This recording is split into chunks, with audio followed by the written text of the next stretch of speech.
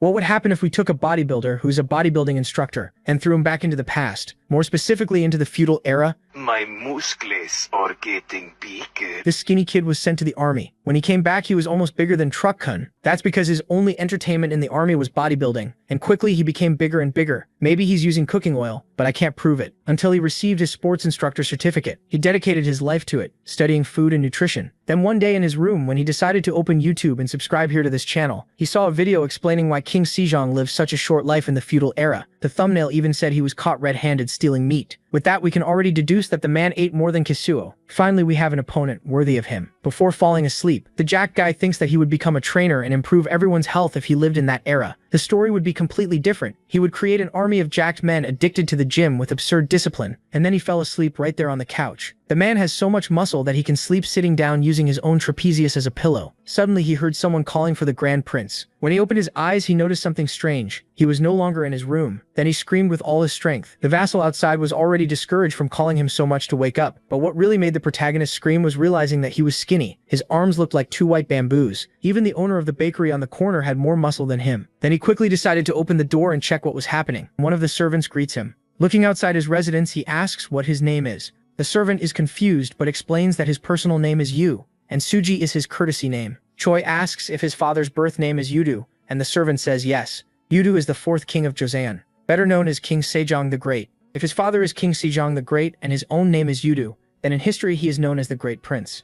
That finally makes him snap. He's really ended up in Hozan. Everything feels too real and he realizes he truly went back in time. Then someone announces that Prince Jinyoung is entering. Anyone would be nervous facing the unknown, but the thought of meeting that person makes Choi's heart pound. This is one of the most respected figures in Korean history. He's about to meet King Sejong the Great, and for a history student that's thrilling. As the king welcomes him, he can't stop thinking how amazing he is. Then reality hits when the king says he called him here to give an order. That's when Choi sees just how badly overweight the king is. The king asks why he's staring and wonders if he's still sleepy. Asked what's wrong, the prince apologizes. He says that after all the king's good work for the country, he's been thinking hard about what order might be given to an immature son like him. The king tells him not to call himself inexperienced, says he values his talent and plans to appoint him as a provincial governor. For now, the king orders him to go to the Hall of Nobles and rewrite the books in large letters, and the prince accepts. Once he reaches the Hall of Nobles, Choi thinks he's finally seeing this place in person. Someone says the books he rewrites will become even more valuable. The prince asks them not to praise him so much,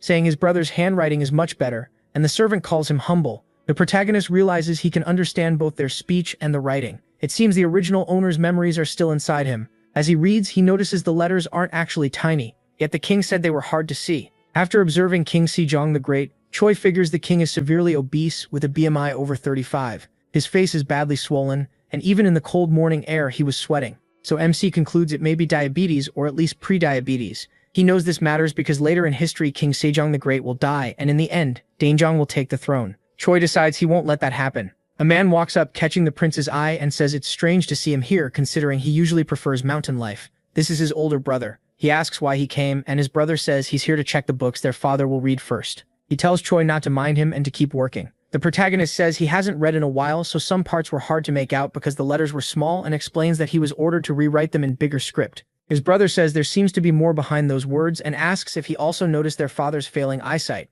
MC says he was only guessing. His brother says he used to be arrogant about things like this, but he's changed quickly. Choi asks when their father's symptoms started, and his brother says about a year ago. He adds that it doesn't seem like normal presbyopia. No one else knows, so he asks the protagonist to keep it secret. MC wonders if he sounded natural enough, and his brother leaves. Choi thinks that talk made him tense, and now the back of his neck feels stiff, so he starts moving and cracking things back into place, thinking it feels great. A man asks what he's doing and says if his neck hurts, he should get a massage instead. That makes Choi realize they don't know this stuff. At this time, doctors can give massages, but they aren't very effective. Since anatomy isn't well understood, they don't know how muscles connect and work together. So he decides to explain it simply, saying he hurt his neck while riding a horse some time ago. He says the stiffness was awful, but moving his back made something loosen up. Then he tells them to watch and says this method works. Soon everyone joins in for a stretching session, and it goes great, leaving the two men thrilled. The next day, people are already talking about the stretching he taught. Someone says his neck, which felt hard as stone, can move again, and now he doesn't need a doctor. The modern stretches Prince Suyeon taught quickly spread through the Hall of Nobles. But the Great Prince still has a bigger worry. Near some wooden and thatched huts, someone asks if anyone is home, while Choi walks with a woman who tells the owner to come greet their visitors. The cabin owner notices the Great Prince and asks what business brings him there. He says he came to buy oil, sesame oil, not perilla or paulownia oil. The man says that besides sesame oil, they only have soybean oil, and it costs 3 mals. The protagonist says he'll pay 5 mals for the low-grade oil they have. His servant remembers how he already bought a bunch of random items and can't figure out what he's planning. Choi thinks that if he remembers right, he died from severe dermatitis, so until he finds a way back to his own time, he needs to find a fix. The prince praises them for their hard work. While he's thinking, a woman cuts in and says he's been visiting the village a lot lately. Choi tells his wife she's right, though the idea of having a wife still hasn't sunk in. She introduces herself and asks about his strange behavior. MC says he was reading in the library and learned that in the old Song dynasty there was a device for bathing. At the same time, he reminds himself to act normal. His wife asks about it, and he says he's trying to make one. What he needs most in Joseon is soap. If a modern person doesn't wash properly after working out, all kinds of skin problems can happen. Even in Joseon, you can't keep lifting without soap, or the skin diseases could be awful. Back in his old life, Choi worked at a gym and had already made soap before. His elderly landlady used to make her own because she didn't trust store soap, and the recipe was pretty simple. Mix water with ash from burned straw, add natural oil and powdered herbs, then heat it. With that, even Joseon can make soap. The woman says oil makes the body dirty, so she never imagined oil could be used to wash it. Choi says he wants to test many things. He adds that a book claimed boiled water from bush sprouts can remove stains, even stubborn ones. His wife goes quiet and walks away, saying she hopes it really works. The protagonist watches and feels their relationship is a little awkward. On another morning, MC starts making soap. He thinks the saponification is working so far, but to get the best mix, he'll need more testing. Still, it doesn't really look like soap yet. Choi wonders how well this soap will actually clean, so he tests it on himself and quickly sees it still needs work, but it cleans well enough. The big issue is the smell. Sesame oil makes it pretty unpleasant. If he can fix that, mass production might be possible, and he may even be able to sell a ton of it to Ming. Now his next goal is King Sejong's health. Even King Taejong, famous for being strict, couldn't get King Sejong the Great to exercise, so if a second son who isn't even crown prince tries to push him, it'll only annoy the king. Choi decides the only way to persuade him is with logic. Then he looks at his own body and realizes he can't teach weightlifting, looking like this. To be convincing, he wants huge numbers in the 3 main lifts and a body packed with muscle. That thought makes him strike a pose in the bath, confusing everyone nearby. His next move is to turn weight training into a real field of study and write a book about it. Choi remembers a saying about honor and reputation. If people improve the bodies they got from their parents, that could count as filial duty. So he'll write a book about training yourself and shaping the body, and call it Bodybuilding Secretariat. Later at the palace, the prince starts training with pull-ups using a wooden bar fixed to a door. When he's done, he's shocked by how gifted this body is. Along with pull-ups, he also does dips, push-ups, and even dragon flags. He figures the rest of the body has some talent, but the pulling power and core strength are way beyond normal. Even managing 15 push-ups like this is impressive.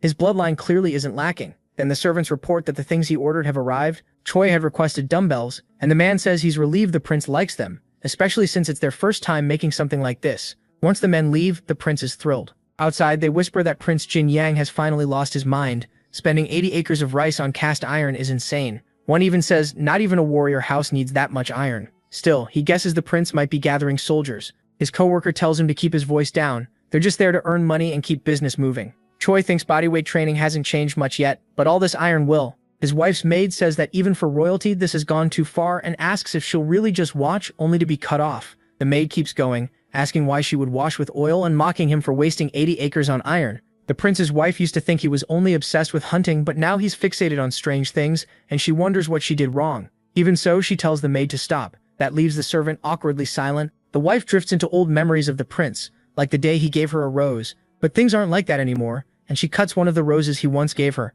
thinking she'd rather sleep early. She says she doesn't need anyone's attention today. Then she begins her bath and notices the soap the prince made. After hesitating, she decides to try it once. She rubs it over her whole body and realizes it's completely different from a normal bath. Elsewhere, Choi is thinking he really needs weights if he wants training to feel complete. Then he suddenly hears a sound and asks who's there. He soon realizes it's his wife, and she tells him the soap, the one called Dirt Remover, is great, but the sesame smell is too strong. If she uses it every day, people might think she's married to an oil seller. Choi wonders if pig fat or beef tallow would be better, but remembers both are expensive and wouldn't smell much better. So instead of aiming to sell it in Ming, he jokes it may become a luxury item for nobles only. Then he says he found a simple fix and asks what she thinks about adding camellia oil. She eagerly agrees it would definitely smell better than sesame oil. He thanks her, leaving her blushing. In the Gyeong region, a man greets the great Prince Jin Yang. Choi says he remembers his face clearly and asks if he joined last winter's hunt. The man had been badly injured while driving deer from the brush, and the protagonist says he's come to make up for it, even if it's late.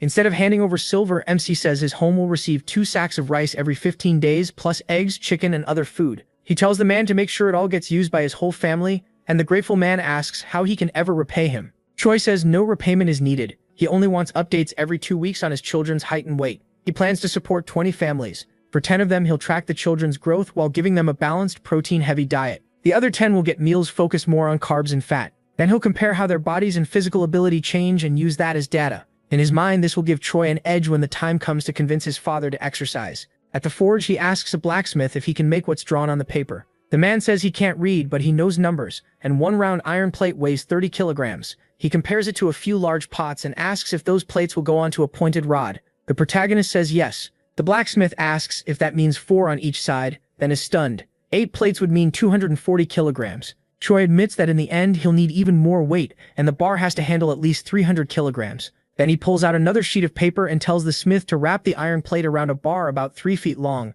Choi finds it interesting and thinks that with this era's skills, making a gun might actually be possible. One man says the king will surely value such an invention. MC thinks that since taking over this body, the prince's image has improved, and now he's here to set things right. Then his attention shifts to the man beside him. Using his coach's eye, he notices a solid build, great shoulders and triceps, a strong back, and dense muscles around the traps and shoulders. Choi figures the man can't become an officer because he's illegitimate, which makes him perfect for early testing. He tells him to become his first student on the road to a perfect body, promising that if all goes well, no one in the land will rival him. The man is overjoyed, thinking he's gained a huge chance, and asks how he can thank his lord. He says there's no need, just trust him, while thinking the poor guy has no idea what's coming. Back in his quarters, Choi summons the crown prince. The crown prince asks if he really came, and the protagonist says he did. After looking him over, the crown prince says he's noticed a lot of improvement and wonders what this meeting is about. MC says his body got better after he stopped hunting and started new training methods, but the real reason he came is to show him something.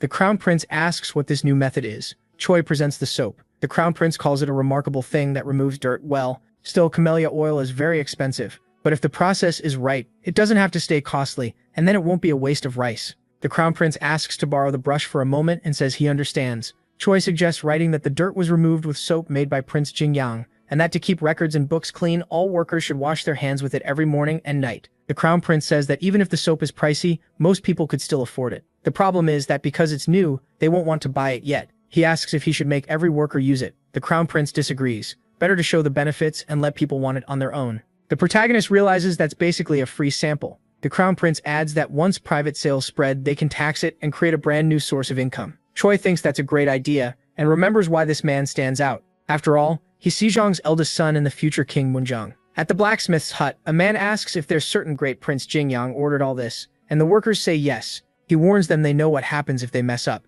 and the blacksmith sends the lord off safely. One smith says the things Prince Jingyang ordered should be melted down and destroyed at once, but another points out the deadline is close and the losses would be huge. The first asks if money matters more than their lives. If it does, then go ahead. After all, they have no idea what the prince wants with these iron bars. The travelers from earlier keep moving through the village, and word spreads that the second prince, who has no claim to the throne, has spent a huge amount on iron. For days now, he's been training his body non-stop. So people start saying Prince Jingyang is finally showing his true nature. Then a man asks if the others saw how a thing called soap removed ink stains from his hands. They say the soap even cleaned the oil off his face with no trouble. Everyone calls it amazing and wonders who invented it. One person guesses it was the crown prince. Another corrects them and says Prince Jingyang deserves the credit, though the others have a hard time believing it. Choi keeps training his body. This time he's doing the bench press. With his servant spotting him, he reaches 9 reps. MC thinks he's now strong enough to press 45 kilos for 10 reps. Then he racks the bar, and the servant praises how good he's gotten at the exercise. That leads Choi into a little pep talk. He remembers the old rusty dumbbells from a local gym and thinks simple gear can still do a lot. The real problem was making enough equipment. In the end, the blacksmith returned the money, saying unexpected issues kept him from finishing the rest, and what he did make didn't match the design. He drops it and tells his servant it's his turn now. The servant panics, saying that weight will crush him. Choi doesn't argue. He just says the body only grows when it's pushed hard. As the servant struggles, the protagonist keeps giving him pointers. His wife walks over, thinking he used to seem different, but now he gives off real strength.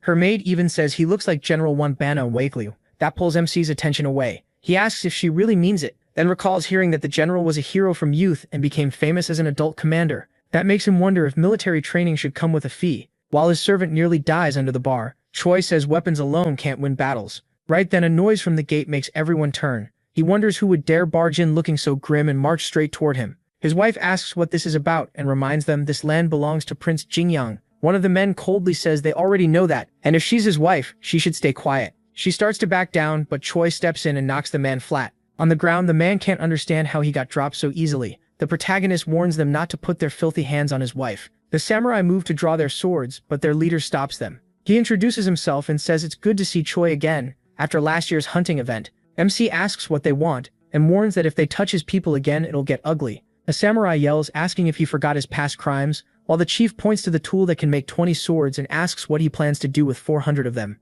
The servant he helped earlier is tied up as a hostage. The chief says that 7 months ago no one cared about the protagonist, but then he suddenly started helping the poor. He asks if the protagonist is trying to lead a rebellion. MC calls that pure guesswork and says bringing soldiers over assumptions is an abuse of power. The chief says proof isn't needed. Rumors spread fast and secrets always come out in the end. He asks what happens if he's wrong, but the chief doesn't back down. He says he'll question everyone around them. Choi thinks about arrest and interrogation and knows that even if he says he's innocent, they won't stop. This is the usual kind of hostile investigation. Since taking over the prince's body, he hasn't done anything wrong and he has no idea what old enemies the real prince made. He takes a breath and wonders what to do next. Then someone arrives and asks what's going on. Choi is shocked when he sees it's his brother. The crown prince says he came himself because ugly rumors about the protagonist are spreading everywhere. He adds that MC claimed he had found a new way to train the body, while the samurai urge him to stay away from this madman. The crown prince immediately asks whether Choi is really mad, then tells them to watch their words. He is not insane. He admits people will be upset when someone spends wealth for personal use,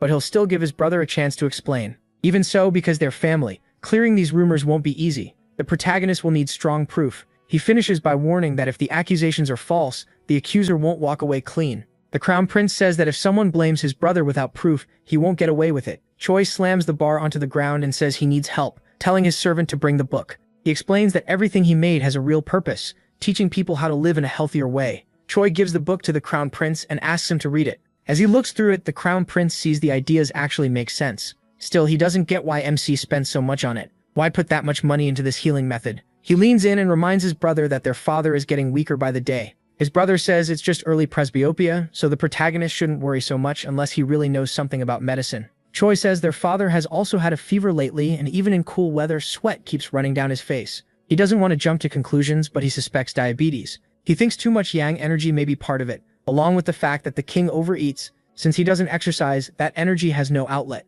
As a result, part of the illness is showing up through his eyes. The crown prince then asks about Choi helping the poor. Is that connected to their father too? MC says yes, it was all part of his research, and the book records what he learned about food and exercise. He wants to use it to persuade their father. The crown prince then declares that from what he's heard, Prince Jingyang is innocent, but the chief samurai refuses to let it end there. He says investigating and judging is his duty, and the king won't like his authority being challenged. He points out that inspectors of several ranks are gathered here, then asks whether the crown prince expects him to just obey, or to set an example for his men. If the prince wants them gone, he'll have to remove the chief first. The man tells the heir that shielding someone because their family is wrong, especially for a future king. He urges him to be firm and uphold the law, saying he didn't become chief inspector by chance. Now this matter involves more than just Choi, since the crown prince has been dragged into it too. Seeing no easy way out, the crown prince asks him to explain why he bought all this. The protagonist says he'll show them himself and prove it with everything he's got. He explains that too much yang energy is built up in the king's body,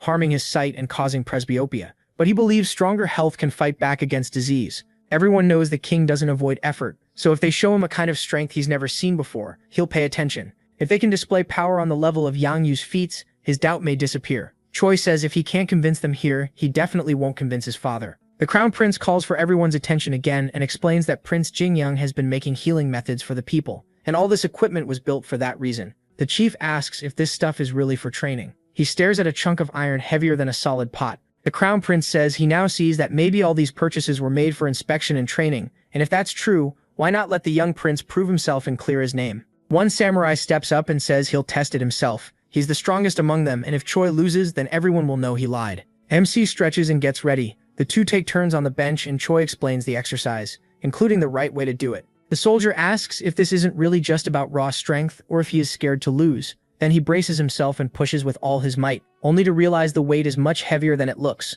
Still, he can't afford to fail. Giving it everything he has, he barely finishes one rep. The man spotting watches, wondering what comes next, and glances at Choi, only to see that the protagonist is still going. The soldier mocks him, saying he acted tough but is already tearing up. Then everyone's faces change when they realize what's happening. Choi keeps going all the way to 10 reps. When he finishes, his servant blurts out how incredible it was, and the soldier can't believe he lost a contest of strength. MC explains that in fitness training, the number of reps changes depending on the goal, then casually adds that he can lift 105 kilos for 1 rep, stunning everyone. The soldier says that's ridiculous. Even if Choi won, that still sounds unreal. The chief inspector says they're leaving for now, but that doesn't mean he is free from suspicion. He'll keep doing his job to the end. The protagonist, looking sure of himself, says he will too. He thinks he's safe for the moment, and at least his older brother now knows about the king's illness. The crown prince says he'll head back as well, and Choi tells him to be careful. MC remembers his brother promised to help with the book, and figures things turned out well in the end. He apologizes to his wife, but she says she's the one who's embarrassed for doubting his good intentions.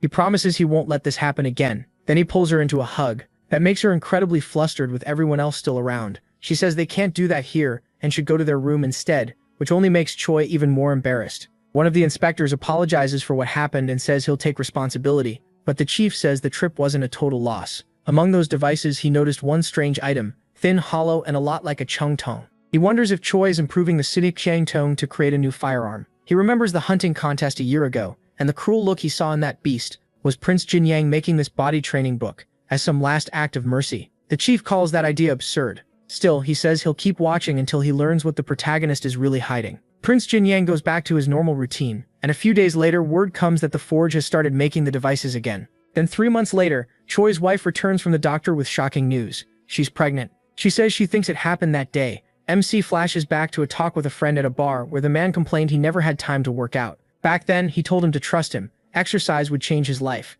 But the friend laughed it off and said he didn't want advice from someone still unmarried at 40. Now Choi thinks about how he once bragged that he had 2 wives, his barbell and dumbbell. Just days ago, that was his whole life. Now he was going to be a father. Overjoyed, the protagonist grabs his wife by the waist and asks if it's really true. He quickly says they should tell the king, and she smiles, saying it makes her happy to see him this excited. Then she says she wants to give birth to a healthy baby, so she also wants to learn the body training method. Choi starts her training with the basics, telling her to focus on breathing in and out. But he knows stretching alone won't be enough for a safe delivery, especially since the crown princess died after childbirth from pleural fever. That kind of illness can kill both mother and child, so he thinks a disinfectant could make a huge difference. Then a servant announces a guest, and the man asks if this thing is called sojagori. The old man admits he never thought liquor could be distilled like this. Choi explains the design is his, and he added the long narrow part to get purer alcohol. The second prince orders them to bring all the soju into his house. Later, MC realizes that now the distiller works. He needs to test how pure the alcohol really is. He uses 2 glasses of equal weight, with one filled with water to the 80 mark. Alcohol has a density of 0.8, so if the filtered alcohol ends up heavier or lighter than expected, the process failed. They carefully balance the 2 containers on the scale until it finally levels out. That result makes them both thrilled. The disinfectant worked. A long time has passed since Choi came to Shozian, and he used to think working out might send him back to the modern world, but that was only wishful thinking. He still wonders what happened in the world he came from, and many questions remain. Even so, once his child was born, he threw himself completely into life in Shozian. At the palace, people start talking about Prince Jin Yang's latest achievements. The king says Choi gave soap to the people, filled the royal treasury, and created a disinfectant that helps treat wounds. That leaves him thankful. Even so, he says he still has a lot to learn. Shozian tells him he doesn't need to be so modest, and rewards him with 200 silver yangs. Prince Jin recently had his first child, and the princess recovered in just a week, proof that the disinfectant works. The king declares that from now on, all mothers and newborns will be treated with it. Proudly, he says he once saw his son as a problem, but Jin has truly matured. As he looks at him, the king's eyes slowly close, and he collapses. Panic breaks out as everyone screams for a doctor. It is March 1438, and Sujian's illness suddenly gets worse. The crown prince says the king's condition worsened, though luckily he recovered fast. Even so, the fear remains. When Choi asks how he is now, the crown prince says their father feels constant thirst and drinks a lot of water. His eyesight has also gotten much worse, and even the medicine did nothing. The protagonist asks whether their father ever mentioned symptoms like seeing fog or bugs floating around. Those were things his grandfather once described when he had diabetes. His brother says no, but adds that the king is upset because he can't see distant things clearly anymore. Choi says that means it may not be too serious yet, and the vision problem could still come from overwork. But he knows they can't relax because if this disease is left alone, then just like in history, within a year the great King Sujong will lose his sight from complications. He says their mother's birthday is in September, and he plans to use that day to change their father's mind. His brother asks what he's planning to do at a royal banquet, and MC explains that his training book centers on 3 heavy lifts: squat, bench press, and deadlift, the famous Big 3. At their mother's birthday banquet, He plans to lift a total of 375 kilograms across those 3 lifts. The Crown Prince thinks that's insane. Even the palace guards who were ordered to try couldn't manage 225 kilograms. Choi admits he can't lift that much yet but says he'll get there for his father's sake. His brother promises to help however he can, and he adds that he also wants to make a book their father will respect. But his brother says he needs to study too. That leaves Choi confused. Then his brother explains that since the protagonist already wrote a book, he should add teachings from all 13 classics. MC keeps a straight face but inside he's panicking. Still, it's all to save King Sujan. So in the end he says his brother can count on him. Once he reaches 375 kilograms in the big 3, they'll present the book to their father and make sure he tries their method. The 2 brothers join forces for their father's sake. Choi knows this goal is nearly crazy. Even gaining a few percent in 6 months is hard enough. And even if he succeeds, this soft, heavy body won't be convincing. To show real muscle, he figures he needs to drop about 3 kilos of fat. In this era, the best way to burn calories is simple: walking. He just hopes this body's huge potential is enough. Back home, he studies the books his brother asked for, all while thinking about how brutal his routine has become.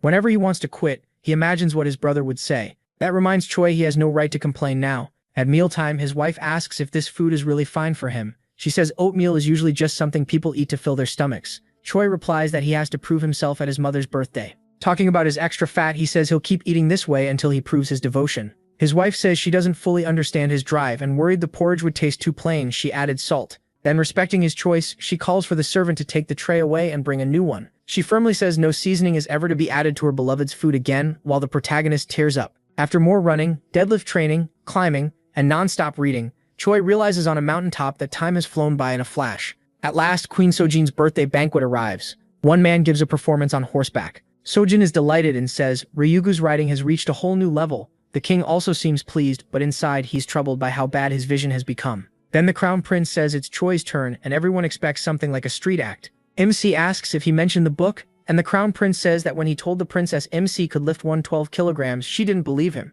So he tells him to go ahead with the plan. Surely that will make their father interested in the book. In a serious tone, he says this is something he truly wants from his brother. During Queen Sojin's birthday feast, Prince Jin Yang's turn finally comes. He bows and congratulates his mother, saying his very life in this world is thanks to the grace of the king and queen. Because of that, he created the body training book, a method of healthy discipline for building and strengthening the body. The king asks what the huge iron tool behind him is and what exactly he's about to show. Choi says he only prepared a small gift to repay their kindness, and as he grips the bar, he says he's filled with emotion. He takes off his robe and reveals the body he built. He says everything they see today was made possible by the gift of his parents. At Queen Sojin's birthday in 1438, a moment that will change history begins. The soldiers are stunned. They've never seen a body like that and can hardly believe this is the same prince. Choi says he'll begin and everyone waits to see what happens. He lies on the bench press then starts the set. Once again he shocks the crowd as he keeps pressing rep after rep. The soldiers can't understand where all that strength came from. Then the bench press ends in success.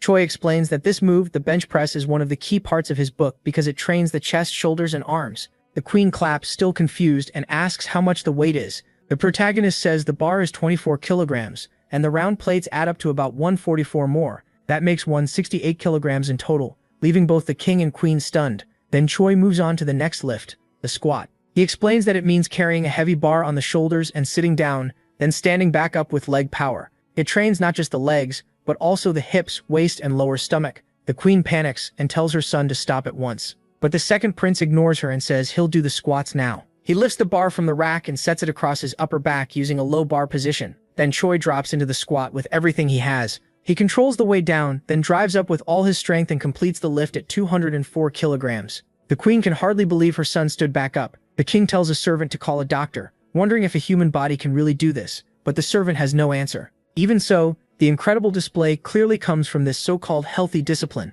Choi moves on to the final exercise, the deadlift, using the biggest bar of all. The crowd erupts, and the crown prince steps in while the king is still speaking. He says he's worried MC might hurt his lower back. After getting the king's approval, he decides to take a safety measure. He wraps a belt around his brother's waist. For a second, the two brothers share a nervous look, because the bar now weighs 240 kilograms. Choi tells his father and mother that since they gave him a body strong enough for this, he'll keep taking proper care of it. The officials whisper that the prince must have completely lost his mind. He says he could lift even more, but with his body right now, this weight already feels crushing. Even with the belt helping a bit, the whole plan is still ridiculous. Trying to reach 375 kilograms across the big 3 lifts in only 2 years. In the end, he decides he has no choice but to use the sumo deadlift stance. He gets himself ready, takes a deep breath, and locks both hands on the bar. Then he starts the lift. Everyone sees the bar rising and can't believe one person is actually lifting that much iron. As it keeps going up, his palms start bleeding. Still, Choi refuses to stop and completes the lift cleanly.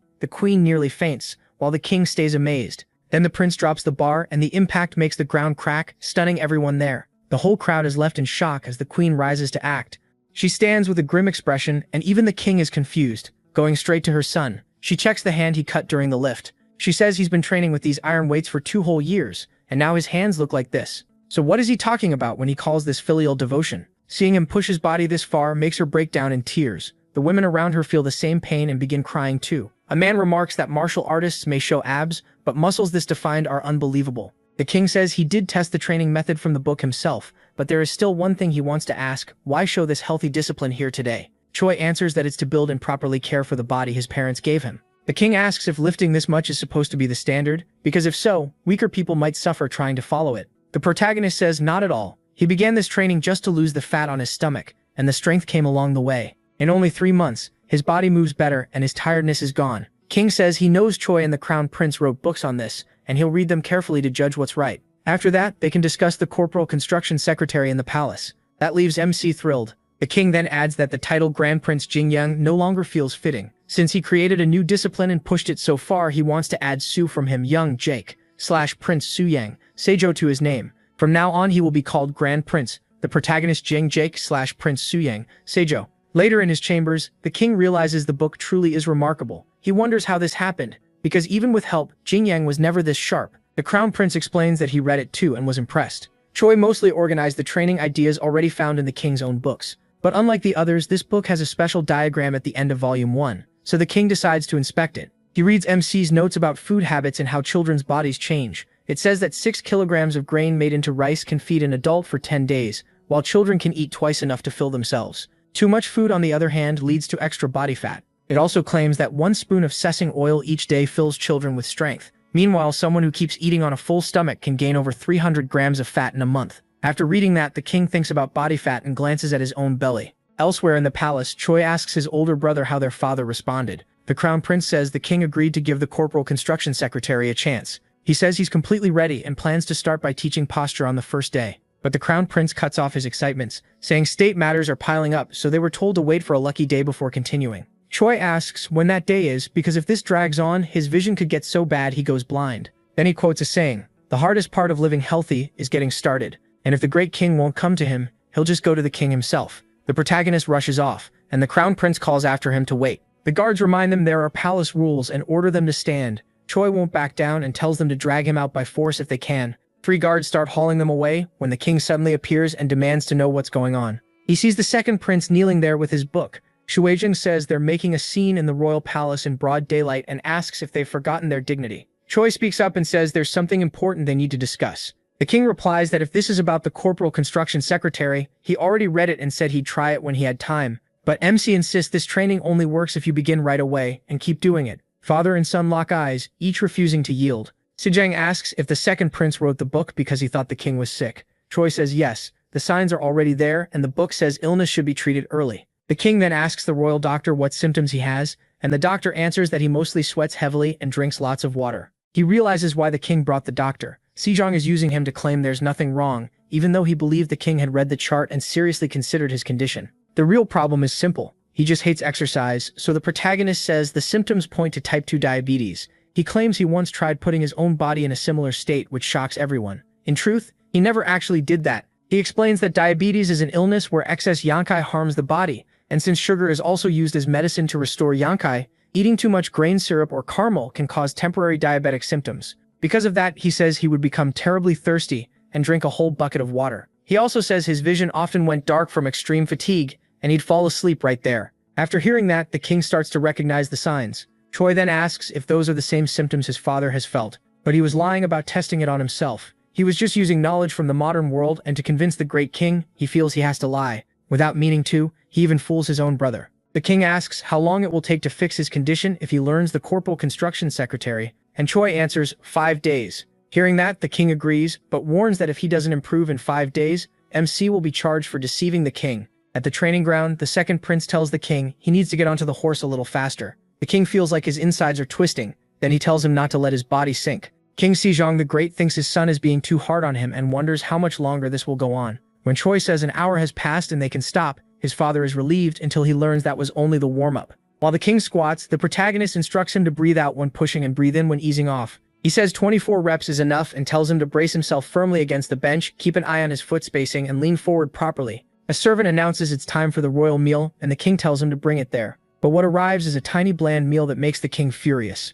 As he eats, he thinks the rice feels awful. Horse feed would be better than this. He slams his spoon on the table and orders the royal chef brought at once. The servant says he'll call for him, and the king only grows angrier, ordering the food removed from his table and calling it disgusting. He demands to know where the meat soup is and why all he got was tofu and sliced radish. The single piece of meat has no fat, and he can't even enjoy it. Just as he says to throw it to the horses, Choi walks in with a fierce look and asks if the meal doesn't please his father. He explains that he prepared it himself. Grain syrup and honey were cut out to control sugar levels. Germinated brown rice helps him stay full longer, and tofu works as a good stand-in for meat. Furious, King Sejong the Great says none of it tastes good. Choi apologizes before speaking, but reminds his father that he already agreed to follow his instructions for the next 6 months. He adds that the Aniclimax teach that a wise man values a promise as much as his life, and says he'd do the impossible to keep such a promise. So can the king not keep even this simple one? King Sejong the Great falls silent and eats, wondering where his son's stubbornness came from. Later, in his room, he writes on a scroll with a shaking hand. He tells a servant the brush must be bad and says they should have a new one sent from the workshop.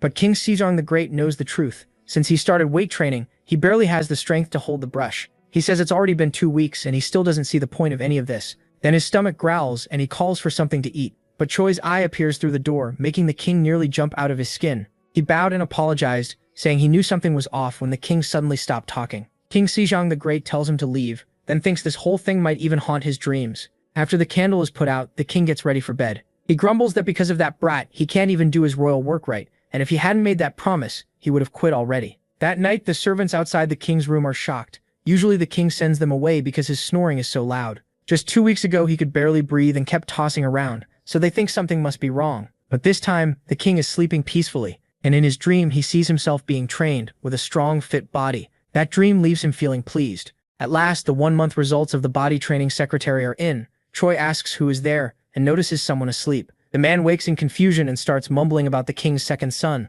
like he's seeing things. He chats with a doll and rambles about the deadline for building the armillary sphere. Then, with a strange grin, he asks the doll if His Majesty will throw him out once the high-torque water clock is finished, saying he already knows the answer. Laughing to himself, he wonders if he was only ever a tool for the king, and asks where his life went wrong. In the middle of that delusion, Choi cuts in, and the man finally notices he isn't alone. He quickly apologizes for showing such an embarrassing side of himself, then asks why MC came. Deputy Jang, the second commander, is a genius who rose from slavery to become a third-rank official. As a royal engineer, he played a huge part in Joseon's growth. Even today, people remember him as a great scientist, but he wasn't at all what Choi expected. Wondering if all scientists were like this, he says he needs Jang's help with something. Then he hands over a royal order from the king. The moment he hears royal order, the scientist falls into despair. Choi tells him to relax since he hasn't even explained the real request yet. He asks if Jang knows about the body training routine, and Jang says he saw it himself. He still remembers how incredible it was. The protagonist says that makes things easier to explain.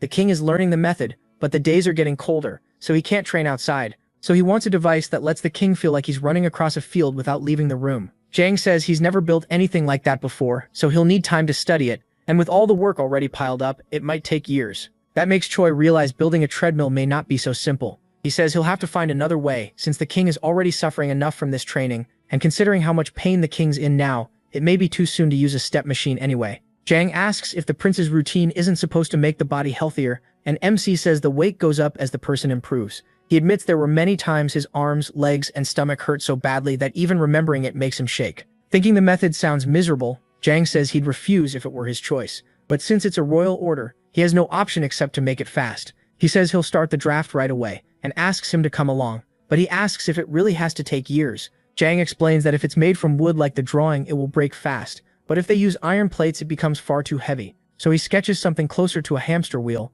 and the protagonist thinks that actually makes sense. MC asks if it will still take a month, but Jang says 10 days is enough, if they skip fancy decorations. Impressed, Choi asks about his other work, and Jang says a royal order means he has to push through. That wasn't really how he felt, but he was satisfied anyway. 10 days later, the protagonist shows the new step device to the Crown Prince. The Crown Prince says it's good. They can exercise inside the palace, but he's worried because the king will be the first to try it. MC tells him not to worry. He already tested it, and it works fine. His brother says that would be reassuring if everyone were like him, but their father is still a beginner, so he'd feel safer if someone untrained tried it first. The second prince smiles and says he knows just the person. The protagonist's brother asks if he means him and says that isn't funny. He admits he may not know about the others, but like their father, he hates exercise. His complaints do nothing, and the first prince is soon placed on the wheel to run. Our hero tells him to keep going because only 15 minutes have passed. Later, the first prince asks why he also has to do bench presses, and the second prince says it's a waste for someone that handsome not to train his body, so he should do more reps.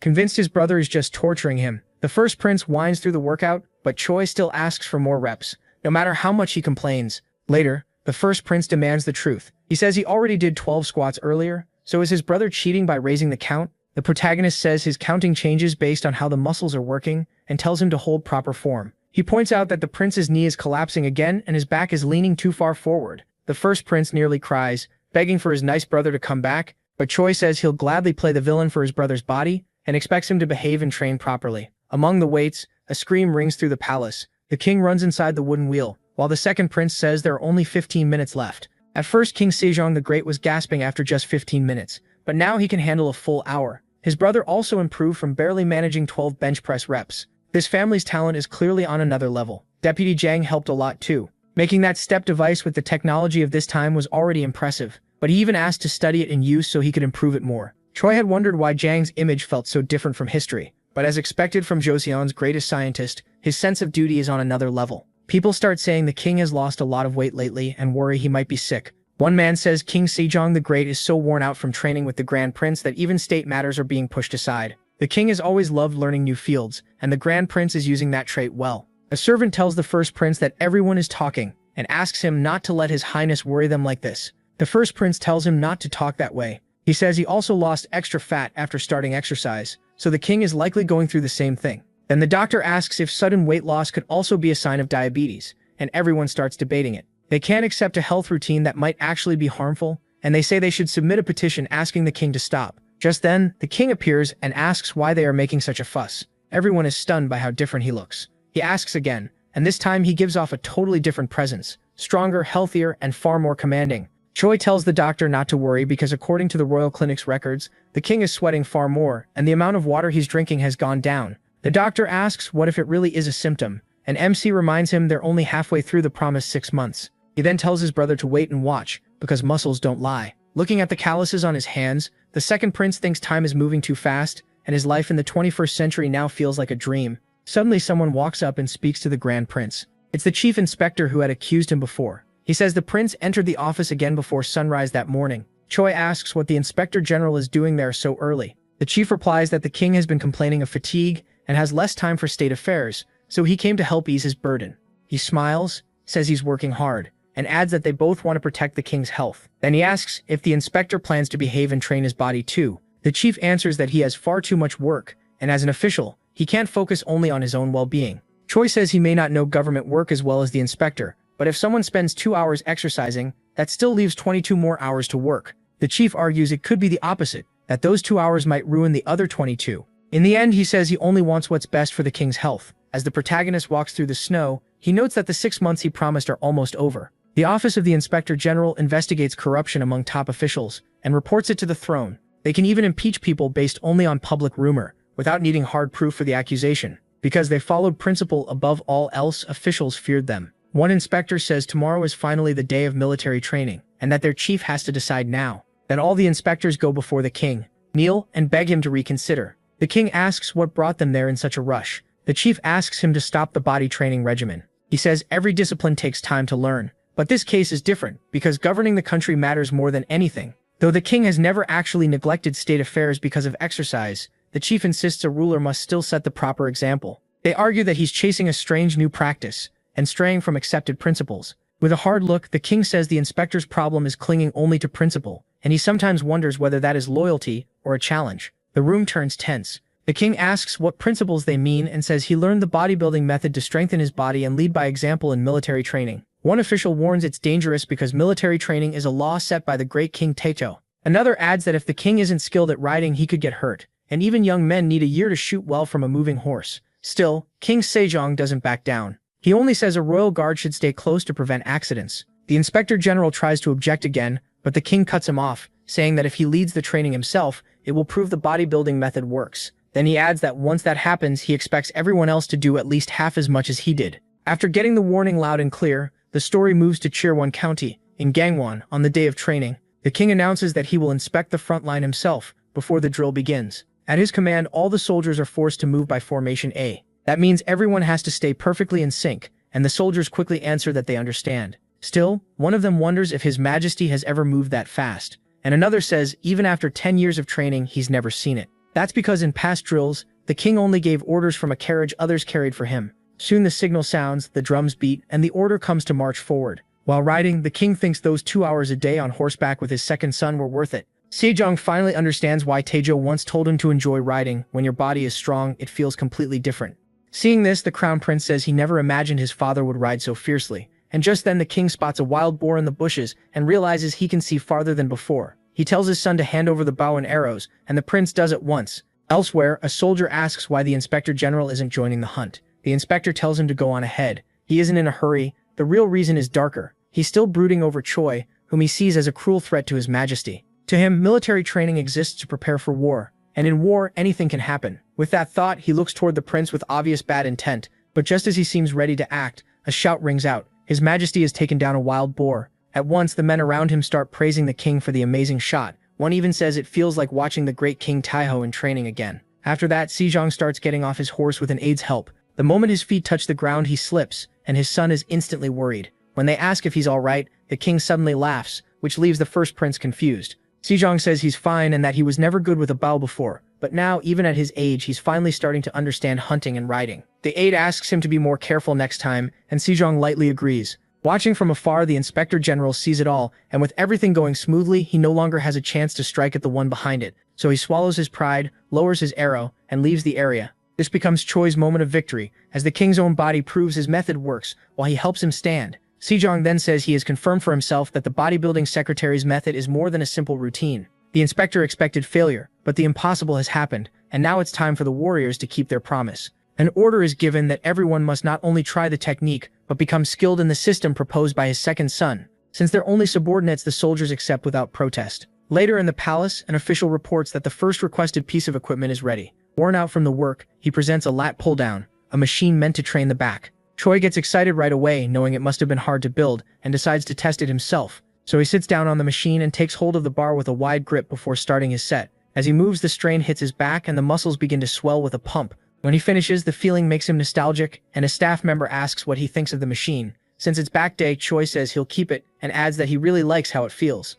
The inventor says he learned a lot from the prince too, especially how a movable pulley can balance the weights. That surprises MC. Jang is learning from him, but then he remembers pulley tech still isn't common in this era. Jang explains that when he tested the machine, it felt like his armpits were being ripped apart, so he worries the king will suffer badly. Even so, he says it's a royal order, so he has to do it. Then his creepy grin slips out, making Choi wonder if obedience is really his only reason for helping. Either way, they mention the next machine to build is a leg curl. Jang explains that one will be much harder to make and could take him a month. Hearing that, he thinks the inventor is overwhelmed and says he'll ask the king to let him rest, but before he can even finish, Jang refuses. He says he already owes too much to the king, who gave a former slave like him a government post. Because of that, he says he could never ask for comfort, and just seeing the prince train and recover is reward enough. He also explains that the leg curl will look like a chair used for drumming. Then that unsettling smile returns as he says he's eager to see how His Majesty will use it. Later in the palace, people wonder how long Choi plans to keep the king training, since he's been exercising an hour every day. Sejong answers that if the soldiers refuse this path, they will be breaking a promise no servant should ever break with his ruler, so the soldiers keep running, even though they're totally exhausted, because it's a direct order. As the protagonist watches, the men beg him to help and ask him to stop the king's run, but he just smiles and asks if he really has the power to command someone that great. One soldier realizes right away that the prince is clearly taking revenge on the Inspector General's office for its past schemes. But while saying that, he trips over a dumbbell and slams face first into the ground, making the others rush to ask if he's okay. Crying on the floor, he says they should have just kept running and left him behind. Instead, the others say they'll stay together even if they have to carry him. Watching them, Choi thinks all he can hear are groans from men on the edge of collapse, and that makes him smile. He finds the whole scene strangely satisfying. A week after the training, at Inspector General Yusuf Chi's house, a warrior asks if his superior really has to leave. Yusuf Chi asks what the point is of bringing that up now. The young man says outsiders who don't know the truth are already talking about dismissal and exile. The inspector replies that he'll be 50 soon, so there isn't much left for him to cling to. He openly admits that the king really is getting healthier because of the bodybuilding method. Not just the king, even Choi has become a completely different person from before. He adds that even if it's outside the main court's work, the recent movements of the Jurchens are strange, so he plans to go to Hamjul province as governor and watch them himself. Before leaving, he tells his subordinate to warn MC to be careful about a visit from the Ming Ministry of Rights. He heard that during the last visit, the eunuch Changsheng tried the soap and bought around 100 bars, which likely ended up with Wang Zhen. That's bad, because rumors say that man is feeding a hungry ghost inside himself, and someday that same man will likely approach Choi with a business offer. Back in the present, people discuss an article about him and the idea that he might be a time traveler. At the last Mid-Autumn Festival, one family gathered to enjoy the folk game of weightlifting, and the grandfather was proud of his grandson's progress. By then, the bodybuilding method had clearly spread through the country. But it all started with the protagonist, the second son of King Sejong the Great.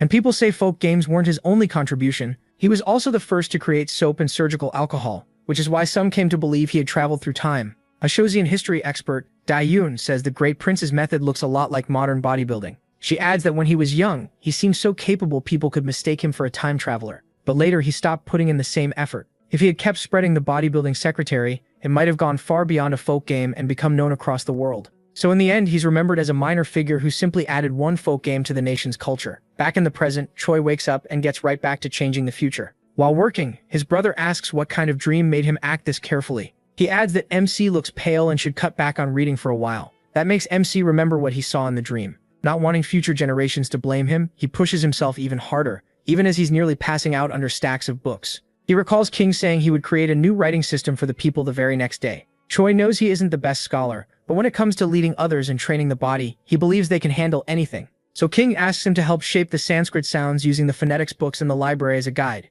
That leaves him realizing just how hard it will be to create the right sounds to teach the people. At the same time, he remembers that his son still sees his father as a strange man who showed up in the middle of the night. Hearing the protagonist keep sighing, the Crown Prince jokes that he sounds just like Assistant Commander Zhang. After a pause, the prince asks when Choi plans to find disciples, since he was told he needs both a trainer and an assistant. MC says Million could work since he's the son of a concubine and can't rise to government office. Still, he says it would be even better to gather people from different backgrounds. When he asks why that matters, the prince explains they also need someone of high rank to spread the bodybuilding secretary inside the Eastern Palace. One disciple has to come from the royal family. Choi thinks it over and realizes only one person fits, though he's not sure he wants to teach him. He doesn't even know if that prince would enjoy the training. The candidate is Prince Seseon, third son of the deposed crown prince Yamian. Yamian had once been heir under King Taejo, but he was removed after corruption and betrayal. After that, King Sejong took the throne. People also said Yamian's son grew up wild and unruly, but when they finally met him, the boy acted polite and normal. That made Choi think Seseon was far more reasonable than expected. The protagonist knows Seseon later went mad because his father insulted his concubine, but for now, that still hasn't happened. So Amsi asks if he's heard of the bodybuilding secretary, and the boy says yes, it's already well known. Then he asks if he wants to become his disciple and learn the method. Everything seems fine, so the protagonist calls over Mei and tells him to start the prince's warm-up. But the moment Mei, a commoner, speaks to him, the prince's whole attitude changes. In a cold, proud voice, he tells Mei to leave, saying the smell of sweat gives him a headache. Choi and Mei are stunned. The prince says he does want to learn, but as royalty, he can't be taught by someone like Mei. Memsi and his subordinate exchange a look and quickly come up with a way to deal with that pride. Not long after, the arrogant prince is forced into heavy squats and starts paying for his behavior. Soon he's exhausted and says he can't squat anymore because he can't even feel his thighs. Mei, meanwhile, handles even more weight with a smile, mocking the prince the whole time. Desperate to escape, the prince admits he was wrong and begs them to lighten the load. As expected, the answer to his bad attitude was simple. With the boy nearly collapsed on the floor, Choi remembers that Seo-sin has spent his whole life being looked down on for carrying the blood of the deposed crown prince. So he asks how Seo-sin can put that same unfair treatment on his servant. It's even worse because Mei is also the son of a concubine. The prince admits he acts that way because if he doesn't, he can't stand the unfairness done to him. Then he asks what this training can even give him when his older brothers are already better than him. He says he'll never be allowed into government anyway since he's always been watched to make sure he never threatens the throne. As he says this, he breaks down, admitting he has no way to deal with his anger and fear except by hurting others. Even after hearing him out, Choi says a royal can't act like that. Their anger carries too much weight for a commoner to bear. Seo-sin finally drops his pride, apologizes, and promises to do better. That satisfies both him and Mei. The protagonist then tells him to learn the 3 basics: bench press, squat, and deadlift from Mei. If Seo-sin can reach a total of about 400 kilograms, Choi will think about putting him in charge of the method inside the palace. The prince looks confused, so MC asks if he wants proof that this method truly works. He explains that anyone moving through the palace must master self-discipline, physical training, and the 4 books and 5 classics. That role will be called a trainer. He says this is needed because one person alone can't spread the teaching. If Seosin grows into it, he could even become King's trainer, and if that happens, no one will dare look down on him. Those words hit Seosin hard, giving him real hope for the first time. Tearing up, he asks if he truly has a chance, then admits shame kept him from even learning the 3 classics. Choi tells him that won't be a problem. He and Mei will help. He also says King is making a new set of letters that will make learning the scriptures easier. These letters are called the correct sounds for the instruction of the people, because Joseon's language is different from the Middle Kingdoms, and many people can't express themselves properly in writing. Out of compassion, King has decided to create 28 new characters to teach the people clearly. Their purpose is to record the people's speech the right way, and Choi says they'll bring huge good to the world. On another day at home, the protagonist's son runs up to greet him with a smile. MC opens his arms to carry his son, along with their kitten. In his arms, the child asks why his uncle is always lying down, and says that last time he was even begging to be spared.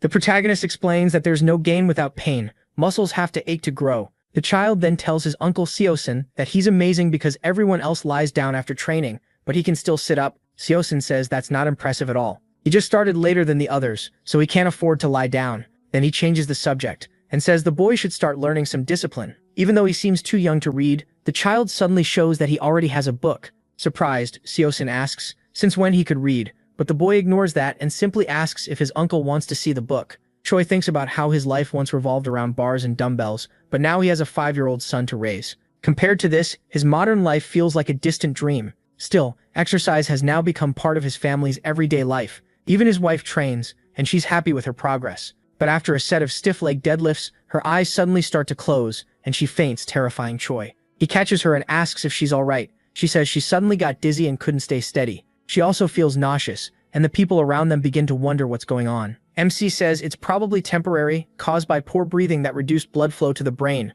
Luckily, he was right there. Otherwise, she could have been badly hurt in the fall. That makes Choi realize the more people train, the more injuries he'll have to deal with, so he starts looking for a solution. Later, Seosin says he wants him to meet someone. When asked who, he gives the name Woo Han-kyu. The man passed the military exam and served as a soldier in the garrison. Remembering the protagonist's strength contest, Seosin says Woo Han-kyu was challenged too, and managed to lift a stone about the size of an adult. But right after that, he collapsed forward and was dismissed, because he could no longer straighten his back properly. MC says the name sounds familiar. Susan reminds him that Woo was the officer who stopped Yi Se-alme's revolt during the coup. So MC realizes a man who rose high in the military got hurt after earning his title. While doing pull-ups at full speed, he thinks it might somehow be his fault. Trying to keep up, Susan says he thought if the protagonist cured his majesty, maybe he could do the same for Woo. Since Will was strong to begin with, healing him should be easier. Later in another area, a man slams his cup down and blames everything on Prince Shung. It's Woo, drunk and bitter. He yells asking how the prince could make a man healthy with something like that,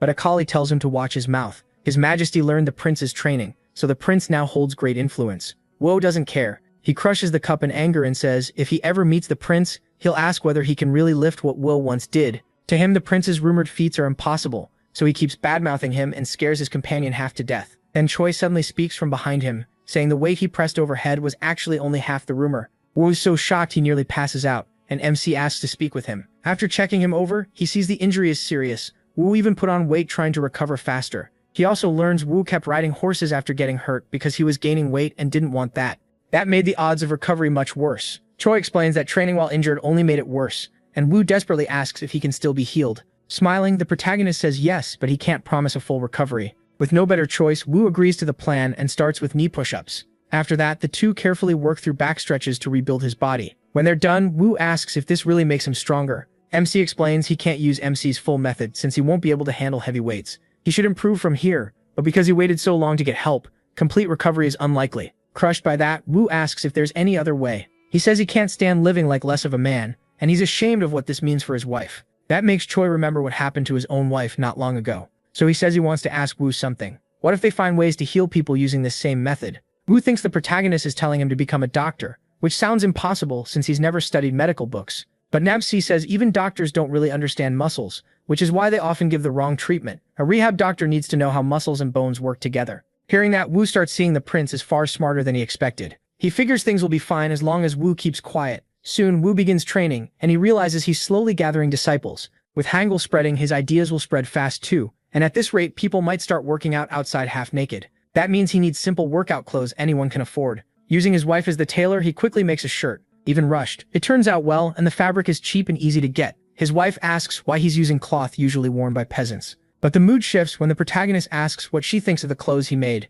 She's surprised and asks what kind of outfit it is. She's never seen anything like it. Choi tells her it's a special outfit he designed for exercise, and he chose cotton because it's easy to find. Right now, he says, it's also the most comfortable fabric for training. Still, nobles may not want to wear it yet since they're not used to the feel. She apologizes for judging too soon and admits the fabric really does seem good for exercise, so he has a tailor make more sets from the same design, turning common cotton into workout clothes. Later that night, a scholar reads with his book open and is stunned by the amazing ideas inside the bodybuilding secretary. That same day, inside Jinwon Temple, a man speaks to Song Sam-won and asks if he's getting too lost in his reading. The reason is simple. Sejong had been in the Hall of Merit for 23 hours. He apologizes for pushing himself so hard so late at night. The other scholar, his junior Shin Sok-ju, asks why he's so absorbed in studying. Sejong Sam-won says someone tied to the royal family has to set an example and can't waste time. Too many people are already ahead of him, and after reading even a little of Prince Jin Soo-young's book, he found himself liking it. Then someone asks what Dan is doing, and the answer is simple: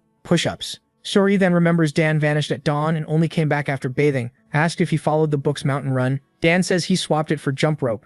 Shine says he doesn't think the book is as amazing as people claim, because outside bodybuilding, it mostly repeats things they already know. But another junior scholar, Ho YG, warns him not to speak lightly of the book the Crown Prince sent. That makes the two glare at each other, while Seong awkwardly watches. Seeing the mood turn tense, Seong says they're both too worked up, and suggests discussing the book tomorrow instead. They follow his advice, and the next day Seong asks Dan, who read it the most, what he thinks. Dan says this discipline isn't just about respecting the body given by one's parents. It goes beyond that. Shine still has doubts. He says sacred texts hold the words of sages, and from what he knew before, a crown prince wasn't one. Shang agrees, adding that the usual way to honor yourself is to rise in the world and earn fame, so bodybuilding seems pointless. He also points out that the first volume claims small illnesses will fade, and people won't tire easily, even in harsh conditions. Still, he doubts it. What bothers him most is that this discipline seems to need costly equipment. Shine adds that maybe the body can change, but so far he hasn't seen anyone truly transformed. Realizing they don't know what's happening beyond their walls, Dan decides to bring up the case of His Majesty. He asks if they're really trying to look down on the king, and that immediately scares them. Dan explains that since learning the bodybuilding secretary, the king has changed fast and become more active than he was in his youth. Not every theory in the book may be right, but it clearly makes the body stronger. Then he asks, wouldn't moving well after a long day also help their studies? Shine is startled and asks if Dan is suggesting they bring the equipment into Jingwen Temple. Dan says that if the place isn't right for that, they can just use stones or small logs, and anyone who doesn't want to join doesn't have to. 8 days later, the scholars try out his idea and make their own equipment. San is the first to wear out. He says he can't keep going and starts doubting the method. Soon he shouts that he's done, and the others quickly head back inside, choosing books over exercise. Dan wipes the sweat off his face and realizes everyone else has given up. Still, he thinks he has gained a lot from the bodybuilding secretary, so he decides to keep training hard, and with enough time, he'll build a healthy body to help both his studies and daily life. In August 1441, on a normal afternoon, Choi says the inventor worked hard. He had thought making a shoulder press machine and a seated row machine would be difficult. Then Jane puts on his usual wild look and says it all happened thanks to his effort, which everyone knows comes from a certain reason. With a fake smile, the inventor says it's only natural for someone funded by the court to follow royal orders. He adds that the Inspector General's office worked the hardest, since they provided the resources to test the machines. Choi then enters the testing hall and says he came to see the finished equipment, but as soon as he walks in, the inspector's soldiers turn nervous and scared, hurrying to report that they've already confirmed the machines are stable. Then they ask the prince to get on the machine and try the exercise himself. After testing them, MC thinks his older brother should use the equipment for the 3 big lifts. Standing behind him at the bench press, Choi urges his brother to push a little more. At last, he gets the bar up. With that, he raises his level in the bodybuilding secretary and reaches a combined 190 kilograms in the big 3. After that, the prince says it feels different hearing praise from the man who made the method, then asks if 250 kilograms is coming soon. He answers that muscle growth is different for everyone, though he himself kept improving until he hit 300 kilograms. But after that, Choi says his gains stopped. He has Prince Shusa's gifted body and modern training knowledge, but his brother still lacks skill, so reaching 250 kilograms will probably take at least 2 years, maybe 5. Still, the real point isn't how fast he gets there. The method is meant to be followed for the long run. The next morning, back in his quarters, the protagonist takes care of his wife. She's feeling awful and stuck in bed. She apologizes for making him worry and says the morning sickness has been going on for a while, to the point she can't even eat. Apologizing again, she says she prepared pork, and Choi realizes she's only been able to handle light, non-greasy food lately. Getting the message right away, he decides not to just sit around. He hurries out to find pork for her. At the meat seller's place, MC says it's for eating and asks to see the biggest pig. Smiling, the merchant points out one of his fattest pigs. Choi thinks the man is making fun of him, and the merchant quickly backs down in fear. He insists the pig's meat is both firm and tender. He even boasts it's the finest pig in all 8 provinces. Even so, he can't believe the animal is fully grown. It won't be enough. He needs something bigger for his wife. Another evening, a man introduces himself as Kim Jong-sul, a humble servant who beat back the northern barbarians and returned to the capital, a fighter famous for both strength and strategy. King comments that winter is coming, so the barbarians won't be able to move much. Kim bows and says all his success came from His Majesty's grace. As the gathering goes on, Choi walks over and offers him a drink, and Kim accepts. Kim says he's heard the stories about the prince and thinks his presence rivals the greatest generals in the world. The protagonist thanks him but says he didn't build his body to fire arrows or swing swords. Then Kim asks if he hasn't noticed something north of the border that's even more dependable than bow or blade, leaving MC confused. Kim explains he's talking about spirit, the distilled liquor made from fermented ingredients. At first he doubted the sudden supply of strong liquor sent to the capital, but they were told it was the prince's invention. They used it on wounds with clean cotton cloth, and because of that, far fewer soldiers ended up with infected injuries. Choi realizes that may be why the still never rusted, and he's glad the liquor is helping so much. But sending it out also caused trouble, since northern soldiers often drank to fight off the cold. They kept overdoing it, because once mixed with water, it was still alcohol. He asks how they fixed that, and Kim says they mixed in a bitter herb called wormwood. After that, anyone trying to drink it in secret just spat it right back out. The story gets everyone laughing, and Kim asks his fellow officer Lee Won-bong to bring tea too. That name immediately catches Choi's attention. Lee Won-bong, known for incredible strength, also played a big part in defeating the barbarians. When Kim calls him over, the young man refuses, saying he uses his strength only for King. Still, Kim points out that now 2 strong men have met. They should have plenty to talk about. He adds that King has new writings for him to study, then leaves the 2 alone. Using his trainer's eye, Choi studies the warrior and realizes this is the first person he's met in Joseon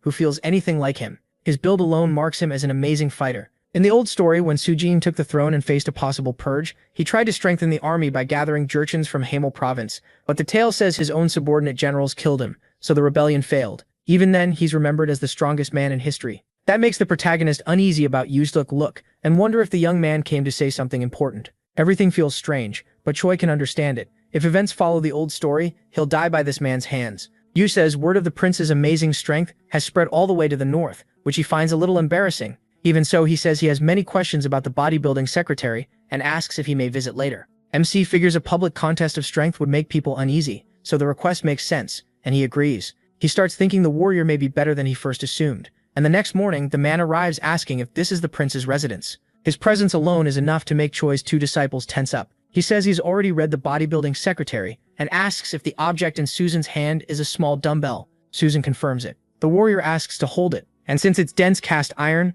the boy warns him to be careful. The moment he lifts it, he can tell it weighs far more than it looks. Susan is shocked. He can barely row that 10-kilogram dumbbell, yet this man curls it on his first try. Getting right to it, yet brings up the prince's 375-kilogram total in the 3 big lifts. Then he asks how much he himself could lift if he tried them too. Instead of waiting for an answer, he decides to find out firsthand. He begins with the deadlift and quickly shows that it takes serious strength. That leaves Susan terrified, because the gap between them is obvious. Soon the warrior sets the weight back down, and Choi praises him for reaching a 260-kilogram total across the 3 big lifts. To him in this era, a soldier like that really could be called someone with divine strength. Still, he notices something in the warrior's face. Something about the bodybuilding secretary bothers him. Ye denies it and says he learned a lot, but the protagonist tells him to be honest, since even he found flaws after creating the method. Ye then recalls that King said the great prince made this training to perfect the body for military use. So Choi asks if he thinks the method would be hard to apply in the army. Ye explains that bodybuilding focuses on adding muscle,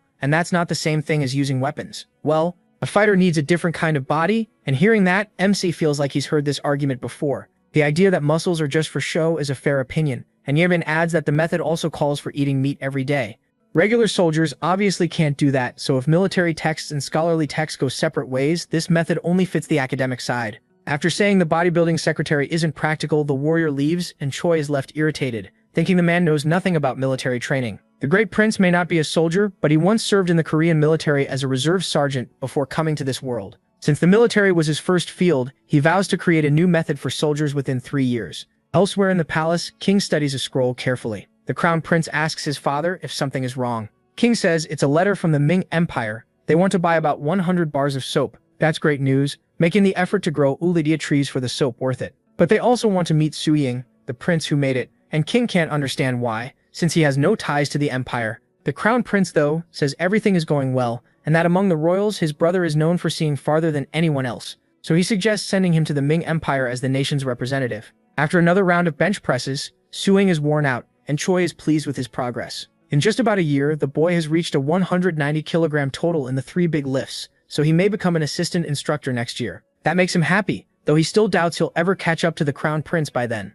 Then Su Ying changes the subject and asks if the protagonist remembers when he almost took a concubine. The protagonist does. He gave up back then to focus on other things. But now Sui says he's accepted one after all, because people around him kept worrying that he still had no children. In the end, he took the daughter of the young family from Him Yang, and Choi remembers that's normal for someone over 20 with no child. In this era, most people have children before 20, and even King Sejong the Great had been deeply worried before his older brother finally had one at 23. Sui Sejong asks if something is wrong, and MC worries he'd never believe the truth that his own father might go after his wife. So he makes something up. He says he read a sign in the Book of Changes, and warns that after taking a second wife, a disaster caused by people will happen. That only confuses Sui more, since this isn't about floods or storms, it's a human threat. Choi then asks if he knows how to stop that kind of disaster. The answer is simple: meet force with force. Sui nods, saying that makes sense. If it's a person causing harm like a thief, you fight back. Still, he doesn't know how a woman is supposed to build that kind of strength. The protagonist tells him there is a way.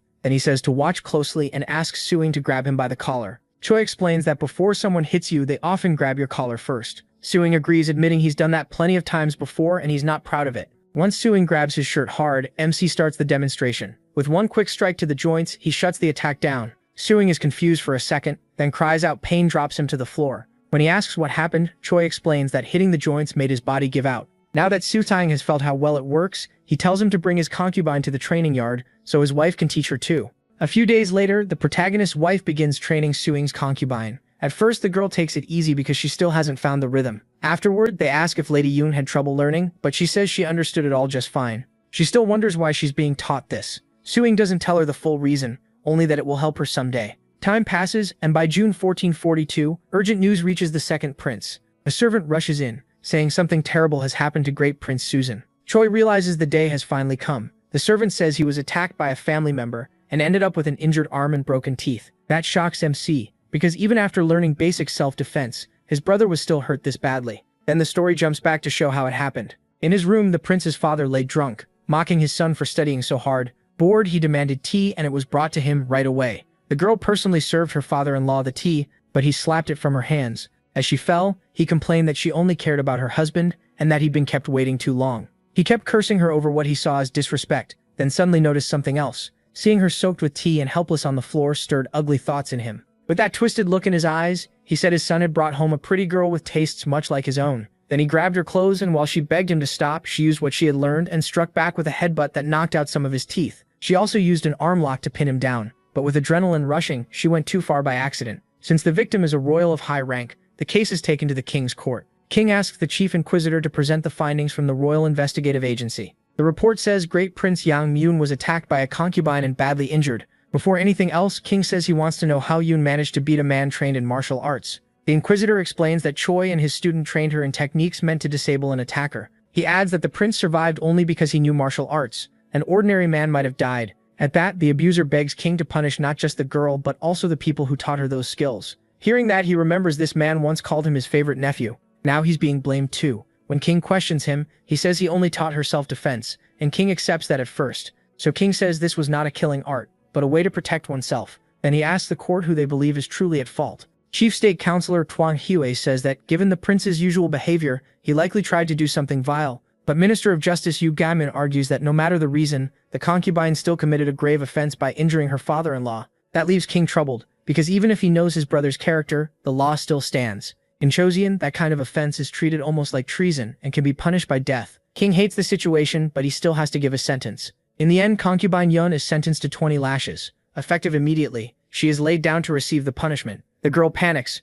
Soon the whip swings toward her back, and she squeezes her eyes shut, waiting for it. But before the blow lands, the soldier hesitates. Then he strikes, and she groans in pain. But from nearby, the prince demands to know what the soldier is doing. It's obvious he held back, so the prince orders him to hit her properly. Then the prince shoves the servant aside and says he'll do it himself. He snatches up the rod from the ground and lifts it, ready to bring it down in rage. At the last second, King steps in and stops him, ordering his brother to calm down. That stuns the prince. When they were young, his brother could never overpower him, yet now he's stopped cold. Angry and confused, he asks what this means. When the woman who wronged her father-in-law is being spared, that only makes King angrier. Losing patience, he tells his brother to shut up and asks if he wants to be sent into exile. Then King lets go of the rod, and his brother drops to the ground. King reminds him that their father, King Taejin, had forbidden him from entering the capital. Even so, he showed mercy and let him stay nearby. He adds that even after all the trouble his brother caused in Aegean, he was the one who kept others from pushing for harsher exile. So this is the last mercy that abusive prince will ever get. With that, King orders his soldiers to place Great Prince Yangyang under house arrest.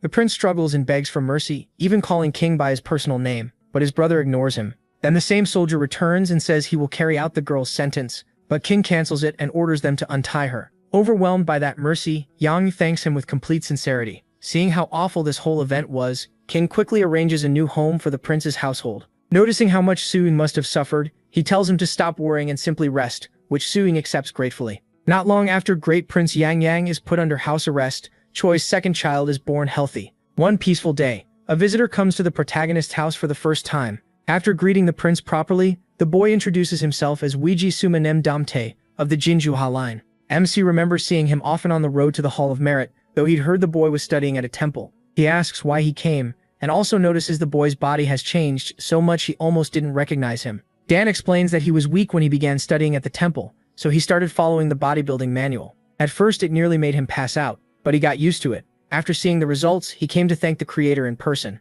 Choi says there's no need to be so formal since he doesn't think he's really teaching much. Smiling, Dan asks if he can join his training routine. That makes the protagonist pause. He'd say yes to almost anyone else, but not so easily to Dan, one of the future 6 martyred ministers. Dan is too talented, and if he joins MC's plans, the country could lose a lot later. So the protagonist says he's worried the boy is already heading down a hard road. But Dan tells him not to worry. In Dan's eyes, his talent is nothing special compared to others. Choi points out that maybe the real problem is who he keeps comparing himself to. Then he asks if he truly wants to become a trainer, and Dan answers right away that he does. With a smile, the boy adds that he already told his superior he'd be leaving the Noble Hall group. Since he won't back down, the protagonist finally takes him to the gym. Introducing himself as the new student, Dan says he's happy to meet all his seniors. Sai tells him that even if he started working as an official, he's still a beginner in bodybuilding, so he should watch and learn first. Dan agrees at once. Feeling a little shy, Dan decides to show what he can do on his own first. He walks to the equipment and says he'll begin with pull-ups.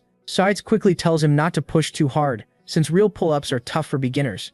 He adds that even after half a year of training, he can only do 3 or 4. Then he looks up and realizes Dan is doing more than twice that. Trying to save face, Seuss argues that Dan isn't fully extending his arms and says proper form matters most. Watching from afar, Choi smiles, thinking this new student will push the others to train harder. Later, MC stands on a veranda with Dan. Dan admires the Euonia trees and says that if they press all their oil, they could get about 7,500 liters. He adds that turning it into soap and selling it to the Ming Empire could bring in a lot of silver. But he says he wants something worth even more, leaving Dan confused. What Choi really wants, he says, is a better future for his country. Another morning, King says he heard the protagonist helped cure a man named W's back through the training method. Since the protagonist had already helped his father-in-law, the king is even prouder, so he decides to reward MC, who accepts with thanks. Because the method has worked so well, he is asked to visit Huang Hui, the chief of the state council, before leaving for the Ming Empire. Even if nothing can fully fix him, they still want the prince to check on him in person. When the protagonist arrives, the staff are shocked and scramble to greet the great prince.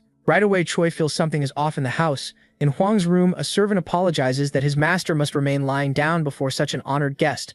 He speaks in a quiet, shaky voice while relaying Huang's words. Huang says he still wants to serve the king, but after turning 70, his back bent and his limbs grew weak. Choi replies that the king ordered him to care for Huang's body. Though with things this bad, he isn't sure how much he can do. Still, an order is an order, and if a man doesn't understand his own body, he won't even be able to enjoy a simple board game comfortably. Then MC casually suggests that maybe Lord Mengcheng's eldest son should keep this fine Go board, but he notices something odd. Even with Huang supposedly bedridden, the board is still warm, like someone was just using it. In the end, the protagonist says he can't reverse the effects of old age with what he knows, but he can teach a way to manage the body, even if he can't fully cure it. Later, Huang says he's grateful the prince is trying so hard for an old man like him, and ashamed that his body has failed him. Through the servant, he adds that though he's embarrassed by his condition, he's willing to use the exercise method to stay as fit as he can. Choi says he also hopes the chief can recover as much strength as possible. He advises the servant to keep the room warm enough to protect the body but not too warm since too much heat can do harm.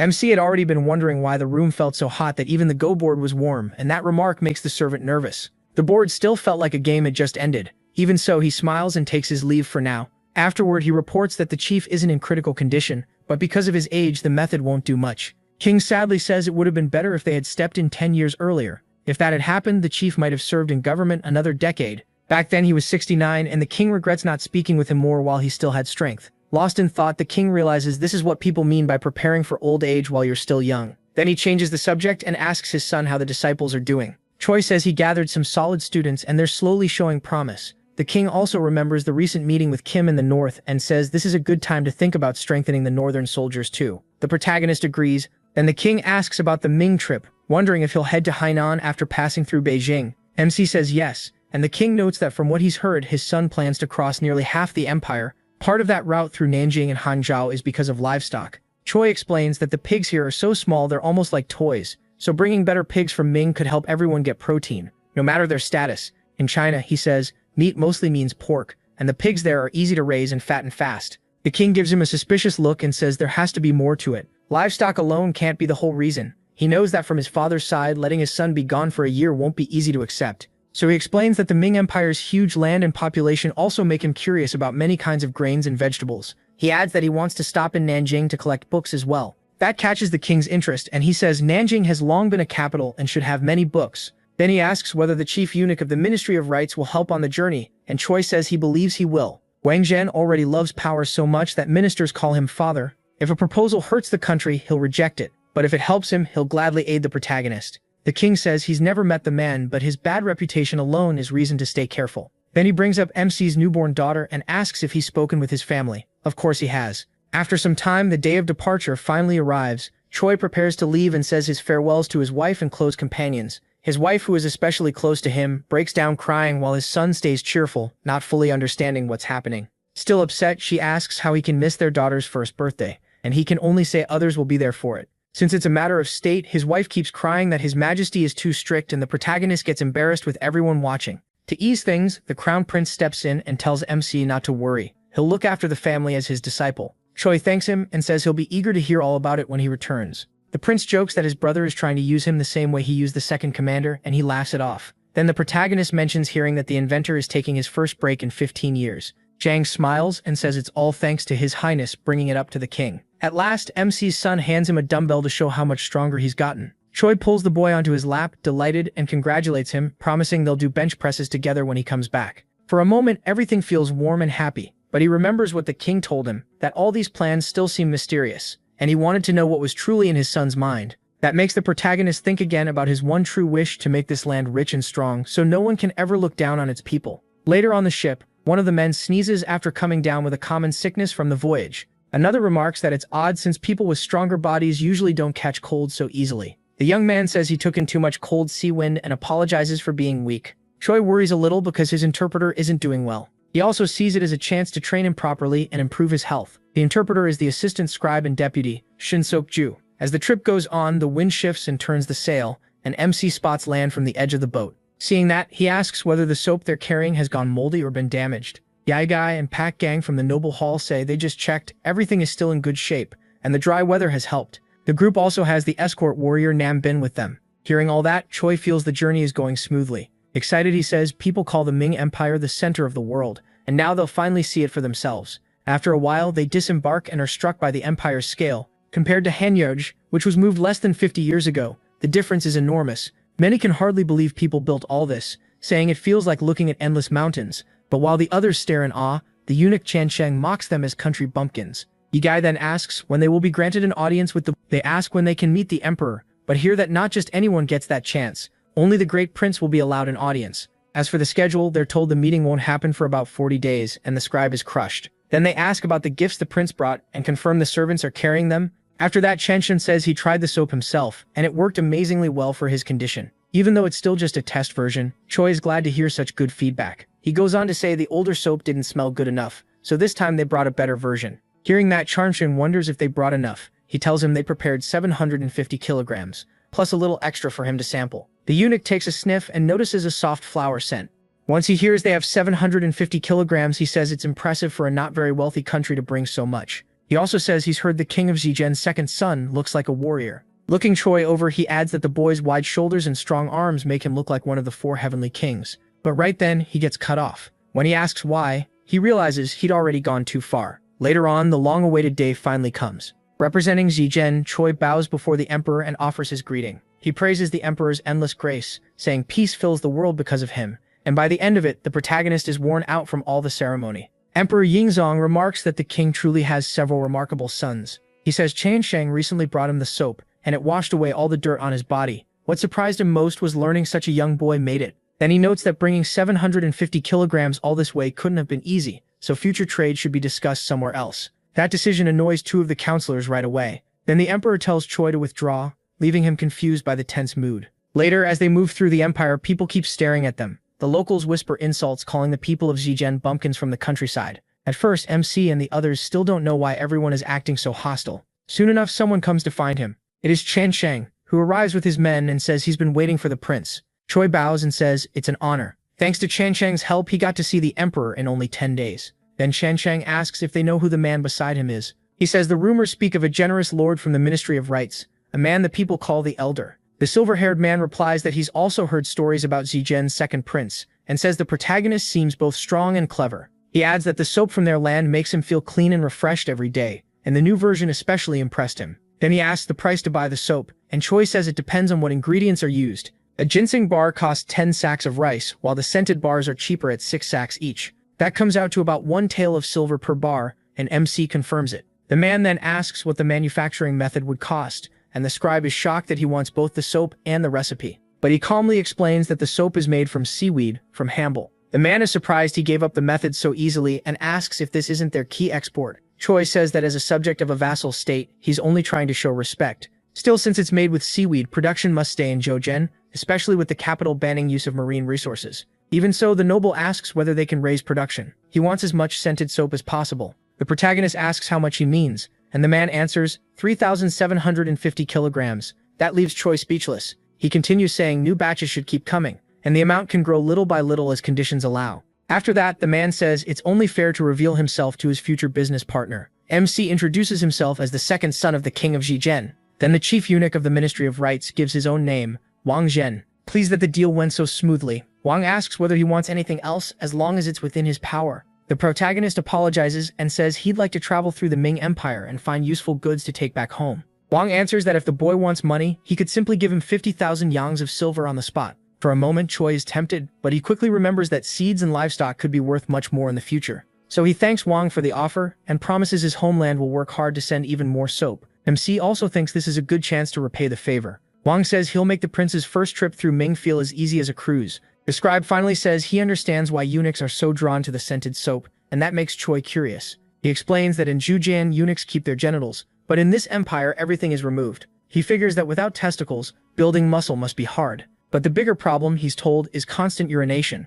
Over time, their bodies start to smell like urine, and pouches or lotions can't cover it. That's exactly why they wanted the soap so badly. The next day, another development follows. After the group rides in a fine carriage, they get out, and a man asks if they are the envoys from Zhejiang. He says the chief eunuch ordered him to make sure their trip went smoothly. Still, the carriage draws attention because it's almost as fancy as a prince's. So Choi asks if they can really accept it, and the man reassures him by saying the prince's own carriage is nearly twice this size. Once they get moving, the carriage reaches 60 kilometers an hour, which shocks one of the passengers. Then someone coughs and politely asks for the window to be shut for a bit. Yuga grumbles about all the dust, saying it's just like back home, and Choi has to admit he's right. Since paved roads were rare outside ancient Rome until much later, they close the windows. The scribe then asks His Highness why he's leaning against the wall when there's a proper seat open. The protagonist says that in a foreign land, people often miss their parents, and this is his way of honoring them with his body. A body given by one's parents shouldn't be neglected even for a moment, so he keeps training. That leads into his real goal. Choi points out that the boy's stomach is already hanging over his belt. Even though he's still young, he already has 3 folds under his chin. He also coughed constantly on the ship, then started complaining about knee pain on land and got winded just from walking. So MC says he needs to get in shape if he wants to handle what's ahead. The boy is clearly hurt after hearing all his weak points listed out. Then Choi steps closer and says he has something prepared for him. In a serious tone, he reminds him they still have many miles to go before reaching Chang'an. He declares that a body can change in 12 days, and if the chubby boy trains under him, success is guaranteed. Of course, being the kind of person who hates exercise, the boy resists until the very end, but he has no real choice. At last, 12 days later, they reach Chang'an. By then, the chubby boy has slimmed down completely, and the protagonist thanks the group for all their help, saying he doesn't know how to repay them. The carriage leader says it's nothing. He was only obeying the chief eunuch's strict orders. Then someone arrives and asks if they are the envoys from Jojin, saying the chief eunuch sent word ahead about them. He says they traveled far and should eat first. This man is the governor general of Chang'an. A huge meal is prepared for them. He gestures to the fine noodles and invites them to eat. They've never had food like this before, and the noodles are especially amazing. The dish is called sliced noodles, a food that began in the Yuan dynasty. Next, another carefully prepared dish is brought out. It's boiled meat, and they begin tasting it. Choi says the pork is excellent, but the beef is another story. He says it tastes like it came from a cow that starved after being badly fed its whole life. He can't hide how disappointed he is that meat like that was cooked so poorly. In the back, the cook can barely stop himself from grabbing his cleaver. Someone quickly says there may have been a misunderstanding, but at least everyone agrees the pork is delicious. The praise continues. They say if it were this pork, they could eat it every day for life, which delights the cook listening nearby. That night, under the full moon, they arrive in Beijing, the capital of the Ming Empire. Then they receive a message from the Governor General of Chang'an. He says he devoted himself to escorting them and hopes good news about him reaches the Son of Heaven. He also wants to know why he's helping provincials from such a small country. The young man says that when he first became a eunuch, he had only 1 yang of silver, but now he has risen so far that he could hand over 50,000 yangs if he wanted. Then he hurls the item in his hand out the window. It rolls across the palace roof tiles, but there was still something he badly wanted. He asks what 50,000 yangs mean to the second son of the Jojin king. Someone stares at the animal and asks if it's really a pig. It was so huge it looked more like a wild boar without tusks. The farmer says his pigs reach 110 kilos in a year. That impresses the young man, and he asks them to cut off a piece so they can check the meat quality, to the pig's misery. Even 1 pig would feed a whole banquet. A servant asks why they need so many animals, and warns them to be careful taking these pigs to Jojin. Before deciding, he says they should look at other livestock too. Still, bringing too many kinds could mix the breeds and cause a disaster. They move through the busy city center. This place is Luoyuan and it's just as crowded as Beijing. Spotting the street stalls, he says you don't really see this kind of thing in the capital. Then he adds that he expected that from this city. The vendor's way of speaking sounds strange, and though he's heard rumors about Jojin, he can't quite tell what they're saying. The seller claims his pills can give you a body like Prince Dronzer. That makes him furious. The man is using the prince's name to sell pills and even says he bought the ingredients from him. Showing off his build, he can't believe the rumors reached this far in less than a month. A servant warns his highness that it would be bad if the envoys caused trouble in the city.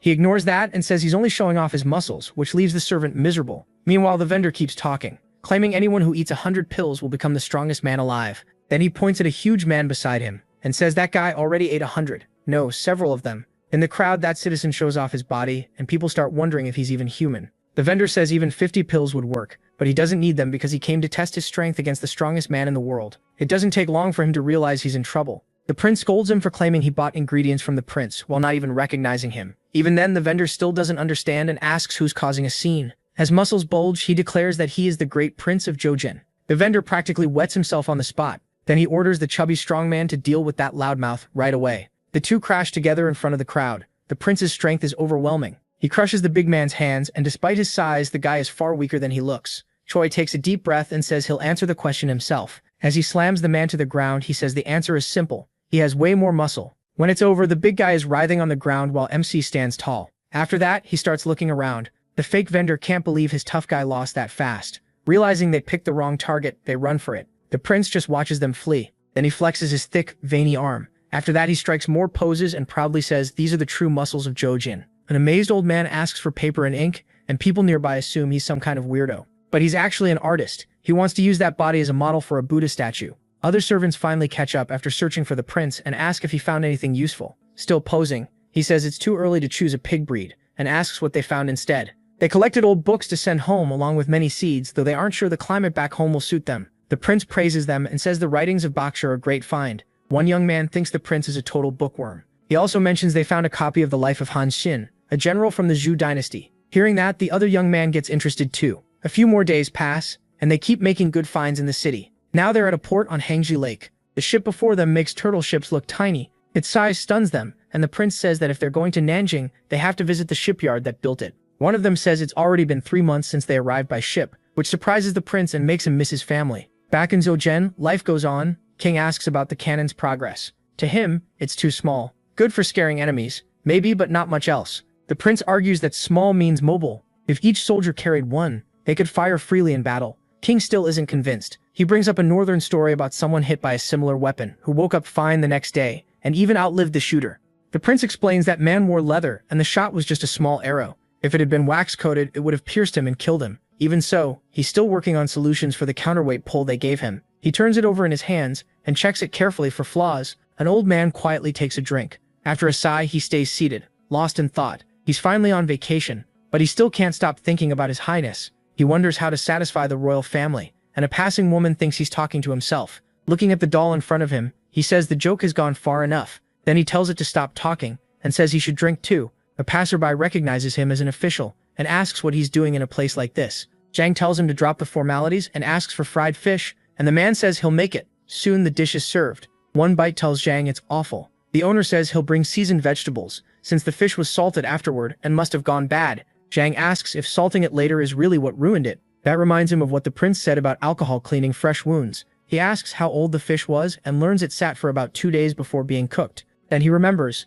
if fish are cleaned right away and salted, the meat can last almost a month. Out at sea, the men use a crane to pull in the net. In no time it comes up packed with fresh fish. Zhang orders the rowers to keep moving, and tells the men on deck to clean and salt the fish right away. They'll use the same pulling motion he learned from training. The fish are cleaned and salted at once. One worker asks if that can really preserve them that long, and Zhang says yes. In fact, after 30 years of fishing, it's the first time they've caught this many at once. 100 fish would already be more than enough. But they have around 1,000. If they store them the right way, the growing supply could soon let everyone in Zhejiang eat fresh fish. He says it would be even better if they had a strong boat for deeper waters. He needs to send the prince a letter. Inside the house, someone announces that a royal order has arrived. It says Ilium, the prince's disciple, must carry it out. He's going to build a training hall, and he must gather 20 young men who failed the magistrate exam. After that, he's to teach them proper conduct and how to train their own bodies. A month passes after the order. A servant says it's been a while since he trained with the prince, and the younger brother says the older one worked hard to make that happen.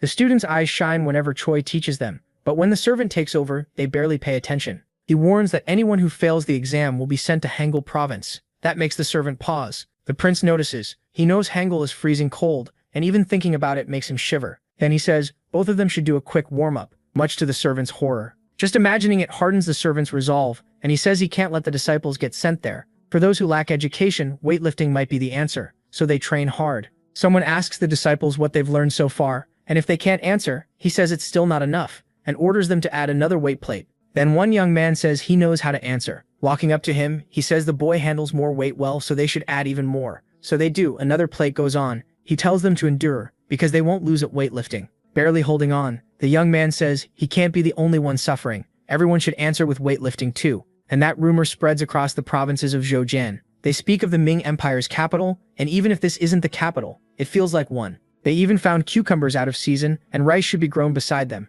Planting crops besides rice must bring good profit. The prince thinks Zhejiang focuses too much on rice because survival comes first. The country had been invaded so many times that they had no choice but to build a food system that could handle emergencies. Even so, it was time to move forward. Since they were in Jiangnan, they decided to try the local food. He put down some silver and asked for a proper feast with the best service. The owners were stunned by the amount and exchanged quick looks. The first dish was carp fried while still fresh and lively. Next came a crispy suckling pig with the bones removed, followed by turtle soup. They kept eating until they were completely stuffed. In the end, they sprawled on the floor, amazed by how good everything tasted. Everyone was fully satisfied. After that, the prince said he wanted them to meet someone. At Nanjing port, the dock workers were busy. The prince walked up to one of them to ask a question. The man mistook him for a new laborer and figured someone built like that would be useful. Then the prince revealed who he really was, shocking the people around him. Relieved he hadn't offended him, the man listened as the prince asked if he had built the ship for eunuch Zheng's voyage. Fang said yes, and proudly called that ocean-going ship magnificent. It had earned him a fortune, but once the expedition stopped, those ships eventually wore out. Since then, he had survived by making ordinary merchant ships. Still, building huge vessels was what came naturally to him, and he missed it. The prince, who had grown obsessed with ships during his travels, asked if he had built other kinds too. The builder said he had made ships for many provinces. Then the prince asked whether he wanted to build something new again, saying it would be a shame for that talent to go to waste. Fang turned serious and asked if this meant moving to Zhejiang. He thanked him for the offer, but said his dream was to build something massive, not small ships in Zhejiang. The prince realized engineers were the same everywhere. They all dreamed big, so he showed Fang a sketch of a boat with oars, an open deck, and one sail. One feature caught Fang's eye right away, the windlass. The prince explained that this boat could carry 4 times more cargo than a normal fishing boat, which shocked Fang. With the windlass, the work got easier, so 1 mast was enough. Fang praised him, saying that even if he wasn't a shipbuilder, he knew how to invent. For an engineer, making a small ship beat a bigger one would be something to brag about. The prince told Fang to think it over. If he wanted to come, he should visit his lodging within 10 days. Later, they visited a farm outside Nanjing. The cabbages were huge and tasty, and they looked perfect for storing through winter. The prince realized they were like the early form of modern cabbage. He gave the owner a coin and asked her to pick out the best seeds, and she agreed at once. During another stop, he asked how long it took a pig to grow, and the owner said just 1 year. The biggest reached 140 kilos, while pigs in Zhejiang barely got past 30. Hearing that, the prince asked to buy 100. The farmer said he didn't have that many, but more money solved that problem, and before long the breeder agreed to the prince's request. As evening came, the prince said their time in the Ming Empire was almost over. The coins they had borrowed from the units were already spent, though paying them back would be easy. The hard part was dealing with someone whose real thoughts were unknown. Still, for Zhujian's future, it had to be done. A servant came in to say Fang had arrived to see him. That made him happy. It seemed more talented people were gathering in Zhujian. He asked whether the servants had finished packing everything, especially the many books they brought. With more luggage than people, the trip back would be tough. Still, the winds were good, so they might get home in only 6 days. One servant wondered how they would be received with so many gifts, but the prince told him not to worry. Back at the palace, someone rushed in looking for His Highness. When he reached him, he said something huge was happening. A disturbance had broken out in Mornjie. King was just about to beat his deadlift record and warned that if this wasn't important, someone would pay for it. The returning diplomatic group had arrived, and that pleased King, until the pigs got loose and threw everything into chaos. At first, he brushed it off, saying they were probably just little pigs, but the servant said these ones weighed over 40 kilos. That was enough for King to understand how serious it was. The pigs were charging through the city while people tried to catch them. They were so big and tough that people compared them to boars. One soldier called for help, but the other admitted he was scared of pigs. Another man grabbed one, only to realize an enraged TSO was charging at him. He froze in fear, knowing her anger was about to explode. She was furious and ready to beat him down. Then the prince showed up and grabbed one of the pigs by the tail. He had only been gone a year, and if this kept up, his reputation would be ruined. After all the chaos, the piglets were finally locked up safely. They even looked surprised by their short taste of freedom. King liked what he saw. These were sturdy animals built almost like boars. When he moved closer, one of them flinched, so he offered it a little food, thinking it must be worn out from the trip. He kept feeding it gently and carefully. The pig quickly relaxed and started eating without fear. It must have been starving. Seeing their size and strength, King felt better about the future, and the pigs seemed to like this kind person. Not long after, he ordered the fattest one to be roasted. Since many books had been lost, the prince made sure to replace them. King said his ministers would have plenty of work ahead. Then, after all that effort, he asked the prince what he wanted. The prince did have a request. He had learned a lot on the trip and knew that if those new farming methods were used in Zhujiang, everyone's diet could improve a lot, maybe even cutting down malnutrition. Soon after, Fang was brought in to meet King. King said that because of the long journey ahead, he would make sure each of them had a place to stay in that faraway land. They thanked him for it. The disciples then presented themselves to Sume, who praised their hard work. He also said Zhenwu had done a great job training those young men. Zhenwu thanked him, but admitted teaching was harder than being a student. The prince understood the struggles children of concubines faced, but he believed he could deal with it. Naomi told him he would be showing the young men a new path. He called it CrossFit, because doing the same movement over and over was boring. Instead, they would mix different exercises so their minds wouldn't get tired. He told them to watch, then showed them a burpee, which he had come up with during his travels. The young men were thrilled, thinking this meant no more lifting weights. Just as excited, he told them to do 20, then showed another move jumping over a log 20 times. After that came 20 kettlebell swings and then 20 bodyweight squats. They would do the whole set twice, rest a little, then repeat it 2 more times, and one of the boys happily thought it sounded easier. But the prince warned that this was just the calm before the storm, and the students immediately regretted their excitement. A bird flew overhead in peace, while below, the students were in total misery from the brutal training. Before long, one of them started feeling sick. He insisted he was about to throw up. The prince hadn't expected that and looked surprised. Still, he told him to vomit and keep going, saying the same thing had happened to him. People don't die that easily. The disciples were so worn out it looked like their souls were leaving their bodies. Standing before them, he said that even after 6 months, they still didn't know enough. Now it was time to open their books and study, because once their strength was gone, so were their distractions. One complained that he couldn't read in that condition, but the prince said it had to be done. Jumbo and Susan had managed it, and now both were scholars. The study room fell silent. The younger prince then asked if that was a copy of the famous calligrapher Chu Sui Liang. But that was only one of many interesting books there. The room held copies of many valuable works, to the delight of anyone who loved learning. Seeing that excitement, the older brother said the next trip would be a good chance for his younger brother to come too. That made him happy since he wanted to visit the province where Confucius's descendants lived. Their father, already pleased with the expedition's results, had even suggested the same thing. When he saw his brother's surprise, he asked if something was wrong. The answer was simple. Had he seen the assistant scribe's sculpted body? The trip was hard and his brother's weak frame was worrying since long journeys needed real strength. He tried to defend himself, saying his delicate body just wasn't made for carrying heavy loads. But that excuse didn't work. Even while lifting weights, the older brother's calligraphy had stayed just as perfect, which only made the younger one despair. Then he pointed out that his brother had never cared much about building his body, and quickly added that he would train him himself to strengthen their bond. Next, they looked at the newest firearm one of them had made. He picked it up and aimed at the target ahead. Then he fired the new weapon. At close range, it could punch through armor, and from farther out even leather. The power was huge, so he asked how it could be improved. While they talked, someone watched from hiding. A spy had been sent to Zhujian. The prince of Zhujian was known for making all kinds of things, even soap. He was also said to pay in silver whenever someone reported a new product not yet on the market. The eunuch understood that right now, nothing was worth more than silver, and he had plenty of it. To break through leather, the shot had to stay within 180 meters.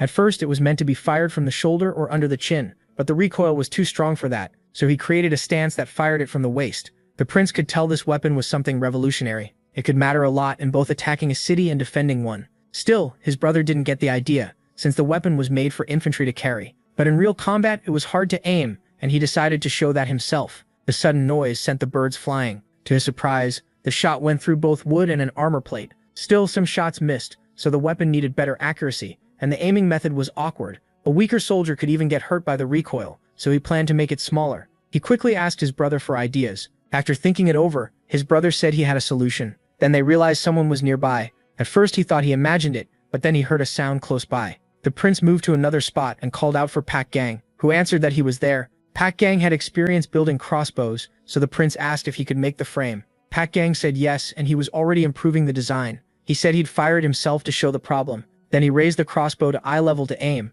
A moment later, he took the first shot. Even so, it hit the target dead on. His brother instantly understood what he was trying to show. For good accuracy, your eyes and the weapon have to line up. Another issue was that one hand had to hold the flame while the other held the weapon. That split focus could let enemy soldiers rush in. So the answer was to combine a crossbow-style frame with the power of the new gun. He then told Pak Gang to drop everything else and build the first prototype of what they had just imagined. Leaning over the table, they worked through how the new weapon would function, setting aside practical limits for the moment. From that day on, 3 months of hard work passed. The bike got everything ready and even called in army officers to watch. Even though the makers were skilled, firearms still had a reputation for being unreliable. The prince ordered them to get the weapons ready to fire. They poured gunpowder into the barrels and packed it tightly down to the bottom. Right after that, the projectile was loaded into the barrel. The officers watched with clear doubt. They said what these men lacked was real battlefield experience, especially with all that noise. Once the weapon was ready, the prince gave the order to fire. The soldier pulled the musket's trigger. A loud blast rang out from the barrel.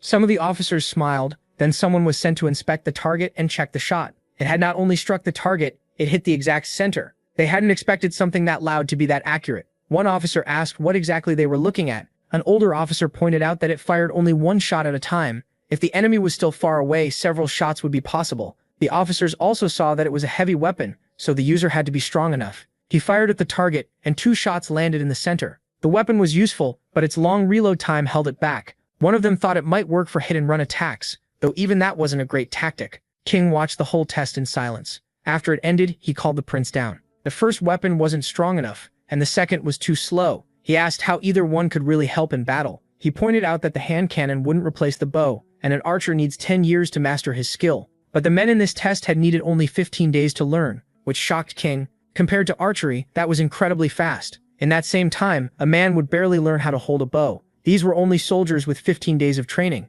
but he still had one more thing to show them. Then a platoon trained in this new method stepped forward. He ordered the soldiers to ready their shots. The moment they took position, he gave the order to fire. A wave of shots struck the targets. Out of 60 shots, 19 hit the center. For that distance, the accuracy was solid, and the reload speed had improved a lot. King was surprised. Results like that don't come quickly. The prince said a soldier with 2 months of training could match an archer who spent years mastering the bow. Now he wanted to show what the 2-inch cannon could do. The cannon was rolled into place. Its size alone shocked the officers. They asked what kind of ammo it used, and they were about to find out. Then the cannon fired right in front of them. The target was struck and quickly burst into flames from the blast. Every officer there was stunned. Now King was convinced their enemies would be helpless against that kind of power. The prince accepted the praise and added that Yu had helped him a lot too. In Zhen's residence inside the Ming Empire, incense burned quietly. The unit realized they were developing weapons, and his servant suggested having the spy send copies of the plans. But he knew drawings from someone who didn't understand the project wouldn't help much. What they really needed was an actual sample. King later spoke with one of his sons about the weapons they had shown. There was a problem with making them in large numbers. They had just received a message from the Ming Empire. Ming had learned about their new weapons, and the emperor was asking for them as tribute because he was interested in them. He was clearly talking about the new weapons, which caught the prince off guard. He had no idea how Ming found out. Still, the letter was vague, so maybe it wasn't about the weapons. That was possible, but King worried about something else. If they sent something different, it could create trouble between the two sides. Thinking it over, the prince realized Zhen was probably behind this. If so, he asked his father to send 2,000 units as tribute. King thought that was too many, and considered sending 500 a year instead. But his son firmly stood by his advice. Inside Ming's secret palace, Zhen was pleased that they would receive 2,000 units, and that the third prince would personally bring 500 of them. A small province had no chance against Ming. Someone asked why he had written objects in the letter. The eunuch explained that if Zhen sent something else, it meant they had another plan. In that case, Ming could pressure them for even more tribute. But because King was smart, that likely wouldn't be the case. He would probably turn the situation around and demand something even more valuable. They could even ask for the second prince as a hostage if there was resistance, and if needed, they could use military force. Back in a quiet village, life seemed normal. Outside, someone was chopping wood. A young man asked Xiaoling if he had read the new proclamation, but Xiaoling couldn't read. It said the government was recruiting for a new unit called the Military Training Command. That sounded strange, and if anything went wrong, they might be sent north. Since recruitment was happening in the capital, the training was probably there too, and it seemed Prince Shang had come up with the idea. The woodcutter guessed they were forming a cavalry unit, but brushed that off right away since he didn't own a horse. Still, the notice said nothing about horses or even bows, which made him stop and think. He quickly asked if the young man was telling the truth. All they wanted were names and strong, willing men. They didn't even care about a person's past. Somewhere else, in falling snow, a man asked whether those who finished the training would become commoners. He was told that if he ran away, his family would be punished instead. Lying prostrate, he thanked his lord for the chance. No matter his rank, he would pray for his family's safety. And young men from all 8 provinces began gathering at the meeting place, hoping they might become army officers. So far, only a little over 1,000 volunteers had arrived. That was fewer than the prince expected, and it was clearly going to be difficult. These men didn't even know what the new division was for. Even with the benefits that came with military service, the number was still much lower than expected. The prince grew annoyed as the man kept hiding behind him, wanting him to speak instead. But that man was the Minister of War, the one in charge of the army, even if he had only handled paperwork until now. The prince reassured him, saying King hadn't chosen him for no reason. Then the prince stepped forward and addressed the recruits. He praised them for enduring winter to get there. He told them he would command this division under King's orders. Since they would train with new weapons, not everyone would get to use them. Only those who passed the tests would qualify. The first test, he said, would be simple, a race. Since they had already come there on foot, they should be able to handle it, because a soldier's life depends on how well he can move. Without strong legs, he said, they couldn't be called men. Now they had to run from there to the training center behind them. Their goal was set, so they needed to get ready fast. The march began, and they were told to imagine the enemy was chasing them. They took off running, and he told anyone falling behind to move aside for the faster men. The trial was brutal, and only 403 made it through. Next, he introduced a training method he created, saying they already knew the body had to be forged. The second test would measure self-discipline through conditioning, an incline bench press at 80% of their body weight, squats with their full body weight, and a deadlift slightly heavier than that. He chose the man in front to go first, and the recruit agreed at once. The recruit grabbed the bar. Falling didn't matter. What mattered was giving everything he had. He strained hard to finish the lift, but still lost control and dropped. Luckily, the prince's disciples were there to catch him and keep the recruits from getting badly hurt. When the test ended, only 221 were left. They headed to the last training site, marching through the freezing night by torchlight. One recruit said his legs were still shaking, and another feared the cold might make them drop dead. Someone then asked Choi what he thought of the tests, and he flatly said they were too easy. Even with more weight, he said he'd be fine, and the next test would probably be easy too. At last, they reached the fortress of Mahanzan.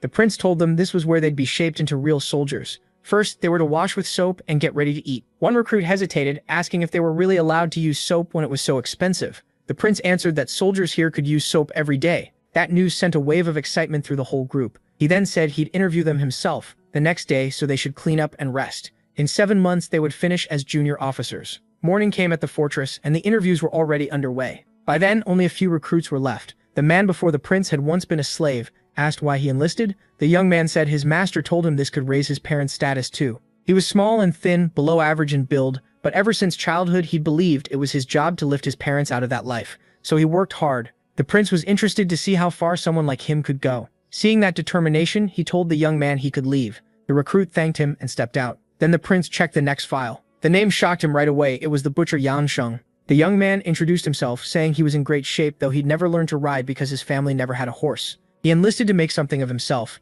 The prince wondered if this young man who dreamed of leading the infantry could really change. He told him a leader has to understand his men, not rule through cruelty, and asked if Yansheng could do that. The young man fired back that if a soldier couldn't be hard on subordinates, then what was the point of soldiers at all? That answer made the prince pause. He said he hoped the young man would find his answer by the end of training. With that, the interview was over. The young man left the room. Still, the prince believed he could change. After all, even King had changed. Out on the field, the platoon was already drilling their march. An officer shut down their side chatter. The method was unusual, so someone asked Choi what he thought. He explained it was made to keep the platoon moving as one and obeying orders in battle, because that was where living men became dead flesh. At a board, the prince taught them command signals. Anyone who would lead troops had to master them, so they sat there studying and refining what they knew. One supervisor noticed a recruit struggling. He asked whether the recruit could use the command after reading it. The recruit said he was still learning, but taking his time. The prince thought he might dismiss him if he stayed too wild, yet the recruit was obeying well. If that continued, he might become the first leader of this new division.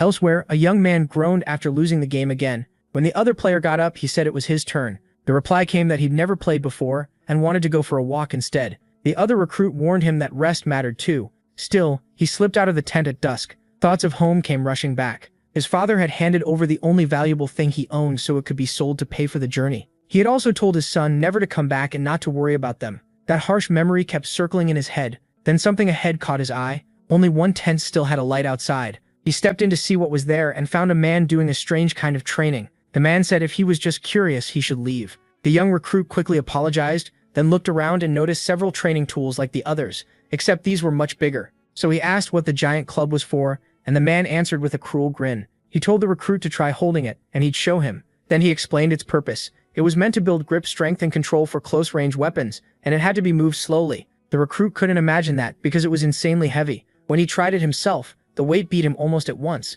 Worn out, he asked who came up with such a brutal method. The man said Prince Sign invented it. These drills matched the weapons they might use, so since the recruit didn't know his role yet, he should try all of them. He picked the shield thinking he probably wouldn't have to use something like that. Then the supervisor brought over a huge 24-kilo shield to his horror. He apologized and admitted he couldn't picture himself training with it. For a second, he wanted to run out of the tent, but the supervisor stopped him and asked where he thought he was going. Since he was already there, he might as well keep training with the rest of the equipment. By now, the recruit deeply regretted being curious. After an hour, he was finally dismissed and told to return the next day. He was completely drained and had no idea how he'd survive this training. Then he looked up and noticed someone ahead. Another recruit was standing there. It was Younghead, who asked where he'd been. Since recruits weren't allowed to leave the camp, Younghead said he was sick of training with weaklings, so he'd gone out to work out alone. Then the young man noticed Younghead's arm was smeared with blood, and he guessed he'd been hurt during training. The cruel recruit stayed silent for a moment, then said this witness was the only one who had seen him, and that he knew he'd snuck out too.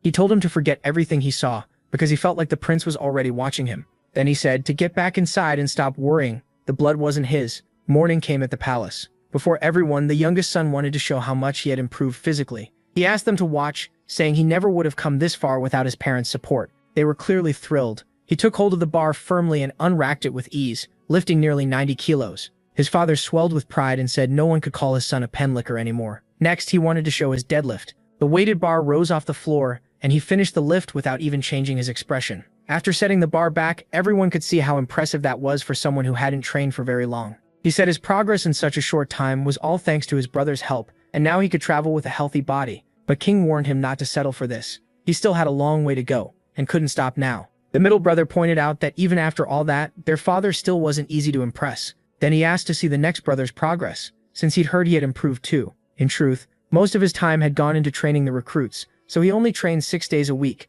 When he stepped forward, his body showed the results of all that hard work. His parents were always stunned by his size and shape. He said he trained constantly and would squat a modest 260 kilos. The bar dropped like it weighed nothing. He drove upward with the force of a beast and stood up as if the load were far lighter than it was. After showing that strength, he thought back to the start. His goals had been huge, and now his body had truly changed. He normally wouldn't even lift that much. It was amazing. King told him he could rest, admitting the weight looked frightening and had even made him worry. But the young man said he didn't need much rest. which surprised his father, and then moved on to the deadlift. He gripped the bar hard, veins standing out. Even his brothers stared, shocked by what was coming. The soldiers watching looked the same. Then the bar came off the ground like it was nothing. King was completely amazed that his son could lift so much. He said his son's physique should be painted before he left on his journey, and the panel would hang in the training hall to inspire everyone. The son could already imagine the academy filling up with body paintings and felt embarrassed, but his father said feats like this deserved to be remembered because they were extraordinary. He even declared that the total of those 3 lifts would be named after him. Back on the training field, they were about to split the recruits into groups for different weapons. The shooters would handle the new provincial weapon, and now it was time for everyone to choose a specialty. The platoon answered together. At the order, a servant stepped forward and reported the totals for each group. There were 41 shield bearers, 51 spearmen, 63 swordsmen, and 66 shooters. The number of shooters was lower than expected, mostly because the weapon was still new to them. Choi also had to create the right training for them, and that weighed on his mind. One recruit asked if those huge plates were really for the shield unit, and he was told yes. The shields were so thick and heavy they looked impossible to break. An officer cut them off and told them to stop wasting time, grab their gear, and take position. Their first drill was simple: move the shield in every direction. But the weight scared the recruits, so the order came fast: stop talking and train. Heavy or not, they had to use them. The size mattered because the shields were meant to block attacks and stop the enemy from pushing through. No one knew how the tribute cannons from Ming might be used later, so they had to be ready. Only the toughest men could serve as shield bearers. To keep enemy shots from piercing through, they had to be rock solid. Some recruits noticed one of the others had gotten much stronger and asked what he had been doing. Another joked that San could probably stop already. He'd likely lost count of his reps. That talk caught the prince's attention. The man really did look different, much stronger than before. Then they were shown another weapon, a sword shaped almost like a scythe. It was a brow blade, and it could be over 2 meters long. The weapon weighed around 9 kilograms. Still, the young man handled it well after a week of focused training. As the drills got harder, some recruits started dropping out. The ones who stayed kept pushing forward. After a month and a half, the recruits were clearly different, stronger, sharper, and full of resolve. Later, some of them sat down to eat. One said the training was brutal, but at least the meals were great. They ate so much it looked like they might make themselves sick, but they were fine, and even while eating they had to keep their shields strapped on. One young man said he had barely eaten pork before coming here. Now he loved it, and for them having pork instead of the usual meat felt like a real treat. The second he finished, he got up for another serving. The young man had changed a lot thanks to the hard training and good food. At last the recruits were starting to look like real soldiers, and Choi reminded them that the legs mattered most. They'd get new socks and shoes, since a march was coming in 2 days. One recruit asked what kind of march it would be. To everyone's shock, the answer was a 40-kilometer walk. That night, rain started falling. The recruits marched through it in hats and rain gear, carrying all their equipment, and one muttered that he'd run if he could. His friend shot back that he'd just end up as tiger food. After a while, Choi called for a short halt so they could rest. One recruit had already finished his provisions, so another offered to share. Then the protagonist told everyone to take a little salt whenever they drank water. Those who had run out were told not to panic. They'd get more at the next stop. The recruits quietly said how lucky they were to serve under someone like Choi. Once the break ended, he ordered them back into line and on with the march. Only 1 month of training remained. MC glanced aside and noticed someone had been watching from the start. Shang had stood out the whole time, and Hong San, who first arrived weak, was now like a different person. It wasn't just those two. Everyone there had changed a lot. Seeing that progress made Choi truly proud, and he wanted to show this division to King as soon as he could. At the palace in Ming, the emperor was waiting. He was meeting Yao Yang, the third prince of Zhoujian. The emperor had heard the young man liked calligraphy, so he asked him to write a phrase. After seeing his skill, the emperor was pleased. Then he asked about the tribute they had brought. The hand cannons interested him, and he wanted to know why they had not been used in battle yet. The prince answered that such weapons couldn't be used carelessly. As civilized people, they had a duty to think about the lives affected by them. The emperor pressed further. Had he really sent equipment that still hadn't been tested in war? The prince explained that the firepower could pierce armor, and with just a month and a half of training, a soldier could learn to use it well. Confident in the answer, the emperor decided he wanted to see the weapon's power himself. When the test day came, a soldier stepped into place with the hand cannon. He fired at the armor, and 3 of 8 shots hit. Any man inside would have died for sure. It used less gunpowder, fired faster, and outclassed the cannons they already had. The emperor smiled, impressed that another prince of Zhoujian was this capable. He asked if they could deliver 1,000 of them each year. The young man said no. Their own defenses still needed strengthening, and that amount was too much. They had come ready to offer 2,000 in total, and hoped their honesty would be rewarded. Back at the military camp, the recruits were fighting. Choi had just dropped one man with a clean punch. Another recruit froze, clearly nervous. The one on the ground pulled himself together, still feeling how hard that hit was. He was angry. Because of Sheng Hong's actions, he had been removed from his post. At Longmen Grotto's park, Gai Yum was looking over the many Buddha statues there. He pointed out a newly made one for Prince Ampeyong to inspect. It showed a very muscular man, and they wondered what it was supposed to be. Maybe another form of Buddha. As they walked on, they found more statues just like it. The strange part was the face. It looked exactly like Prince Shonghong. Spotting a sculptor nearby, they asked who had made them. The man explained that years ago swindlers had been cheating the people, and a god came down from heaven to punish them himself. Since then, Buddha had started being shown a little differently. Ge Yaoyam smiled, realizing it really was Songhang's image, something he would probably love to hear. But the prince was furious, because his brother's muscles were far better defined than what the statues showed. Ge Yaoyam begged his highness to calm down before people started rumors, but the prince couldn't accept such soft-looking muscles. Ge Yaoyam could already tell their return would be delayed, and the prince declared he would fix this himself. Soon they found the perfect place, worthy of both his brother's brains and his body. Months later, the new statue was carved into the rock. Unlike the others, it looked like a dragon rising to the sky, and that was how the Ming Empire gained a Buddha statue, modeled after Shonghang. Back on the training ground, an officer called for attention. The troops were to salute King, who had come to inspect them. In perfect order, they saluted together. Seeing how organized they were, King praised them. Their hard work had paid off, and future officers would look to them as an example. The troops answered with a vow to fight for King until their final breath. Looking at his son, King said it was time to see how skilled they were in war. He ordered the troops to form up at once. In moments, they were all in battle position. Then they arranged themselves into lines of 4. At the top of a hill, one man released a set of logs. Below, the shield-bearers braced to stop the oncoming force as if it were the enemy.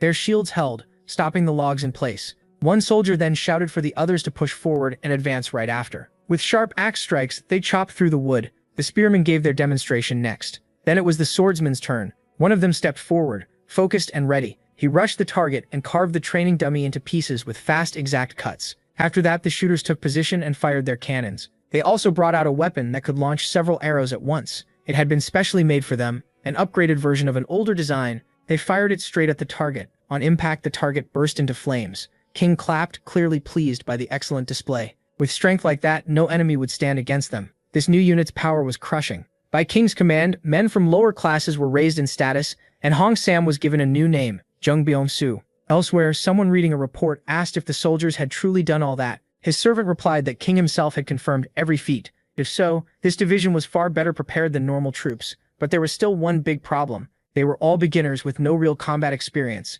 and some might break under the pressure of battle. They also had never trained through winter, so they had no idea what it meant to camp in snow. Since this unit was likely meant to lead the front lines in the next war, he wanted them to gain real field experience too. But his servant warned that winter made everything dangerous. Still, they could send 30 men. Their training was done. What they needed now was actual experience. A veteran soldier would go with them so they wouldn't die from the cold. If even one soldier was lost, they would have no way to answer to King. That was the whole point of the military training command. Yiching-gak, a general of Dosian, said they could not trust the northern border to these men yet. The general then introduced himself to the troops. They saluted him in their unusual modern style. He welcomed them to the far north and admitted they were well trained. Then he warned them that the region was dangerous and crawling with bandits. The soldiers spoke about the wounds they had taken and the hardships they had already survived. He asked if they could endure even more and whether they were ready for the brutal cold. For now, they had a first mission. They were to climb to the top of Bagdaluong Mountain and leave their mark there. They chose 30 men for the trip, and he assigned 2 guides to lead them.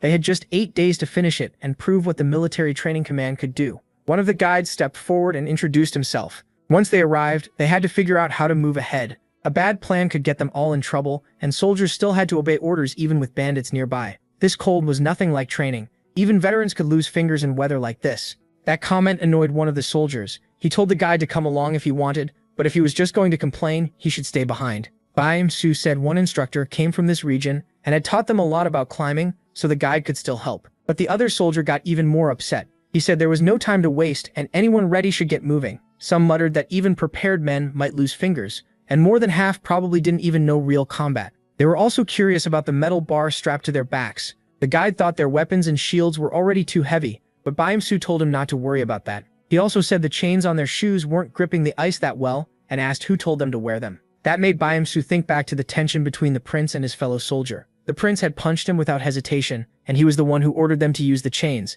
so Baim-su told the guide to stop asking questions. After marching all day, they made camp for the night and started putting up the tents. By the fire, the guide asked how they handled the cold so well. Baim-su said it was thanks to the prince. They trained in the mountains before. When dinner was ready, the guide said it smelled great. Baim-su told him it was just camp rations, not very tasty but full of energy for the march. The guide took a bite of the stew. He liked it a lot and asked how it was made. Su said the special taste came from smoked meat and the apples he'd added. Then a soldier came over to report that the tents were done. Next, they would guard the camp in shifts, 6 men at a time.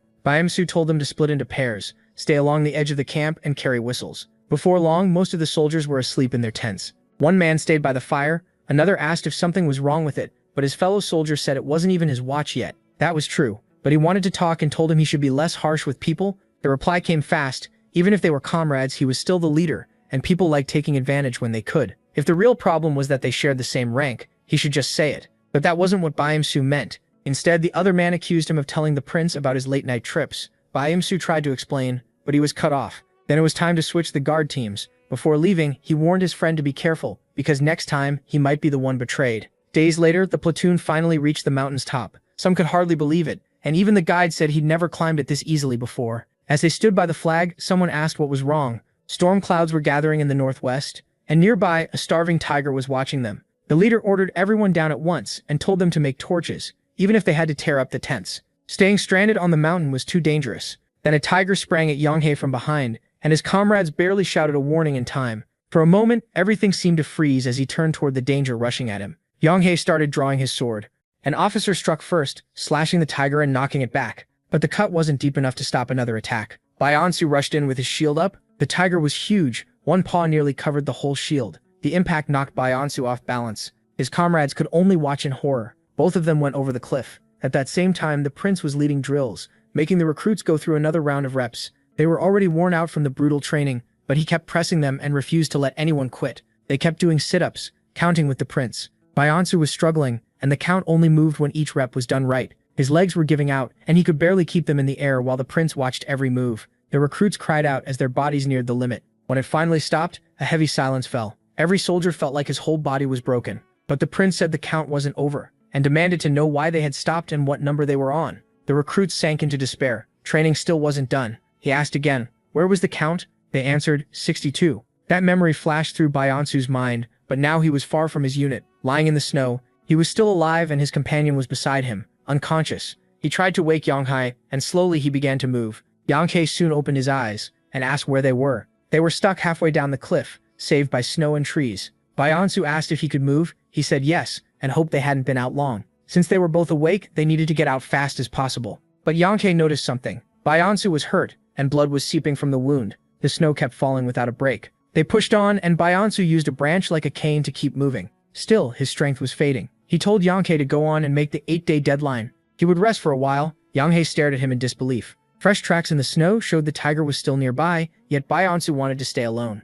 Su kept insisting he was fine and told him to keep going. Deep down, Su thought that in his condition, he'd only slow his friend down. So Yonghae moved on, just as Su asked. Su stayed behind alone in the snow, still sure he had made the right choice. The tracks were fresh, so waiting had been smart. What he didn't expect was for the tiger to find him so quickly. It hadn't eaten in days, and once it finished with Su, it would go after Yonghae next. There was no way back, and a beast that big might not even feel a normal shot. But one of its eyes was hurt. Maybe that was his chance. So he waited for it to come closer, knowing one perfect shot was all he had. He fired, but the shot went over the tiger's head. The tiger lunged at him, its jaws opened wide for one killing bite.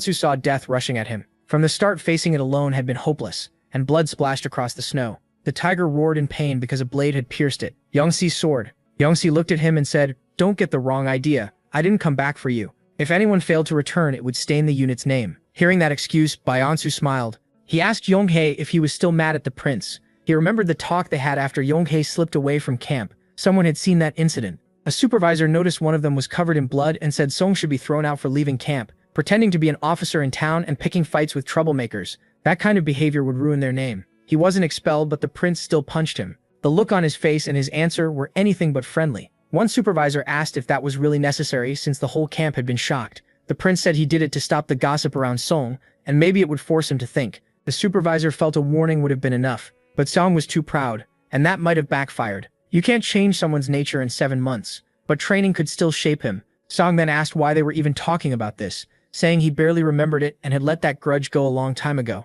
Su understood. Meanwhile, the battalion kept searching for the 2 missing men. Before long, the guide spotted something in the distance. It was the 2 officers, and beside them lay the dead tiger. Inside the fort, an order went out to get the soldiers ready. If the storm reached them first, it would be a disaster. The barracks rushed to prepare for a rescue. From the weather alone, the snow was likely already waist deep, and even leaving now might be too late. But the general knew that if he did nothing, their sacrifice would mean nothing under his command, and he couldn't just sit there, so he got on his horse and ordered the fastest riders to prepare. They had to bring back all 30 men alive. The moment the fort gates opened, he saw something he never expected. The platoon had already returned. When they spotted the general at the gate, they saluted by the book. He could hardly believe it. A junior officer reported that they had planted flags along the route as ordered. Then he added they also had a surprise. They had run into a mountain tiger and had no choice but to kill it. He apologized, saying that was why their return took a little longer. The general said that even with 30 men, bringing down one tiger was no simple task. But a soldier spoke up, only 2 officers had taken it down. Yonghye added that was only possible because Choi drove the tiger back with his shield, though it left him badly hurt. A nearby soldier heard that and had a hard time believing it. The general was amazed these rookies pulled it off, and they got promoted unusually fast because of it. Back in the barracks, some soldiers mocked King and the others. Sure, the story was fake. They called them smooth liars and said no 2 men could take down a tiger. Finally, Choi snapped. He said he stood against it with only his shield, and they should be grateful everyone made it back alive. One of the loudmouths instantly went pale. Then the protagonist said training was about to begin, and it wouldn't be hard. Even so, a few kept saying he was lying and that the tiger must have already been starving. After all that pushing, MC finally ran out of patience. He pulled off his clothes and showed a body hardened by brutal training, shocking everyone who had mocked him. Then he showed the scar from the tiger. If the wound had gone any deeper, his guts would have spilled out.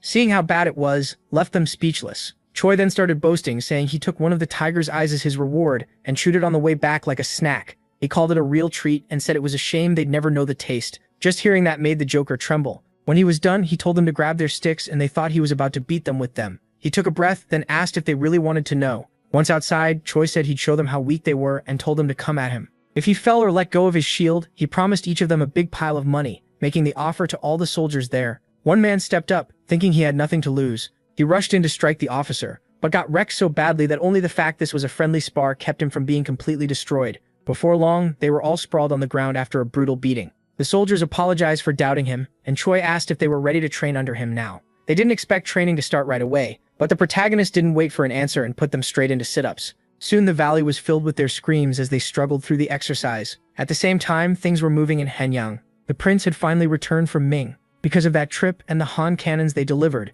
the yearly horse tribute was reduced. After getting home, he ran into one of his brothers. Suong praised how fit he looked and asked how the trip went. The prince said he had talked with descendants of Confucius about physical training, which surprised his brother. He also said he brought Suong a gift from the journey. When Suong opened it, he found a drawing of the grottos. It showed a sculpture based on him, and the prince said Suong should see it himself if he ever visited Ming. He added that the statues of him there didn't look right, so he had a more accurate one made. Suong could only sigh at the story, then hugged his younger brother, proud and happy for him. Just then, someone at the palace announced a visitor, and Suong wondered who it could be. He soon went to check. Since the king had gone to the hot springs with the crown prince, Suong didn't understand why the king's grandson was there. The boy wanted to hear about his uncle's trip to Ming. He even asked if the ships crossed mountains, but his uncle explained they traveled by river instead. The child was fascinated and wanted to know how that worked, so Suong started explaining how the canal was built, including how cruelly the emperor used the people, so badly that some hurt themselves just to escape the forced labor. Then a servant came over and said it was time for the boy's lessons.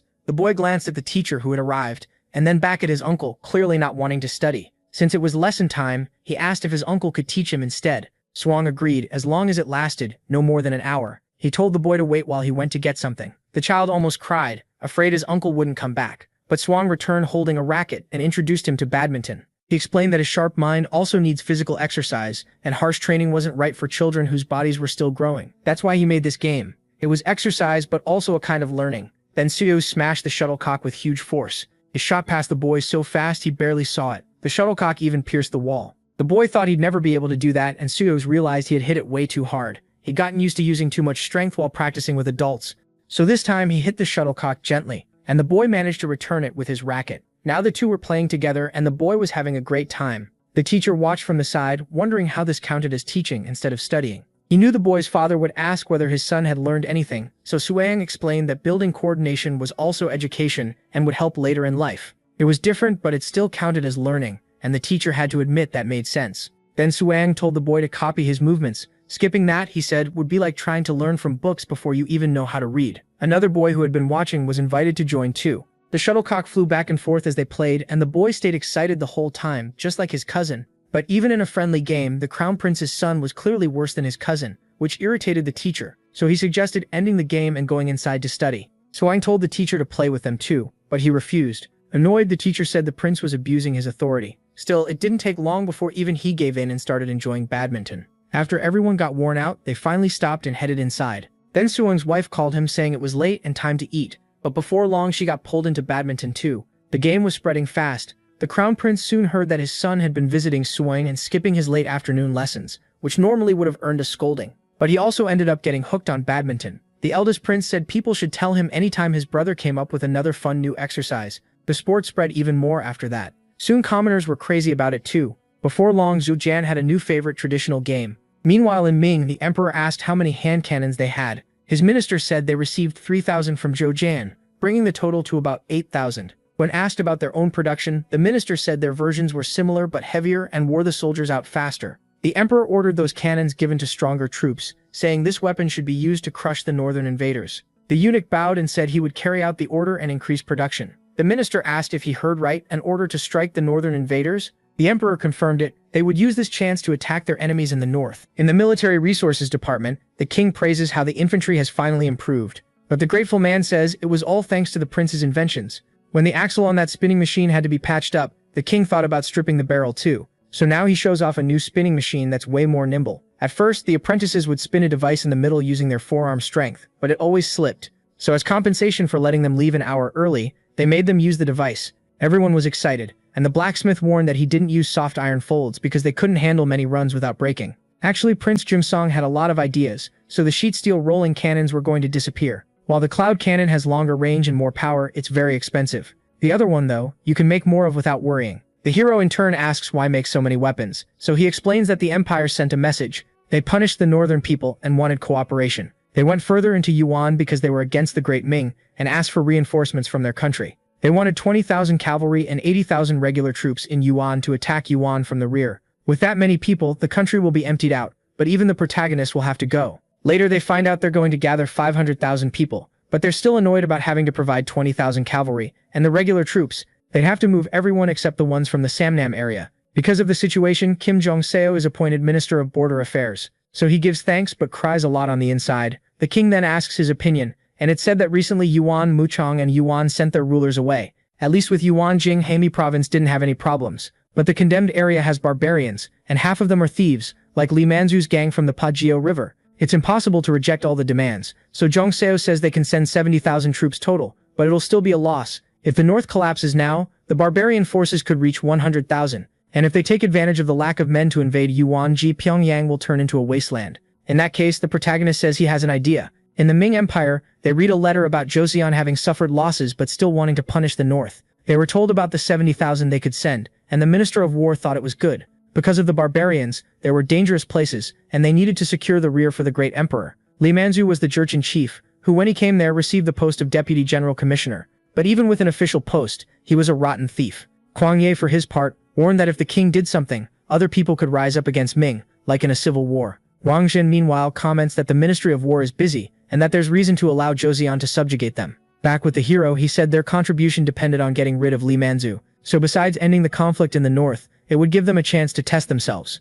And Wang Zhen wanted exactly the same thing. Let them act on their own to see what they were capable of. Even after the emperor defeated the northern people, driving out the nomads was impossible. That's why a network of horse markets was created. Ming bought a bunch of horses to reduce the north's power, but problems happened. One day while trading a horse for 40 silver coins, a seller offered wool to take it along. But the man shouted that it was a bribe, even though he always accepted it. The reason became clear when guards surrounded the merchant. Taishi wasn't going to let it slide, but the noble squeezed the kid with an impossible price for the raw materials he bought to work with. The Oirat chief named Arlak heard that Shozan was buying a lot of iron. He ignored it and went to Taishi to report the violation the empire committed against the merchants. And since the excuse was Shozan, the northern leader yelled that it made no sense. Anyway, Taishi thinks it's a good idea to send a messenger, because if they treat him badly it'll be bad, but if they don't, it'll be a sign of an alliance. Days later, the messenger arrives, recognizing Shozan as Goryo's successor, and asking for friendship. Since the Yuan dynasty had been kicked out years earlier, the hero gets furious. Every year, hundreds of princesses became slaves,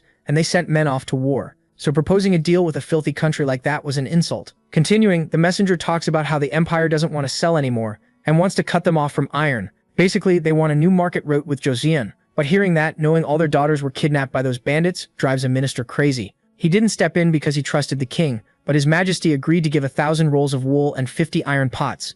The minister couldn't hold himself back, but there was no way to undo it anymore. Later, the main character asks why, and his father warns that if they hadn't helped, they would have found out about the alliance with the empire. Anyway, before they found out, they needed to finish off Lee Man-zu. In northern Joseon, two old colleagues meet again after 30 years, one of them being the military minister Kim Hyo-sung. His colleague, Magistrate Yi Jing-sok, says they need to pay attention to this war, because the barbarians are migrating like beggars. It was normal for them to finish one raid and immediately start another. As for Yi Jing's disgusting brother, even his own relative says he doesn't want him anywhere near. But he also admits the guy has strong military power, even though they're rivals. The plan was to move the troops on the first day of the 6th month, kill barbarians, but maybe the leader would escape with even higher morale. In that case, they thought of an ambush with a left side unit that would catch Lee Man-zu from the east. Right now, his gang had already crossed the Pajeo River and hidden in eastern Kaiyuan, so if they didn't catch them all at once, they'd just hide even deeper. The problem wasn't the troops on the right, but the ones on the left, who would have to travel 300 kilometers.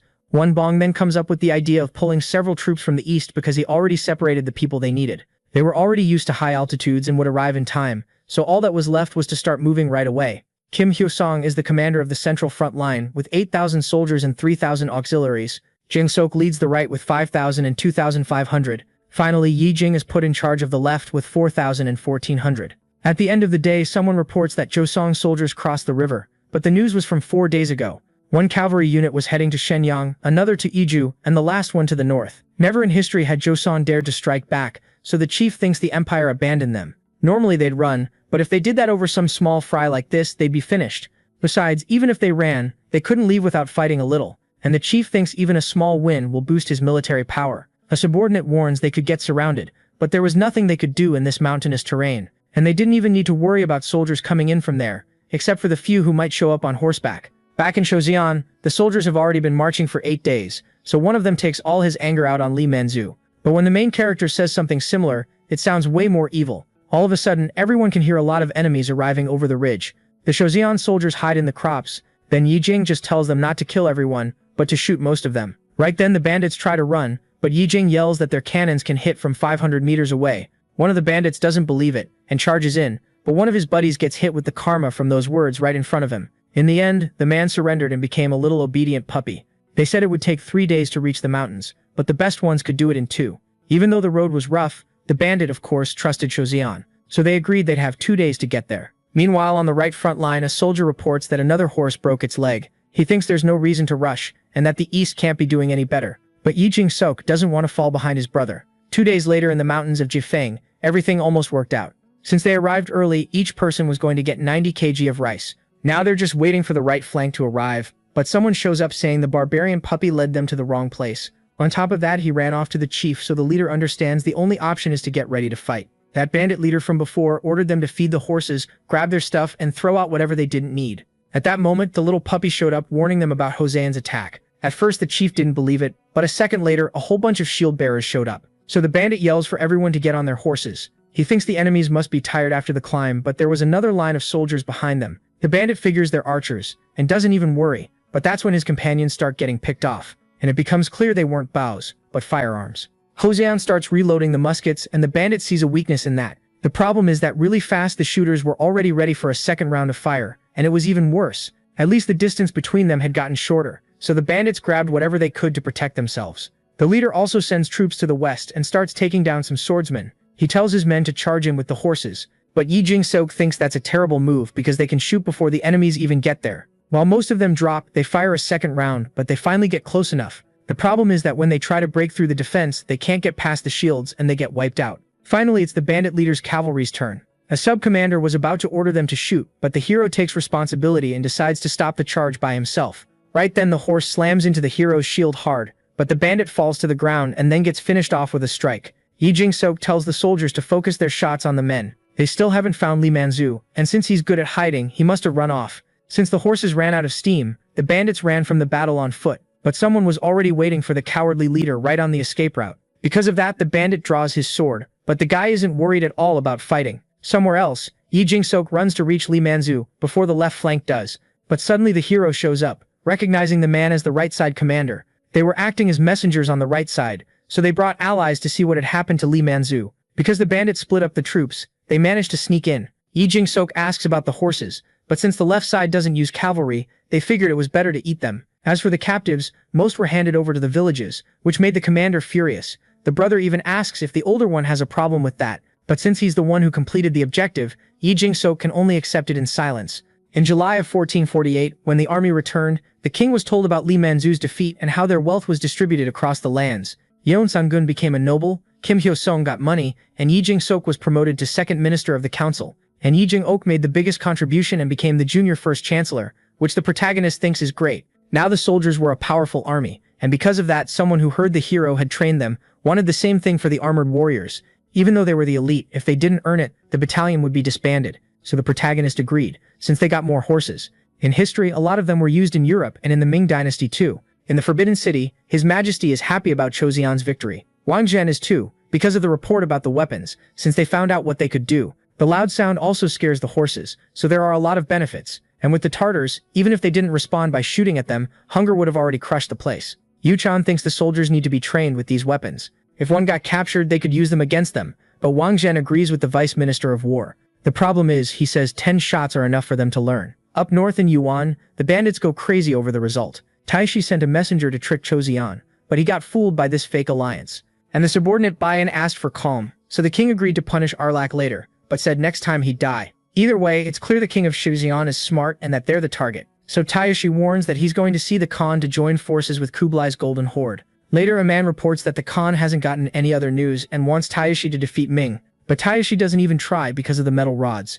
He was talking about Chozian's weird weapons, so Arlak had to draw them to show what he meant. These weapons had a cord to light the fire, but it was attached to the iron at the top of the weapon. So the man thinks it's a firearm like the one that was used to massacre the Jin dynasty. Taishi has never heard of a portable hand cannon that makes a sound like that, and he warned it was so loud that scared horses would knock soldiers over. The warrior thinks it's because of how many shots go off at the same time. As for the weather, he also believes they won't attack on bad days, and for the explosive sound, he suggests plugging the horse's ears. Somewhere else, warriors who made it out alive were complaining about it, until an explosion happened. A bandit immediately ran over to say that wet coal in the fire pit explodes, but that was exactly what Taishi needed to know. Khan's soldiers blew up the bamboo to wipe out the mountain animals. Then the boy came up with an idea for his friend and told Arlak to grab as much bamboo as he could, so Khan asked if they were going to attack Ming together, but Taishi told him to deal with Joseon.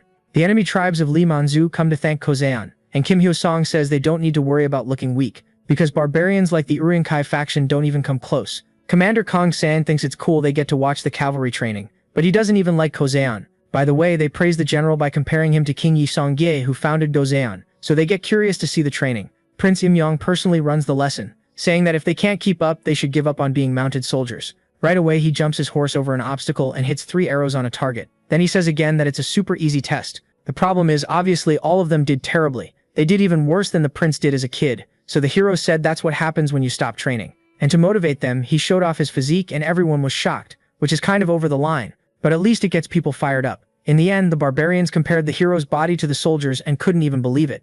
At night, they keep talking about the hero, saying if he becomes a general it'll be scary, and that they think he might be able to draw the bow. Yi Sang-gye used, but Kung San asks about Gabielcho. Warriors commanded by the king like Meng Temu fought together, so if soldiers like that showed up again in Joseon, they'd be screwed. Anyway, all of a sudden Keshig Yuan, who's Khan's bodyguard, shows up, and he tells Kung San right away that the reason he's there is because they're going to attack Joseon soon. By backing Ming, the barbarians gathered 40,000 soldiers. With the Uriankai faction, it'll be 45,000, and Kung San needs to tell them everything about Joseon. The bald guy says Joseon sent 20,000 troops to Li Manju, but they didn't get the results they expected, and that's why the king called them back. In Kung San's view, their ally only lost because he had a fever. But as for the 5,000 troops, the bald guy says that won't work. He could gather that number easily, but he had issues with his uncle. His uncle is Fang Tan, Meng Temu's younger brother, who died without leaving an inheritance. Kung San wanted to attack now, but since they couldn't, Keshig told him to handle the troop supplies, saying to forget about rewards. So the bald guy asks if this war is a distraction,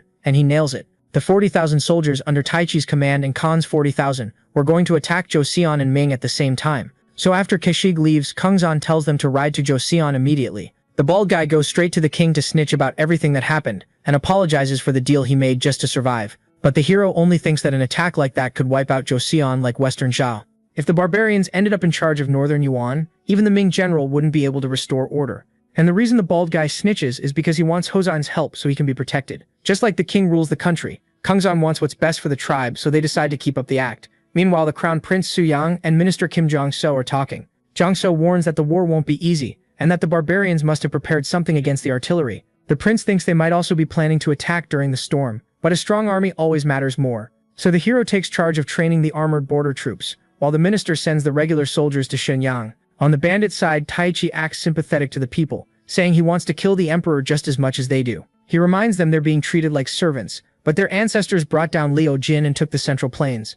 The first target will be the Datong Gate, and Taichi will lead the front line. On top of that, Khan's eastern army is already ready too, and the tribes joined up fast because they suffered a lot because of the horse market. In the empire, a minister gets curious about what Yuan wants to do with the bamboo. Wang Zhen thinks they want to use it like kindling for a fire. Anyway, in front of the king, he greets him and says they've already caused plenty of chaos in Yuan. His Majesty remembers that Shozane wants to defend Shenyang, but instead of not being worried about him, Wang Zhen understands they're protecting themselves. Even so, the king thinks that if they saw his royal dignity in person, they'd drop that. About the main character, Wang Zhen suggests he take part in the war, but a colleague yells that they can't force a prince to fight in another country. The problem is the king thinks it's better if he decides what he can or can't do. After that, Shozane received a letter from Ming with the summons, something totally against the rules. The hero's position was as an envoy, not a general, so his father tells him to stay hidden in the huts and be careful so he comes back alive.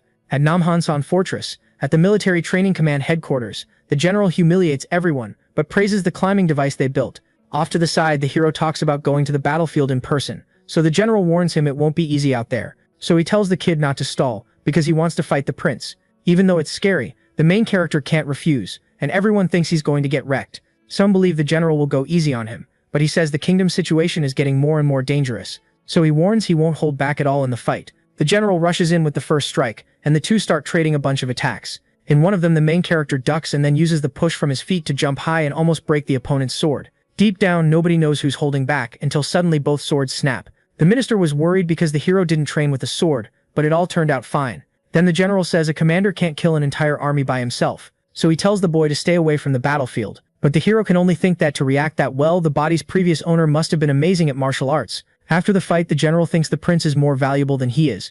If the hero got hurt in a fight, it'd be impossible to ask him to go to war, but even though he went all out, it wasn't possible to carry out the king's request. On July 14th, at the Ming military base, someone says Wu Kejong died, and Datong fell. So the chief Guojing and commander Zhu Yang are shocked. The man says that even though the enemy forces have 40,000, he only saw half of them on the front line. Guojing thinks it's good to lure the enemy there, but Zhu Yang says they're way too tired to have to worry, so they just need to hold out until the emperor arrives. When the enemy attacks, the soldiers start getting the hand cannons ready, but they fumble when it's time to load the gunpowder, so Zhu Yang gives them a serious scolding. On the bandits' side, the plan is to fire arrows to force Ming to waste their ammo. The first volley comes in, so they start shooting without even checking if they loaded the powder right. So even though Bayan gets hit, he doesn't die and starts thinking it's ridiculous. The projectile got stuck in the leather armor and stopped, so the bandits keep pushing forward. The gunners get nervous, and they make a mistake that makes the weapon blow up when it fires. Since they work with a fuse, the explosion also lights other weapons, which explode too. That way the bandits manage to get in close and cause trouble.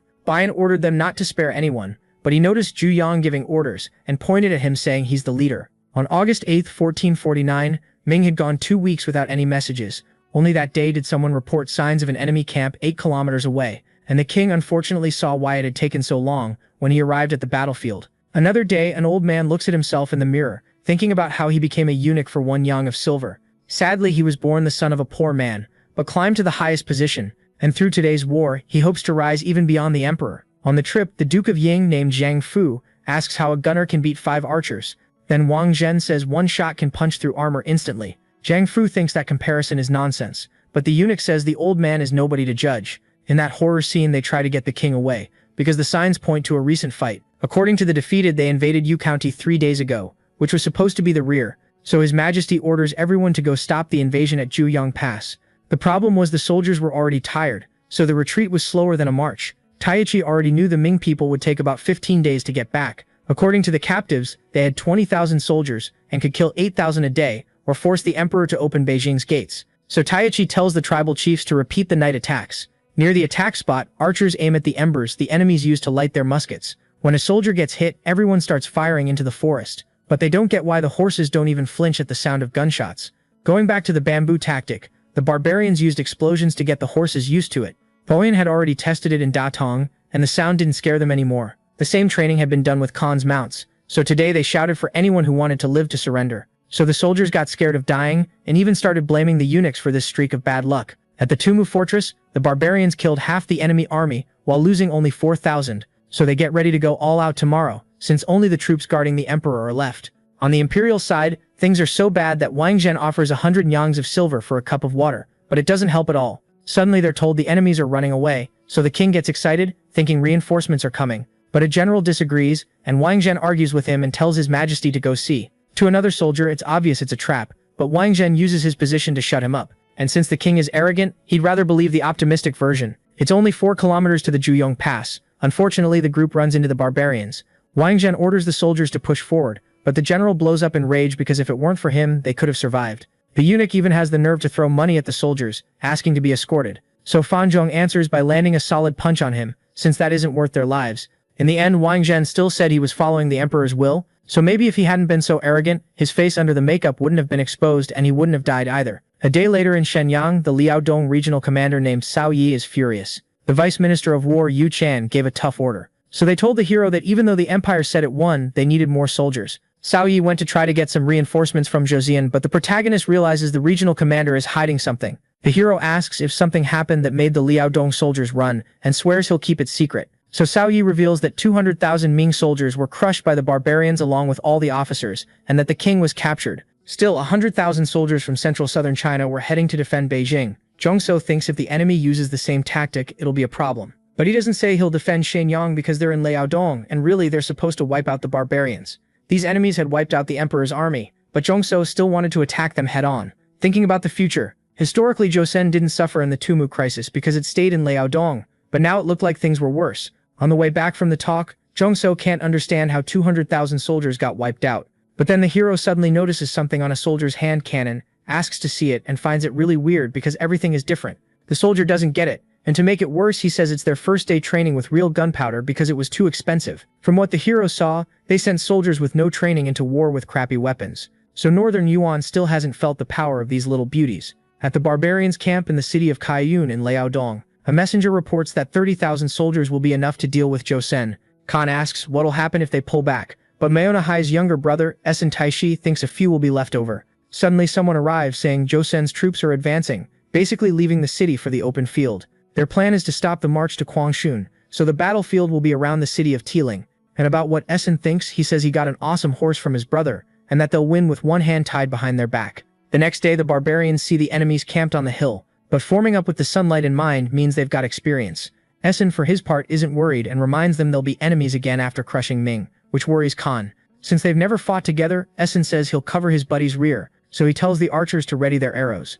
On the protagonist's side, a soldier says he brought the bow and arrows he asked for, but he asks if he can shoot, and the protagonist says yes and waits at the top of the mountain. The first volley of arrows gets blocked by Joseon, leaving Khan and the soldiers impressed by how fast they are. The problem is that out of nowhere one soldier gets hit in the chest and another in the head. Nobody understands how the weapons are doing that much damage, but the casualties are already huge. Several commanders were killed, so Khan figured it was better to pull back to keep formation. But Essen thinks they still have a chance, and tells his soldiers to shoot. That was their biggest mistake, because at that exact moment Joseon opened fire faster than arrows. The shield bearers tank it all, so Khan tells them to fall back again using the smoke, and finally the kid agrees, letting Khan push forward with the iron cavalry. In the warrior's mind, after they fired twice it would be time to attack, but flaming arrows came down from the sky, so they used their shields, making Khan think Joseon trusts their weapons way too much, and knowing they can change the game in close combat, he keeps going. From the top of a tree someone passes the message for the swordsmen to get into formation. He also tells the shooters to fall back to the trench, and warns that they're going to fight 5,000 cavalry. There are so many that the ground shakes, and it looks like they're going to roll through and wipe everything out. But the soldiers trust that the prince has something in mind, because if he didn't, he wouldn't be leading. Anyway, another wave of shots goes into the barbarians, and the ones still standing keep coming. But Khan suddenly realizes everyone fell into the mud. Someone warned them, but it was already too late, and to make it worse the shooters had another round ready. Khan does his best not to let the team panic. They start covering the mud with anything they can, but even so he can't hide how nervous he is. That same messenger tells the general about the plan, saying they'll be caught in a day, but the warrior warns that they'll also hit the flanks. On top of that, he tells them to get ready to fire from where they are and be ready for hand-to-hand combat. With all their strength, the barbarians throw themselves against the shields. Joseon's people just need to hold on a little longer, but some aren't lucky enough to keep defending, and one of the thugs makes fun of it. He says it's their turn to die, but at the last second, a teammate saves the one who is about to be killed. That's the officer who's still pumping the warriors up to hold the line. He says they need to resist, but the moment he got distracted, unfortunately, he took a hit from behind. Sometime later, Officer Young wakes up. In the meantime, the chaos had gotten worse, and they were about to come kill them again. But the kid with the spear takes the enemy down, telling his friend to get up. Young needs to stay ready because they'll only survive if they kill the intruders. The order to fire could come at any moment, so a soldier tells the prince to stay back, but he says that's not how a leader acts. On top of that, he wants to finish these bastards himself. The barbarians had already started singing victory. But right then a buddy got turned into a kebab by a spear, and the one who threw it was up on the mountain, so 3 riders start climbing it with Essen in command, saying whoever brings him the kid's head will be rewarded. The problem is one of the 3 also gets skewered, and Essen sees it's arrows, not spears. The second tries to come in for revenge but gets slapped by the protagonist, so that leaves only Essen, who gets close enough for a 1v1. Meanwhile, Joseon focuses on holding position while the weapons reload. The shield bearers all jump into the trenches, so the general says he'll give the signal. From the barbarians' point of view, the enemies are hiding out of fear, but Essen knows it's a planned move, so he orders the soldiers to advance to the trenches, which leaves no choice but to shoot. That way when the smoke clears, the shot comes, but this time from improvised cannons, and obviously the damage is so bad that Essen doesn't even know where to put his face. After the dust settled, almost everyone was on the ground, and the general figured the rest would be left for the hero. Seeing all that and not being able to do anything, Essen got furious and went to try to kill the archer at least. But the protagonist said the one who was going to die was him, and fired an arrow that got there faster than the barbarian could dodge, ending the fight and letting all the soldiers celebrate. Khan angrily orders them to finish off the cavalry, because Joseon can't shoot with their people in the middle, but a soldier shows up and kills the messenger, so Khan changes the plan to retreat. If they ran, the Jurchens would laugh at them, but there was no other option. And even with the smartest decision, the fire arrows sent a bunch of them up to the sky, so Khan panics trying to get out of there and go look for Khan-san's help. Thanks to Prince Joseon's plan, they didn't lose many people, but the hero still has a problem to deal with, Essen's horse, which wanted revenge for its owner. And on top of that, the hero realizes it's stronger than normal horses. The protagonist almost gets a hoof right in the middle of his face, but he refuses to lose, plants his shoulders against the front legs, tenses up, and flips the animal up. In the end, they kept brawling with the prince for a bit longer, making it clear that Essen died. Looks like he had the horse in a necklock, but the protagonist didn't want to kill it, so the animal could tell, and accepted being tamed, now getting the name Sorgrief. In the end, the Battle of Teeling killed 1,400 of Joseon's 28,000 men, and 20,000 of Yuan's 30,000. While the Battle of Teeling was coming to an end, the Jurchen troops were deciding what they were going to do. In the Joseon army, they wanted to chase Khan, and the protagonist got an idea. According to history, Khan Taesoon was killed by Essen, but now it would be different. While fleeing, Khan asks if the only soldiers who survived are the ones there, and a guy says yes. On top of that, the horses are tired and there aren't any others, because the Jurchen pushed in on them. In that situation, even Moona Hai would have been killed, so Khan thinks Taishi might have sent them there to die. At first, Khan wanted to link up with Essen, who he didn't know had died in attack Ming, but it didn't matter to the Jurchen anymore, because there was another Joseon battalion there. Going back a bit, the hero's idea was to leave Khan alive as the leader, because Essen, who was from the Golden Horde, wouldn't be recognized. Right then, a report came in saying they'd cornered Khan in the forest, but before leaving, the general asked if the hero wanted to show his strength by capturing the bandit, because even the barbarians recognized the king's bow that he used. They were comparing the kid to Taisho because what matters isn't what you are, it's what you look like, so beating Khan one-on-one would make the rest surrender. Back to the bandits, the plan was to clear a path if they weren't shooting into the forest, and they also noticed Tozian is acting kind of weird. Then all of a sudden they hear a shout saying he wants to see which pieces of trash had the nerve to invade Hozian. The provocation works because they bring up the bandit's ancestor, and the hero introduces himself as a descendant of the one who killed Malona Hai, so he says he'll give them 1 hour to come out and fight like men. But he keeps provoking them, even saying he'll fight without weapons in their own Mongol style. So sick of it, Khan asks what the prince will give them if he wins. The hero answers that each of them will get a horse to return safely to Guangxun. And about whether it's true, Suyang needles him, saying a man who hasn't been castrated like Khan wouldn't lie. But he also said the leader had to come alone. The general thinks he'll accept, but asks if the hero has thought the fight through. While coming up with workout techniques, Suyang trained with Malo Suriam, which is a traditional Korean wrestling style. Finally, the bandit shows up, face to face with the hero. He gets ready, furious about what Suyang said about his ancestor. But Chozan said Yeke Mongyo Ulis would be ashamed of them for losing like this. In the end, the bandits were confident, but the moment the protagonist showed his physique, they went quiet. Khan charges in without fear, but the protagonist mocks his strength, grabs him from behind, and slams the enemy to the ground with the storm throw. Then he tells his opponent to get up again, but the moment he's on his feet, he grabs him by the neck and drops him even harder. This time Khan only managed to gather enough strength to punch the hero, but that was against the rules. Anyway, after a solid punishment, Suyang asks if he wants to fight again, but Khan trembles just looking at those muscles and accepts defeat. So the hero takes the chance to give the credit to his father and strike the Black Dragon pose, which scares even his allies. Together with Khan Zan, The allies won by splitting the Jurchens and the Yuans, so Suyang went to sign a treaty. In prison, the hero asks if the barbarian wants to live. Khan understands that if he's spared, he'll be taken away to suffer all kinds of misery. But Suyang says that actually they're going to let him go. The deal for that is to recognize Joseon's victory and pay a ransom of 5 horses per prisoner. Also accept trade with Joseon, report any invasion attempt, and treat the king there as your king. Khan thinks they're crazy. The first terms make sense, since they lost, but he thinks this new king thing is an insult. There were already rumors they called Joseon the successor of Goryeo, but Khan doesn't want to approve any of that in the next election. So the hero explains the whole disaster of 200,000 deaths that Taichi caused in Beijing. If Khan had started the battle 3 days later, all the Jurchens would be on his side. Still, the hero says Taichi is going to fail too. He gave Ming too much time, and they've already reinforced Nanjing with soldiers, and right now he probably wants his buddy dead. Understanding that, Khan asks to put into the agreement that he can send troops to help deal with the Oryats. But even though he agrees, the hero warns he'll only let him out of here in 15 days, because he says dealing with Taichi is their business, and that Khan should stop complaining. On September 14, the news of his companion's death would arrive, but now he'd be back on September 30, so Taichi would find out about the agreement, and wouldn't let it slide without a Mongol civil war. On September 17, 1449, Taichi spent the last 15 days fighting at Juxiang and Zhaijing. They killed 250,000 Ming soldiers just in Beijing, and 550,000 total, but reinforcements kept showing up. One soldier even mocked them, saying they were never going to invade the Forbidden City. After he was killed, an informant reported that another 100,000 troops had arrived. So what they heard at Zhejiang was true. They said Ming had 80 million against 100,000 barbarians. 1 out of every 5 men was a soldier, so that would be 16 million enemies they'd need to beat to win. Later, the barbarians get a message that the Khoit tribe is going to pull back. Using the emperor as a last resort wasn't working either, especially because the younger brother Jing Tai took over Yingzong's position without any trouble. Arlak thinks they need to make up an excuse to retreat and says there are rumors going around, like Joseon having beaten Khan and marching on Karakoram. So Taichi yells that they need to avenge him and defend the place first. If they declared revenge, all the tribes would unite, and not even Ming could handle 300,000 soldiers. Somewhere else, they tell Ming's Minister of War Yu Chain what happened in Joseon, and they say they can still help with some reinforcements.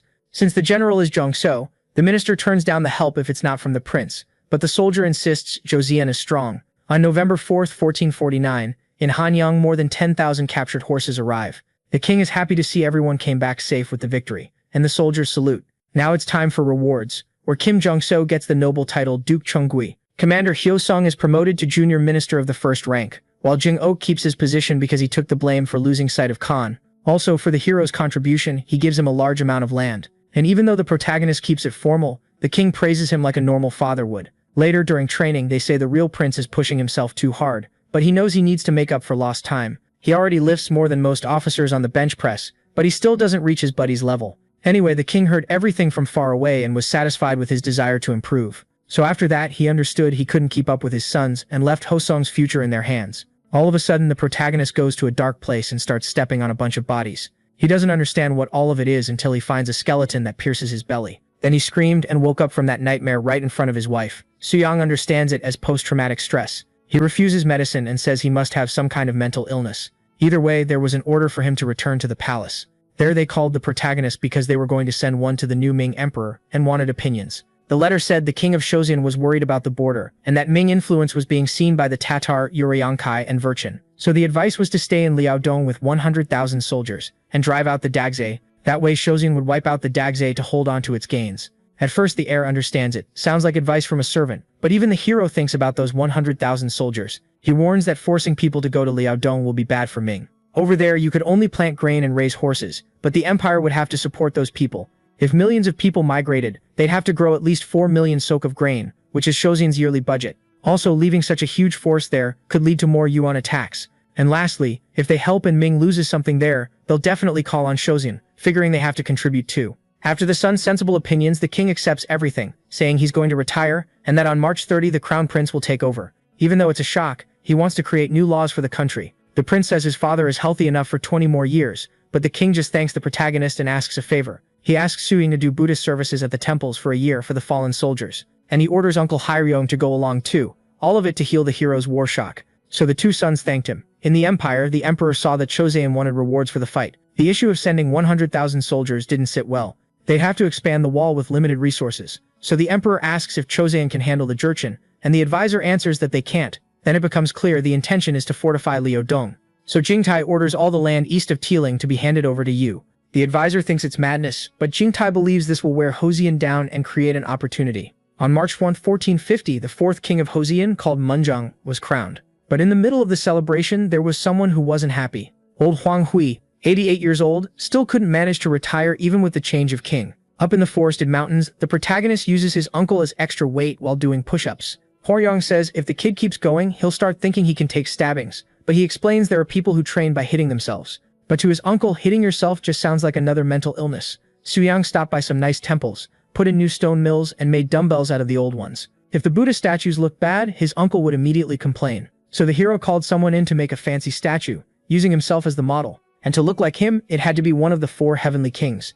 Then April came, along with a letter saying Horyong's older brother was sick. The problem is, he was a healthy person until he broke 2 teeth and fell into heavy drinking. Since his uncle is scared his teeth will rot too, the hero comforts him, saying he'll have good luck until he dies.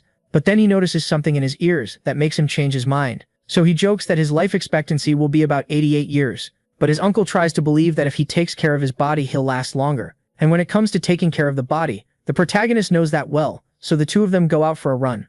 Suyang only taught him simple exercises, but it should be enough. Changing the subject, Horyong remembers someone at Sangwonsa Temple who's good at reading people's fortunes, because that's where Hamheo's apprentice and monk Jacho are. As they get close to the place, the hero asks if the person is really skilled, but his uncle doesn't even consider saying no. Suyang goes in, curious, and the monk welcomes the kid, saying he shouldn't have come now. The hero asks if he should have come 15 years later, but the monk says the kid shouldn't. Back then, the original Suyang was sick, so it seems the man knows something. Anyway, since fortune reading is tied to life, the monk says the hero will become king by sacrificing his family. Suyang gets furious, but the man adds that having a guest could change things. Usually fate can't be changed, so it'll be hard to avoid the bloodbath. Even so, even if it's hard, the protagonist says he has to fix the situation. Since he's already changed a lot up to now, he thinks he just needs to keep going. And the answer is so good that the monk stops worrying and trusts the kid. Then the protagonist welcomes him shirtless, apologizing for not having built the gate yet. Higuchi kneels right away, but like some divine general, the protagonist tells him to stand. After checking out his physique, the young man asks if the hero has disciples. So he explains he already has more than 200, which makes Higuchi want to be like that too. In the north, strength is really important, so Higuchi at least wanted his son as a disciple, which the hero accepts. The young man even cries, but the protagonist had already talked about this with his brother. Since the people weren't very educated, the older one said raising the kids from birth would be worth it. A 10-year-old would learn all the basics, spend 4 years training their bodies, and then they could take an imperial exam made for foreigners. Changing the subject, Higuchi asks about the fight with Khan, so the hero says he completely wrecked him, but the tribal chief still wanted to see it. So the two of them went to a ring, and the protagonist didn't hold back, grabbing him by the neck or holding him upside down, so he leaves satisfied. After that, the border chiefs of Liadong came, and once again the protagonist showed off his muscles and got to teach their kids. The hero even did squats with a horse, bringing in 30,000 Jurchen taxpayers. Then back at the palace, Suyang's time for calming his mind was already over. Meanwhile, his brother reviewed the records of the battles in the north and noticed problems in the army. A minister advises not to interfere anymore, but the problem is the musketeers. None of the officials who aren't military know how to use them. So the king warns that muskets should be used together with cannons. He says it's only 7 steps to shoot, and thinks it'd be cool to create a firearms department with 500 people. Munjang gets really excited, but the hero butts in with another idea. Later during training, Suyang says the number of military horses will increase, but he focuses on his brother's 3 lifts, which are already at 510 kilos. The truth is the king changed his diet to train heavier and wants to be addressed informally, but Suyang refuses, so Munjang says he'll only accept when he hits 8-10 kilos on the 3 lifts. The problem was the protagonist was already doing that weight. Anyway, the concern is whether they'll have enough teachers to teach the Jurchen, but the protagonist already recommended someone from Gangso Heian, so on the spot a student tells him about a request from His Majesty and asks if his teacher isn't even going to want to see what it is. Some time later, the protagonist uses the barbarian's kids to do squats, and then says that when they take a bath he'll play with them. The maids bathe the children, who are surprised because they've never seen soap, and when they're done they go off to play without even finishing getting dressed. This game is basically tossing babies, and then they have to be caught so they don't hit the ground. But since everything works out, they think it's really fun, except for one girl who sees the hero as a monster. At one point, a child asks if he can be like the hero,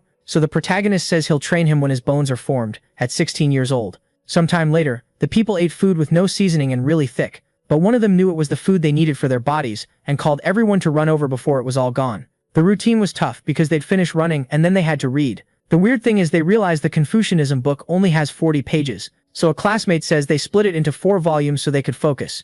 Anyway, it's time for martial arts training, and again it's before they even finish reading. The boys also practice badminton, and the kids do well at it. But that boy who kept complaining was doing badly at everything. So at night they wanted to test what he learned today, focusing more on fixing his mistakes. The physical training was split into chest, triceps and abs, and back and biceps, plus shoulders and legs, all with 40 G per set. Then in another corner, everyone gathered to recite the books. The students had memorized it, and the most shocking thing was that the awkward guy had too. The next day, old Huang Hui went back to the palace to ask to retire. Munjang really was worried about his health, so he accepts the man's son in his place. 11 years ago, Huang Hui was summoned in public because they were looking for gold and his son was suspected of stealing it. They said he stole the palace treasures, so the man only confessed along with his brother.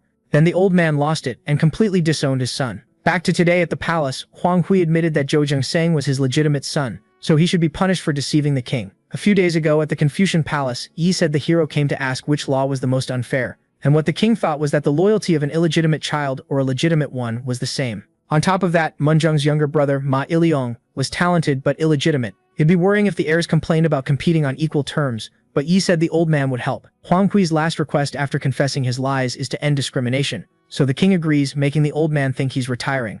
But as a condition, Munjang ordered him to apologize to his father. At least he agrees not to punish the man, which the ministers talk a lot of trash about. The king answers by asking how legitimate children are even born. The minister says it's just about having humble descendants, but there are demands there. A father couldn't stop an illegitimate son from succeeding if he was capable. Also, for one of them to take civil service posts, they'd need 3 years in the north, or 5 if they were born from a concubine. But after that they could also learn the body strengthening training. Munjang wants to add that to the civil service exam to open up new doors of opportunity. Today when a slave has a child, the child is born with the mother's status, but there was no reason it couldn't come with the father's. That would completely end the Selkoljiam Gobup law and the Nobijongbup, and that way the unfair laws would start to disappear. Returning to Sugonggung Palace, the old man begged the king for forgiveness, but now he wanted Huang Hui helping with the new laws. After the morning assembly, the protagonist says that today will be the announcement for the Hall of Talents, so he goes along with the ministers until they meet students who greet them. They all look tired and Sisirp is down to give them a little smack to wake them up. But it ended up like that because after leaving the hall they still had physical training.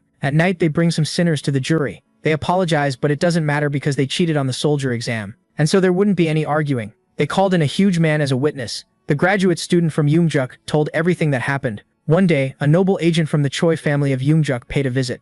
A chubby guy saw that he knew the hero's method, and asked him to teach a servant from the same family named Chongguk. The problem is that later he found out the man wasn't Chongguk. He was actually a farmer from a neighboring area. The imposter insists he didn't do anything, but that just makes everyone mad. He wasn't even capable or hardworking. Sometimes he'd even fall asleep on the equipment. So it didn't make any sense that he got first place on the regional exam. The boy says he got first because the others were bad, but the king can't take those lies, because out of all 1,000 recruits from the general headquarters he was the only one with no strength, and among them there was also another guy who conspired with the nobles to get the boy into the training, so the king totally loses it. A month later at the River Palace, everyone was thinking the investigators' pay got raised because of the incident, but it was Munjang's way of preventing misconduct, and since not even the protagonist knew, it was clear he pulled off the deception well. In Taejong's kingdom, servant women had kids with any free man and tried to send the children to households that didn't need slaves. The problem was that nobles used their servants to attack free women and create more slaves, so they asked the king to step in, and he had to tighten the Nobijong Mup law. When you have good slave records, any abuse can be punished, and for anyone who breaks the law, Munjang wants to punish them with exile. Send those people to live up north with help from illegitimate children. And when things stabilize, Munjang wants to be able to track citizens. That's why the protagonist thinks people from that era are way too smart. But before Suyang can humble himself, he thinks he can focus on what he's good at by teaching the disciples. Outside the residence, horses get out of control. And on top of that horse, there are 2 barbarian kids messing around. At one point, an innocent man almost gets crushed. But luckily the protagonist shows up, grabbing the legs and forcing the animal to the ground. So he makes the kids get down, until someone arrives to report another problem. Recently the kids asked for physical training and rebelled, so they stole horses and hurt some people. The Lord thinks it's impossible to handle them. Suyang remembers he can only teach training once their bones are ready. But the tantrum is so bad that the protagonist thinks of a solution. What the hero came up with was simply locking the kids in a hall. But everyone understands they need something to burn off their energy. Naserin was the technique the protagonist used to defeat Khan. Originally that fighting style was just for showing off your body, like a performance. So the protagonist thinks of something, but when he says the idea, it shocks everyone. At the Chuseok festival at Bodadong, it was announced that the prince and the king had arrived. Yid greets those kids, but they don't even pay attention. Even so, the former king understands kids that age are like that. Anyway, he heard Suyang was going to present Nicerin today, but not even the king knows what it is. Unfortunately, Yig's older brother won't come because of his health. But suddenly the conversation gets cut off because the protagonist shows up dressed like Buddha, carrying a load. Suyang yells that he's Buddha himself, and asks how many were waiting for Maitreya to arrive. The theme of this performance is the fall of Gungye. Years ago, the hero got hooked on a drama about King Taejo, so he not only memorized it, he added scenes too. When a guy coughs, the hero angrily asks who it was, and the man tries to play it off, but Suyang attacks. The hero loses it because they interrupted his clairvoyance, and he goes after the kids, but 2 guards show up telling him to stop and not call himself Maitreya. Because of that, Suyang takes off his shirt and starts posing to prove he's the messiah. But even though the kids are impressed, the guards also show they're ripped. With the 2 of them up on a ring, someone named Park Kyungwi arrives, an old man from the distant land of Sorabael, who came to be the judge of the fight. With everything ready, a signal is given to start the match. The first guard comes at the protagonist, mocking his clairvoyance, but the hero grabs him by the neck and hits a real suplex. The kids cry, telling their master not to give up. Meanwhile, the protagonist charges in at high speed to finish the fight, but the man dodges, grabs his arm, and manages to slam Suyang to the ground. Before, they practiced that on blankets, so now it hurts a lot more. Anyway, the guard climbs up onto the ring post, saying the tyranny of the fake Buddha ends now. And that sight makes you remember someone named Yuya. Then the guy jumps from up there like in WWE shows. But the problem is, taking that hit wasn't in the script. Unfortunately, he takes it, and it hurts like hell even while blocking. In the tense moment, Yi stands up from his chair, along with the kids. But when it looked like it was already over, Suyang gets up into a bridge position. So the second soldier tells General Wang it's his turn. The guys switch places, and the protagonist takes a solid kick right in the ass. Suyang complains to the old man that that move isn't allowed. But Park doesn't care and approves the substitution. The kids scream, unable to believe it. Then Suyang keeps acting, saying, "General Nongsan of the Black Army, you betrayed me together with Wang Gyeon." The guy doesn't pay attention, but the king notices something in the middle of it. Anyway, the 2 go back to fighting, going back to a strength contest. But the protagonist whispers for them to end the show, so his enemy ducks his head down and sends Suyang flying with a headbutt. Nongsan shouts that Gungye has been defeated, but the protagonist gets back on his feet again with that talk about being Maitreya. Park needs to step in, but this time the main guy even goes at the judge. According to the script, Gungye turns super tyrannical and then gets defeated. So knowing that, the 2 boys jumped on the main guy without holding back. In the end, the kids watched properly. Nabi Saroyan was used to teach stories in a way the barbarians could understand. The topic was Gungye's final moments. A kid asks if he was that crazy monk. So the hero says if they read the books, they'll get it. They hate studying, but the hero reminds them they'll be able to train after that. Even so, the kids want to learn fast. So Suyang tells them to just hang in there for 5 more years. A few minutes later, the hero apologizes for making his father worry. But the one who got the most embarrassed was old Shimidasa, who's an actual monk. Anyway, Yi asks where the hero heard the story of Gungye. So he comes up with an excuse. He found a copy of the Chronicles of the 3 Kingdoms, and mixed it with other tales. The problem is his father didn't like that exaggeration, and neither did his uncle, because there were other good stories too, like Hwangsan Beol. And to make it worse, the next morning a letter reporting what he did arrived at the assembly. That's why Munjung told Suyang to explain himself. Suyang admits his mistake right away, expecting to be punished. After that whole show, the kids kept messing around, doing violent jokes where they imitated Gungye. So the king tries to think about what can be done now. Instead of punishing him, Munjung tells the main guy to tell the story properly. That story had already been revised twice, but the 3rd time the work didn't get finished. So he tells the hero to grab whoever's willing, but the hero doesn't get why nobody wants to make eye contact. When he gets to the library, it all makes sense because the story is huge. Karen Ram and Kim Woo-jung explain that Goryeo has 139 volumes of content, but for someone who studied history in college, that was an opportunity. So the main guy says he can do it in 2 years or less. The manuscripts aren't incomplete, they just need the secondary sources reviewed. First, Suyang tells them to organize it all in order, but just from touching them he realizes they haven't been training much. So he says he'll help by making them do a few moves. Meanwhile, out in the East Sea, someone throws up over the side of a boat. A colleague asks why they're being sent when the 5th Division is available, so he explains they can't send rookies to the north. Back then they fought at Makjiang and captured the Mountain Lords, but the kid from before still can't travel by boat without getting sick. In Horyang up north, Aguchi receives the 6th rank as a military training officer. Then the messenger tells him he needs to say he'll honor His Majesty's command. On top of that, they also gave a lot of resources, and the messenger said they'd send even more 2 months later. So he told Aguchi to organize everything, leaving the guy not understanding why there was so much help. They receive about 300 iron pots, which makes 0 sense. On top of that, the quality is so good it looks like it could last a decade without breaking. The Ming ones would break in 2 years, and they also got other stuff like soap, which, not knowing what it was, made a guy taste it and feel how awful it was. All of a sudden someone shows up wanting a group to build a house, but things get awkward when Aguchi introduces himself, because they don't think he deserves a military title. Anyway, the men say they need manpower, so Aguchi tells his buddy to go get strong workers. The job is cutting and hauling wood, and finally the bald guy realizes his title isn't just for show. A few weeks later, with everyone building, The man said everything was going well, but then someone suddenly yelled because a tiger had just shown up, what they called a mountain lord. Nobody gets how one of those is even there. Plus it's already been hit by arrows even though it's still dangerous. Even so, the earlier group doesn't worry about it at all. Basically, they hunted it and made it dinner. While eating, the man asks if Oguchi doesn't have some soap so he can bathe. So the man remembers what it might be and sees with his own eyes that it's something for cleaning yourself. And he also finds out each one is worth 3 sacks of rice. A few days later, after a long day of work, the guy went to wash up. But when he got there, the water was dark colored because the barbarians had learned to bathe. 2 months later, a letter arrives from the talent cultivation hall. A letter from a son telling his parents that everything's fine. Since he still wasn't 16, the teenager hadn't learned body training yet. But he saw his teachers fighting a lot and wanted to become like them someday. Or rather, he wanted to become like the great Prince Suyang. The message took a while to arrive because of a logistics problem in the Gyeongwon Administrative District. This is a place you reach after following a mountain path for 3 days. Recently, soap use went up, so Oguchi figured it was better not to rely on Choseing and to look for a solution there. In the administrative district, the bald guy puts the tiger leftovers up for sale. Then a merchant shows up nitpicking the arrow marks, saying he'll only pay half. But the fact he's still offering 750 sok is a huge shock. Ming would usually offer only 150 sok for the same product. The buyer was already walking away, so Oguchi immediately said he'd take it. Even so, he was planning to make his money back by selling overpriced goods. The money shown is different. The buyer explains that you can trade it for rice or anything else in the kingdom. That money came from a royal decree, so Oguchi didn't refuse and kept going. On the way, he finds the number of soldiers weird because it feels more like intimidation than protection. In fact, there'd been a big horse theft recently, and right in front of them, a drunk bandit gets caught by a soldier. Meanwhile, in a corner of the bald guy's village, his people try to hunt a deer. The problem is the old man who's with a young guy can't keep up.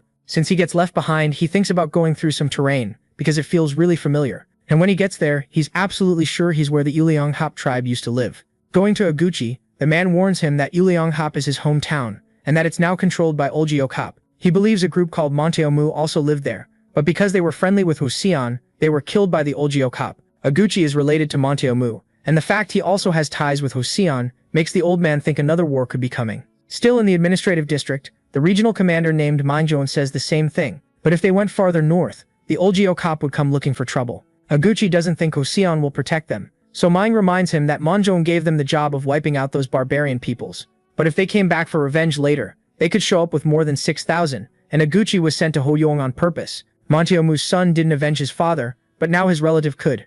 Ming warns that Hoseon won't step in directly, but it can help in legitimate self-defense, which is exactly why they gave Oguchi a military post and supplies. The king also ordered thousands of people to relocate. Now they'll fight against Daejonghan's army. But even the first-ranked soldiers from the training program are included, so Oguchi understood that allying with Hoseon was the best decision. In the Hall of Truths in Joseon, the group is still compiling the data because some things can't be left out. What's weird is that the protagonist seems way too focused on it. To the hero, it doesn't make sense that Murchong is so empathetic, and even though the man is a Buddhist, Suyang thinks he needs to set him straight. Later, the protagonist talks to the king about changing the Buddhist stance. Munjong doesn't even trust that the hero can read these difficult documents. But continuing, the protagonist says that linking Monteomu with Hoseong was already a big breakthrough. Recently, the seed harvest increased, along with iron production and the number of horses, so Munjong thinks he can change his title to Munjong, which means the one who holds achievements. But at least in Gyeongsang-do, they need to expand the road to improve iron distribution. But the protagonist knows who came up with that idea, and that person must be taking measurements in Gyeongsang. In the city, a young guy complains that his coworker is measuring everything all over again instead of using the government's data. Most people gave up after a few days, but this one was holding out pretty well. Anyway, all of a sudden a man with a club shows up, telling them to get out of Gyeongsang. So the two coworkers square up, and the complainer goes at him, sending the chubby guy flying so high he gets launched off the bridge into the lake. So having learned the hero's technique, this was a good chance to tell the guy doing the measuring to be more polite. Again, the man tries to hand over the Ming Empire's data, but now the other guy yells that he knows how to do his job and that the other one has muscles but no brains. Later in another library, people were managing to get things lined up. The protagonist said records should be based on the 6 principles: how, what, when, where, why, and who. It had been a while since they'd seen the prince, but they were pushing through without him, and they'd also think it'd be cool if he came to visit Gaesong and teach physical training. Back at the administrative district, Hong Yun-song introduced himself to Oguchi with an aura as imposing as a gray wolf. Since the winds were strong, they had to wait a few days in Wonsan. Anyway, during a snack, Oguchi reports 3 victories against Jurchen villages. Since they were small groups, they never joined up, but the village also didn't exploit much. That said, Yun-song thinks it's a problem not having experienced horse riders.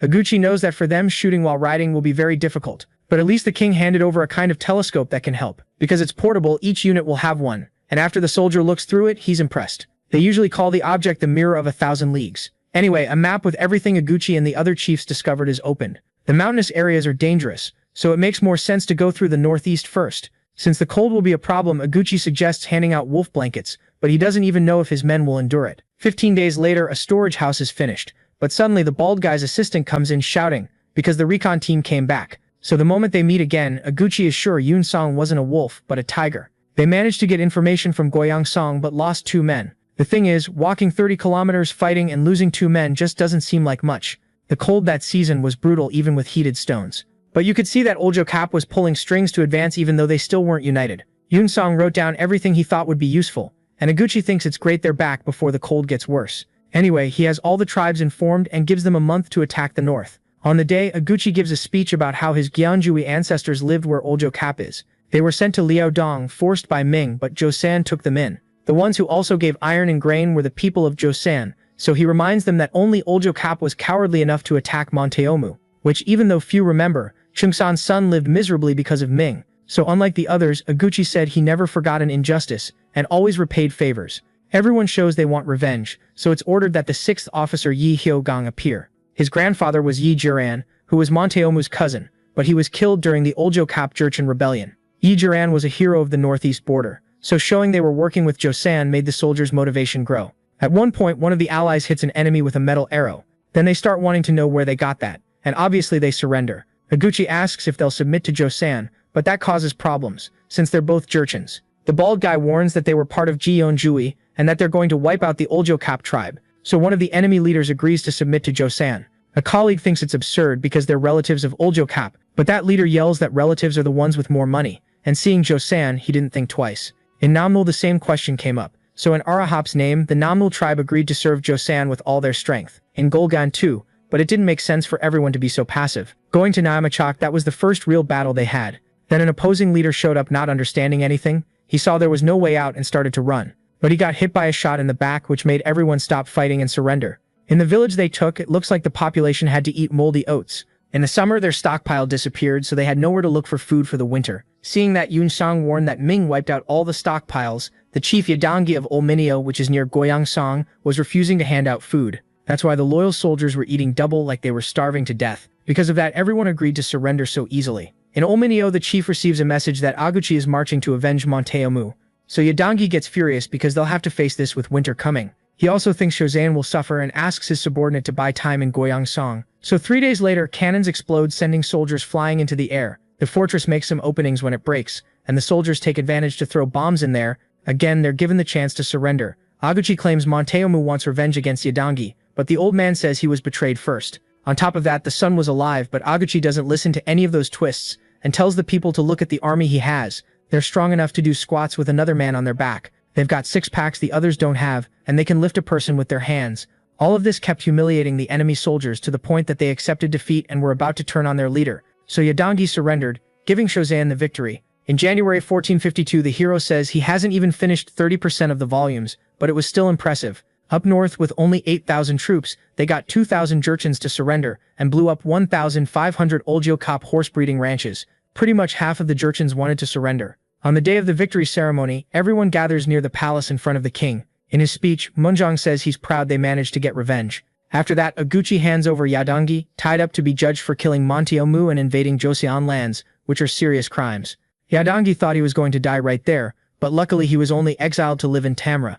Nobody understood why he wasn't executed, but Suyang did, because it was more like a warning to the other chiefs. Anyway, Aguchi says he has a request for the king, to receive a Joseon name. So since this was a declaration of absolute loyalty, Munjong gave him the name Zhongchongreil, along with the position of commander of Gyeongwon Prefecture. As for the other Jurchens, they would be exiled to build houses in the southern provinces. Meanwhile, Yeoma Gyeong was promoted to senior military commander, and obviously the soldiers didn't leave without a promotion either. Later, the officials comment that treating the new Jurchens like Chungreil's tribe will be a problem, but it's a fact that if they discriminate, that'll be a problem too. Originally, Ming set up bases to stop people from expanding territory and helping, so sending forces to Gyeong along with merchants could help them support themselves. But besides the bases, it's suggested to send those who lost their homes, and soldiers too. When the population grows, having a military force there will be important. So Yeoma Gyeong recommends Hong Yoon Song for being capable and having intimidating muscles, and Moonjong agrees to send the guy, even though the hero thinks that last part is weird. In Gyeongwon Prefecture, the soldiers almost freeze to death. Hong Yun-song was barely hoping he could go south, get married, and live peacefully. Meanwhile, in the pay hall, Chung Girl finally reunites with his son. He'd grown a lot even though he still hadn't trained yet, but the bald guy was already proud and happy they'd taken care of him. Just knowing they were going to train their bodies made the kids study filial piety, but Siduk doesn't think it makes sense to study that anymore. The problem though isn't his opinion, but the sickly look that Soo-young recognizes. The hero thinks his buddy isn't following the meal plan properly, so he plans to help his mindset later. Today is a really cold day, even more because of the wind, but Soo-young doesn't stop training. Instead of focusing on rewriting the texts, the hero was encouraging everyone to lift weights. Anyway, Munjong asks the hero for an opinion, because they need a strategy in the north. He wanted to bring back a feeling from the past based on records from the Jin dynasty. So according to what Choi Seung-gro left behind, Balhae was destroyed by the Kitaeans. The last prince, Dae Gwanghyeon, went south to Gaegyong with 10,000 refugees and took on the name Goryeo. Back then, seeking refuge was more urgent than keeping records. So Munjong says he's going to send someone to help the hero with this search. And in the meantime, Soo-young thinks about trying to help Sezep's mental state. First of all, everyone takes advantage of a not very tasty meal so they won't lose muscle mass. Seeing that, Soo-young comes in yelling at everyone. People don't understand why they're eating little fat, so the hero explains that what they need right now is to stuff themselves and not stay that skinny. Adding rich foods to the diet once in a while helps with progress, and since the meal of the day is provided by Soo-young himself, everyone thanks him. They don't forget the fiber, and Choi Baekjong brings fatty meats like pork too. 9 years ago, these different peoples avoided each other like criminals, but now things were different. Besides the different foods, the hero brings spices they've never seen before, so he tells everyone to enjoy it because the next day they're going back to training. Before heading back, the hero calls Sissy up to Gaesong for a month. The guy thinks he can learn enough by staying there, so Soo-young has to explain that it's an order. Later at the Tumen River, soldiers arrive freezing to death. Unfortunately, Hong Hyung got sick during the season. Thanks to the Jurchens, they learned things like putting hot stones on the ice to fish. They also discovered fertile soil on Cheongdeok Mountain. So the administrative officer Lee Gyeongchang asks why they were called. The chief of Hongchun named Ho Shun-ae says they found something in that soil. Everything should have been frozen, but they dug and found a reworked stone. Finding carved things like that there suggested there were buildings in the region, and maybe they could also find treasures, but Lee Gyeongchang isn't so sure. And finally he said he was going to report it to Hong Hyung. A few days later at the Hall of Talents, the assistant who would help with the review showed up, and he introduced himself as Seong Sa-mun, one of the 6 great ministers. Anyway, the two complement each other, but knowing how politics works and that historically they'd be rivals, the hero stays serious. Actually, Sa-mun starts the conversation by saying he read the manual Soo-young wrote and was so amazed he had to read it again. Luckily, the hero worried for nothing. Other people say they came to pick up books before heading to Gyeongsang. Soo-young heard they were coming back from Kaohsiung, going to the training centers in Gyeongsang, and he tells them about the helper the king sent. In Kaohsiung, there were already a lot of people practicing the body technique. Even so, there were still descendants of the native peoples causing trouble. One of the men says he has a friend who's a gatekeeper named Young-ho in Kaohsiung. Sasyup also remembered him because of how small and weak his body is. Now Soo-young understands why he wasn't mentioned in the official records. Because he was born prematurely, Young-ho was probably discriminated against in the body arts. So Soo-young leaves the work to the assistant and says he's heading out now. In March of 1452, Sasyup says the hero is going to be recognized for his body, and worries the Wang family might want revenge. As expected, the kids play around with the story about the Buddhist the protagonist went through. So the caretakers scold them, since the king doesn't like that. Tosha wasn't even there, but when the child saw an image of Soo-young passing by, he ran off thinking it was Maitreya. It's clear the place is different from Hanyang, but the focus now is to look for Gwanghyun's descendants. At the Gaeshong magistrate's office, the governor named Gikyeon meets with the hero. He didn't want to cause a scene, but since everyone wanted to see Soo-young, he willingly took off his shirt to pose. According to the records, Dae Gwanghyun became Taesho's subordinate and took the surname Wang, but finding his descendants wouldn't be easy. To wipe out that bloodline, Yi Soo-young ordered everything about Goryeo's kings and queens burned. But recently a man named Jae Wooji was arrested, because he might be from that line. Later he became an official at Sungguijeon, so Soo-young could go meet him. Going to Sungguijeon, the man says he doesn't know anything about Wang genealogy, but he gets really angry because it's a term that makes them sound like animals. Anyway, the man wasn't going to cooperate, so that afternoon at Gyeongdo Palace, the hero comments that things are going to get tough. Before going to sleep, he gets ready to work out, but he also doesn't let the companion who's with him slip away. So things go on like that until suddenly someone yells, saying he can't carry everything by himself. Some soldiers joke because it's just weight plates, but the joke goes past what's okay. The man even starts crying, so Soo-young angrily asks if they learned his technique just to treat people like crap. The moment they realize they're in front of the prince, they all apologize. But the victim's small body makes the hero realize he accidentally found Myung-ho. In their first conversation, Myung-ho basically says he tried the body technique but didn't see any difference. So the hero tells him progress will come if he doesn't give up. But in a way that's just like the line the guy would say in the future, like he was hearing himself. Anyway, the bully soldier says again that Myung-ho can only last 3 days.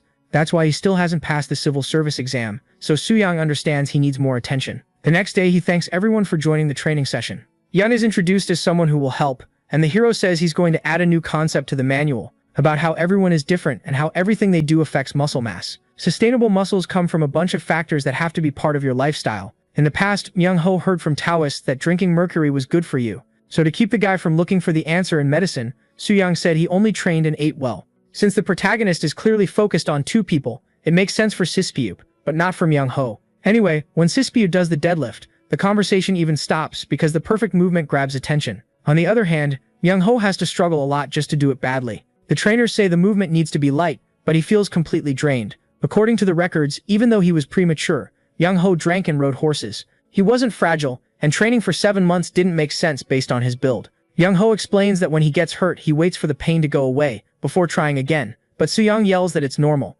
In the end, he decides to guide the movement to keep Myung-ho's posture, and after several reps, the guy collapses, exhausted. Soo-young still calls him to train chest and motivates his buddy, saying that if he can last 3 days, they'll drink together. Anyway, those 3 days went by and left Myung-ho like a walking corpse. Changing the subject, the hero asks why the guy still hasn't taken the lower exam. He'd already passed the school level, but recently the lower and up exams were packed with elite people. Soo-young explains those are his students who managed to balance physical training with mental training, and with that he tells Myung-ho to follow him to the pay hall too. Even though he's already 40, the protagonist doesn't care at all, and is happy the guy has the ambition to keep up with him. So later at the governor's hall, there was a meeting because they weren't finding anything from the Wang family, and the idea now was to mess with their tombs. During the search, some descendants say they burned everything, and others say they don't know anything. One person admits he threw a document into the river, so Soo-young thinks they should dig up the statue that was buried 24 years ago, and the excuse he decides to use is just that he's weeding the plot full of weeds. Soo-young also heard that a noble buried a lot of gold and silver in the Hyung tomb,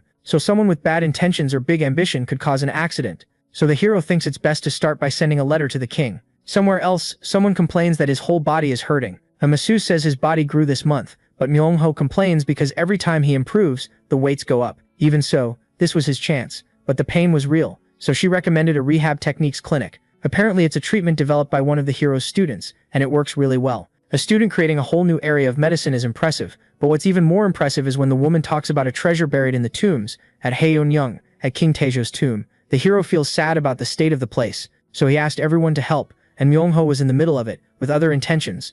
Conveniently, he ended up getting recruited there with a chance to change his life. Since Myung-ho looks really excited, people catch on to what he's after. But the kid doesn't care and thinks it's a good idea to search the northern peak. He tells 3 guys to come with him, determined, starts digging for that so-called treasure, and doesn't care about being tired. So 4 days later, things still weren't ready. But when the helpers went out to eat, Myung-ho felt a different texture in the dirt. The others on his team came to see, with the promise they'd split it evenly. So they dug for the guy, but all they found was the head of some random statue. Even so, they kept going, trying to pull that thing out. Then some people found them at night, and among them was that Wang descendant who got mad at the hero.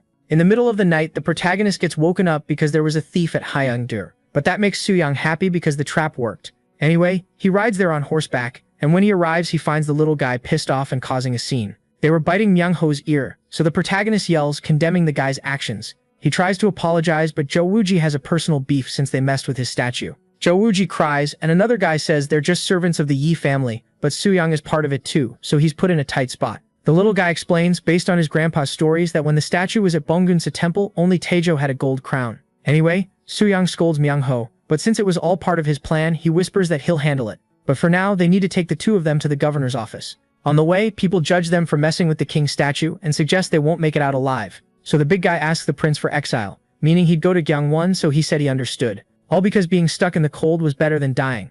A few days later, a guy hands over his belongings to repair King Taejo's statue. Since it's more gold than they need, he also asks if they can use the statue as a symbol again, so Soo-young says he'll leave Woo-ji in charge of that. Anyway, the prince also says he has a request, and the guy immediately understands it has to do with the Wang. So he hands over books with records of Balhae Jeongan that can help a lot. But what impresses the hero the most is one titled Genealogy of the Wang Family. Luckily it escaped being burned, or maybe it just floated on top of the river. 10 days later, Young-won still thinks that because of what he did he's going to get the biggest punishment of all. He thinks Soo-young is disappointed, and since he got summoned to the palace he doesn't know what to expect. In Hanyang, a servant says the former king will arrive soon. But from far away the first one to show up is the old man Huang Hui, arriving right on time. Anyway, he says that if the kid can get the distractions out of his head, that'll be great. Truth is, the old man already knows the young guy is going to follow in his footsteps. He heard Mi Young-ho committed a terrible crime, so he's going to be punished like this. All of a sudden Yi arrives, so the two of them go together to greet the retired king.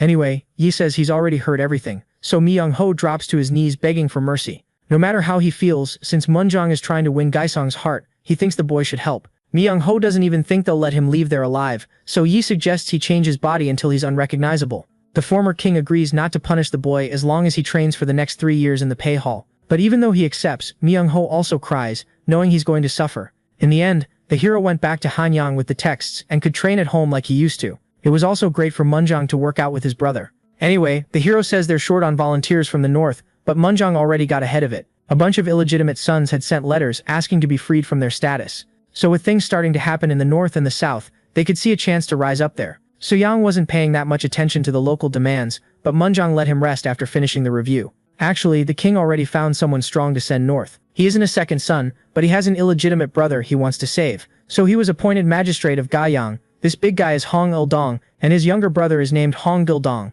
The older one won't accept his youngest talking to him formally. Il-dong asks the commander who's in charge of Zhejiang, then he explains that Hong Yun-song was appointed, and the big guy decides to make him his brother in arms. At Zhejiang Fortress, Hong is eager to meet the new magistrate. Winter is already coming, and the kid has a history of not being able to handle the cold. What started as an intimidation strategy, because of his body, ended up as a prison. To avoid the cold, he needs to look feverish all the time. So this time, he really wants to withdraw to the south. Suddenly, the commander comes in wanting to know if Hong is doing okay. So Hong comes out pretending he has a fever. Even so, he reads a letter that unfortunately assigns him the position of assistant secretary. That was a reward, but Hong wouldn't be able to leave anymore. Until the magistrate arrived, he'd have to take care of everything, and they even gave him medicine so he'd have no excuse.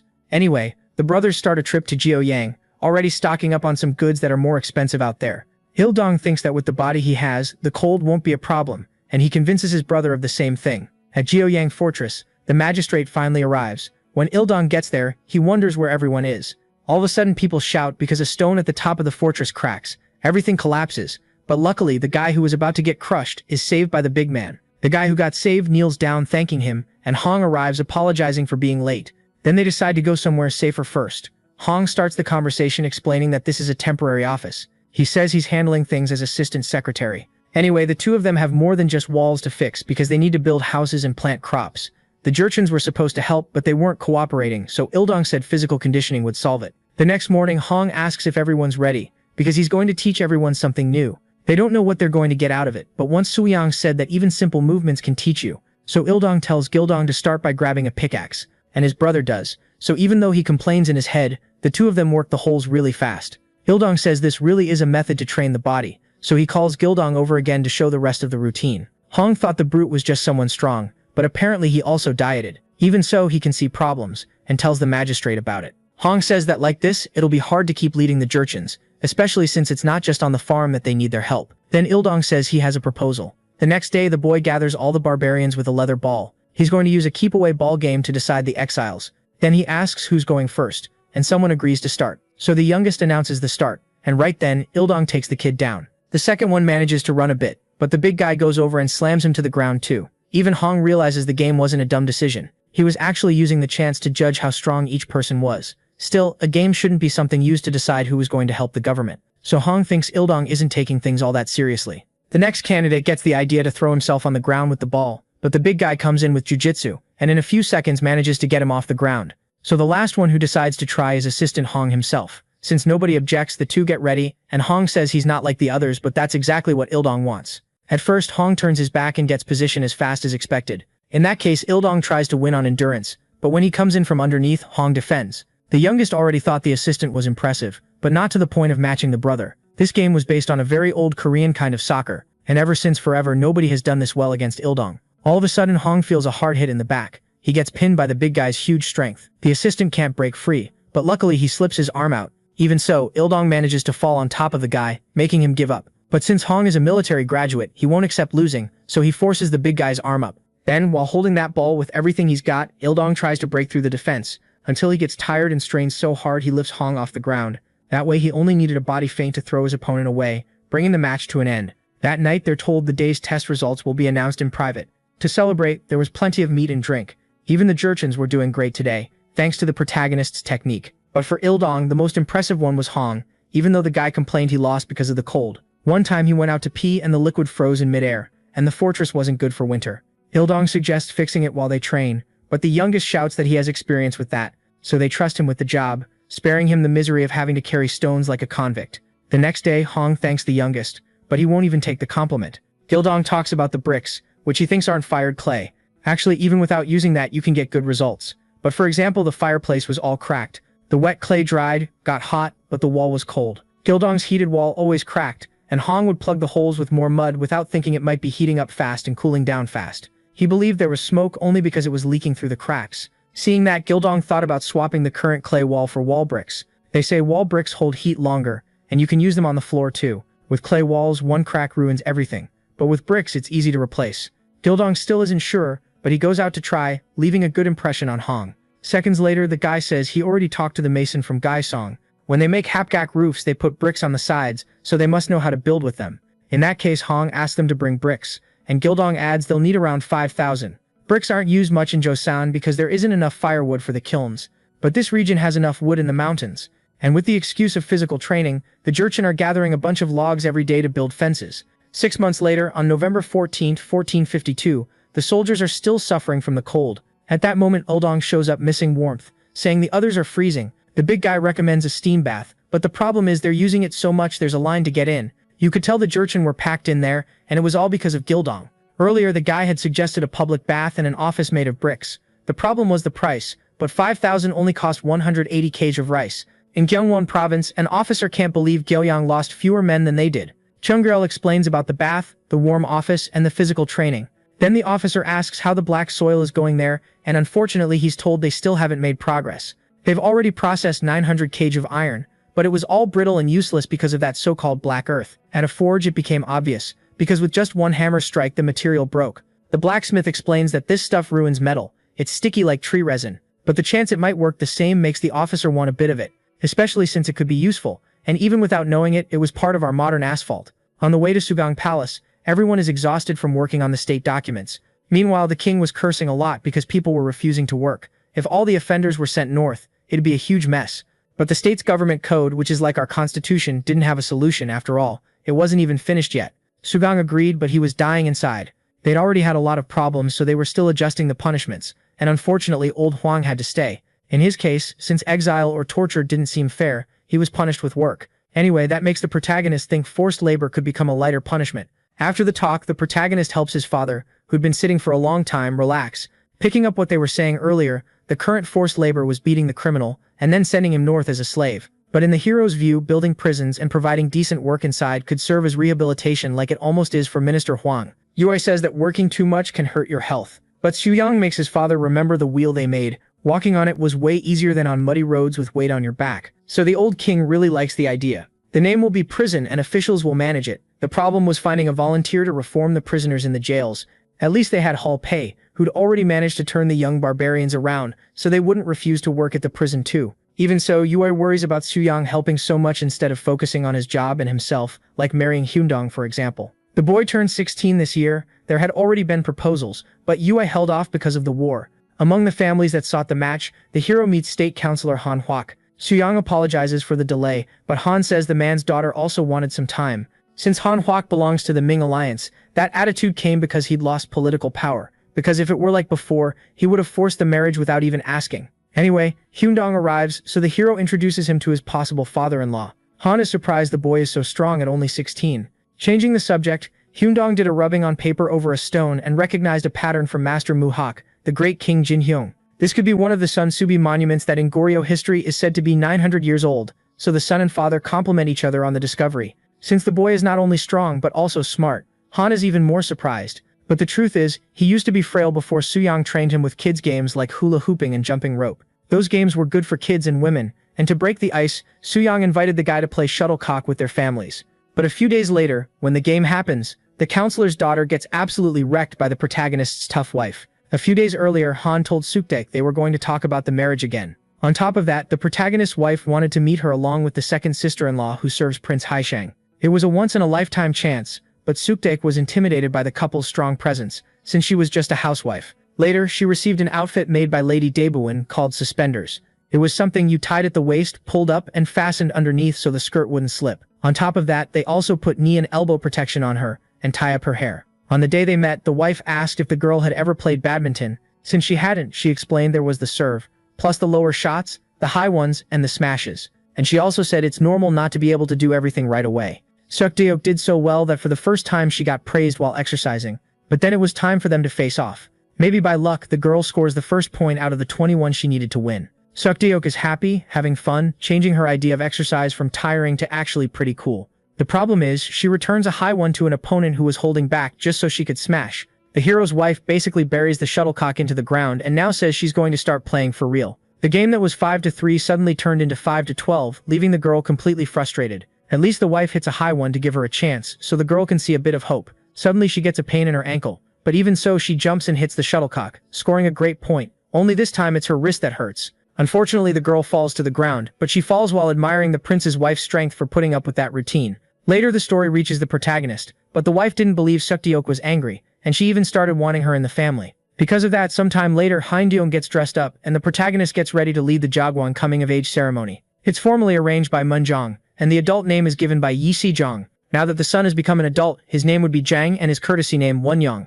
which made everyone really happy, so they picked a good day in April and held the wedding ceremony. Luckily, the lovebirds were into each other, and the parents were too, but Seo gave the credit to his wife. There was even a sad guy because his son wanted Sukdeok, but the couple was already a done deal. Originally, this daughter-in-law would become Queen Dowager Enso, but things changed. Anyway, Soo-young decides to reassure the girl, saying training should be good for you, not a sacrifice. Still, Soo-kai asks to read and learn the physical training manual, which makes the wife happy, but makes a hero admit he doesn't know much about training for women. Even what his wife did was basically his training, but Soo-kai really wanted something tailored to her. So Soo-young gave the girl freedom to test things herself, and thought about creating something later. Going to the room, the first thing Soo-kai does is get guided through flexibility. She was really stiff, and from the screams, Hyeondong got worried outside. Anyway, the king called the protagonist, even though he still had to finish the manual. The island of Tsushima was asking to increase the number of merchant ships. It had already been set at 50 in the Gihei Treaty, which set that limit because piracy was increasing at the port of Busan. Historically, that treaty was supposed to remain in place until King Jeongjong's era. They sold ginseng to Japan for double the price, so the price wouldn't crash during harvest season. The problem was that the request for 100 ships was an excuse to get ginseng onto the market. Tsushima Island is a middleman for Japan's interests, which probably has to do with the head of the Uchi clan. When King Jeongjong was on the throne, he asked for Jola because it had something to do with his ancestors, and unfortunately, they didn't even have a map of Japan. Originally, Shin-suk-ju would have made one on a visit, but now he was in Ming. A colleague there yells that they should solve it with force, but everything they had was already up north. In that case, Soo-young simply suggests giving them all the ginseng, even the seeds. In Japan, because of an official who sold ginseng for half price, the Uchi clan found out its market value. So the Lord of Tsushima had silver mind and contacted Joseon, because if they did nothing, they'd be ignored. Even so, if they acted recklessly, they'd be killed. So Tsushima sent the screw-up to Joseon to sort this situation out. In the eastern hills where Busan is today, the interpreter named Shin Suk-ju is already impressive because of how built he is. Earlier, the Minister of Rights Jong Chok explained there'd been a misunderstanding. Because the ginseng hadn't been sold cheap, it had been found for free up north. And to understand that, the screw-up went to Hanyang with Suk-ju. The mansion they arrive at looks really dangerous. So much so that the guy gets scared and blurts out a prejudiced term. Obviously the Jurchen get annoyed, but before a fight breaks out, the protagonist shows up, restores order and welcomes the guest. Soo-young apologizes because he sent a gift that caused a problem. By gift, the hero meant the 18 xun of ginseng, and he said it was no big deal because the sulfur from the trade helped make gunpowder, and the copper helped make carts. Soo-young tries hard to come off like a tough, clueless general, so the big guy buys the act. Keeping going, the hero says that because of the crisis after the war, he had to sell the ginseng. Since he sold it quickly, the royal court didn't know about it. In Japan, Mongols are called Mukuri, the same ones who brought down the Kamakura shogunate. So the hero explains that the conflict started after he captured Taisun Khan and let him escape. That's why Soo-young said he should have killed him, which leaves the guest terrified. In that incident, Japan also suffered, because they were making so much money off ginseng that jealous people came to steal it. They want to sell to Shozian, so they'll either get killed in the war or in the crisis. So the man asks for help, just like Soo-young wanted, and the hero suggests meeting the guy's shogun in person and giving him the ginseng seeds. That way they set up trade with Tsushima Island and save the kid. Of course, the guy asks how they're going to pay them back, but Soo-young didn't lay out the plan right away. Back when Nanzen was in Kyoto, they asked a certain lord to help out with national affairs, because Ming and Shozian were losing to Mukuri. The deputy shogun Hosokawa Katsumoto explained that to get supplies, Shozian was sending over all the ginseng seedlings, all of that in exchange for copper and sulfur, and they say the prince himself is on this mission. That's why the former daimyo Yamana Mochitoyo says he needs to go to Akamagaseki to see this man. In October 1453 in Biocrondo, some people use that black soil on the hulls of ships to keep worms from forming. So two young guys have to put it on the ships that are going to Japan. And since the first one has the same name as the famous Bangil-ju, the leader fires everyone up to do a good job. A month later, the protagonist is ready to leave together with Sukju. Besides him, the master monk shows up too, because they gave him the chance to meet Buddhists in Japan. That was also just another excuse for the embarrassment Sukju caused at that presentation. And for this mission, the protagonist is going to have his co-worker as vice chief, which already makes him pretty nervous. Even on a diplomatic mission, the protagonist insisted on carrying the heavy loads onto the ship. But when he hears shouting, he realizes he forgot something. The people of Liaodong had never been out on the open sea before. They'd heard they'd have to keep sailing even after reaching Japan, and they were scared. So Suyang guaranteed that Japan's officials would bring them back no matter what. A delegation of more than 600 is usually pointless, but in the context of him being a rough, dumb general, it fits perfectly. Anyway, they set off, and after half a month they arrived in Nagato in Japan. At that, the Buddhist already started thinking about sneaking around and watching how things were. When the drawbridge comes down, everyone's impressed by how big the men and the horses are. Either way, the hero introduces himself as Prince Suyang, who will be the head of this diplomatic mission. In response, Ochi Norihiro says he's the representative of the Ochi clan,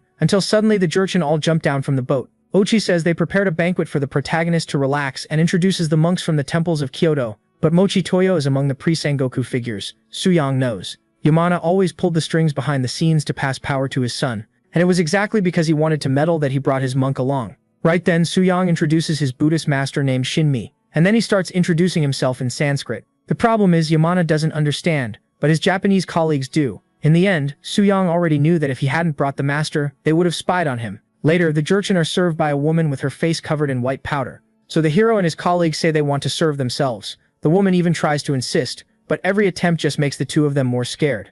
Anyway, the shogun prepared a mountain boar meat stew. Japanese hadn't eaten meat since the 600s, so that was a sign of respect. But since they didn't have experience with it, they didn't drain the blood properly. The innocent Ochi suggests adding pepper, but one loudmouth Jurchen is already getting up, shouting. They might be barbarians, but they didn't disrespect meat like that. Of course they got mad, so the hero figured it'd be better to go hunting, calls everyone so they can head to the mountain. Ochi didn't get it, and accepted punishment if he'd treated the hero badly, but Suyang just went out hunting with the barbarians. Seeing that, besides them, someone else rides out on horseback too. It's Yamana, who doesn't even think and already tells Ochi to follow him. In his head, the hunt was an excuse to spy on them, so the king must have sent his brother to lead an invasion. The Buddhist looks for the protagonist but only manages to find a crazed boar. And that's when, luckily for him, Suyang himself shows up, knocking the animal out with clean hands like an oni from mythology. First, the hero asks whether it's the monk who's there or the leader of the Ochi clan. Yamana said he came because he thought the people might suffer during the hunt, but the hero apologizes, explaining they're having fun. On top of that, he says he changed his mind about traveling and asks to pay for them to take his subordinates back.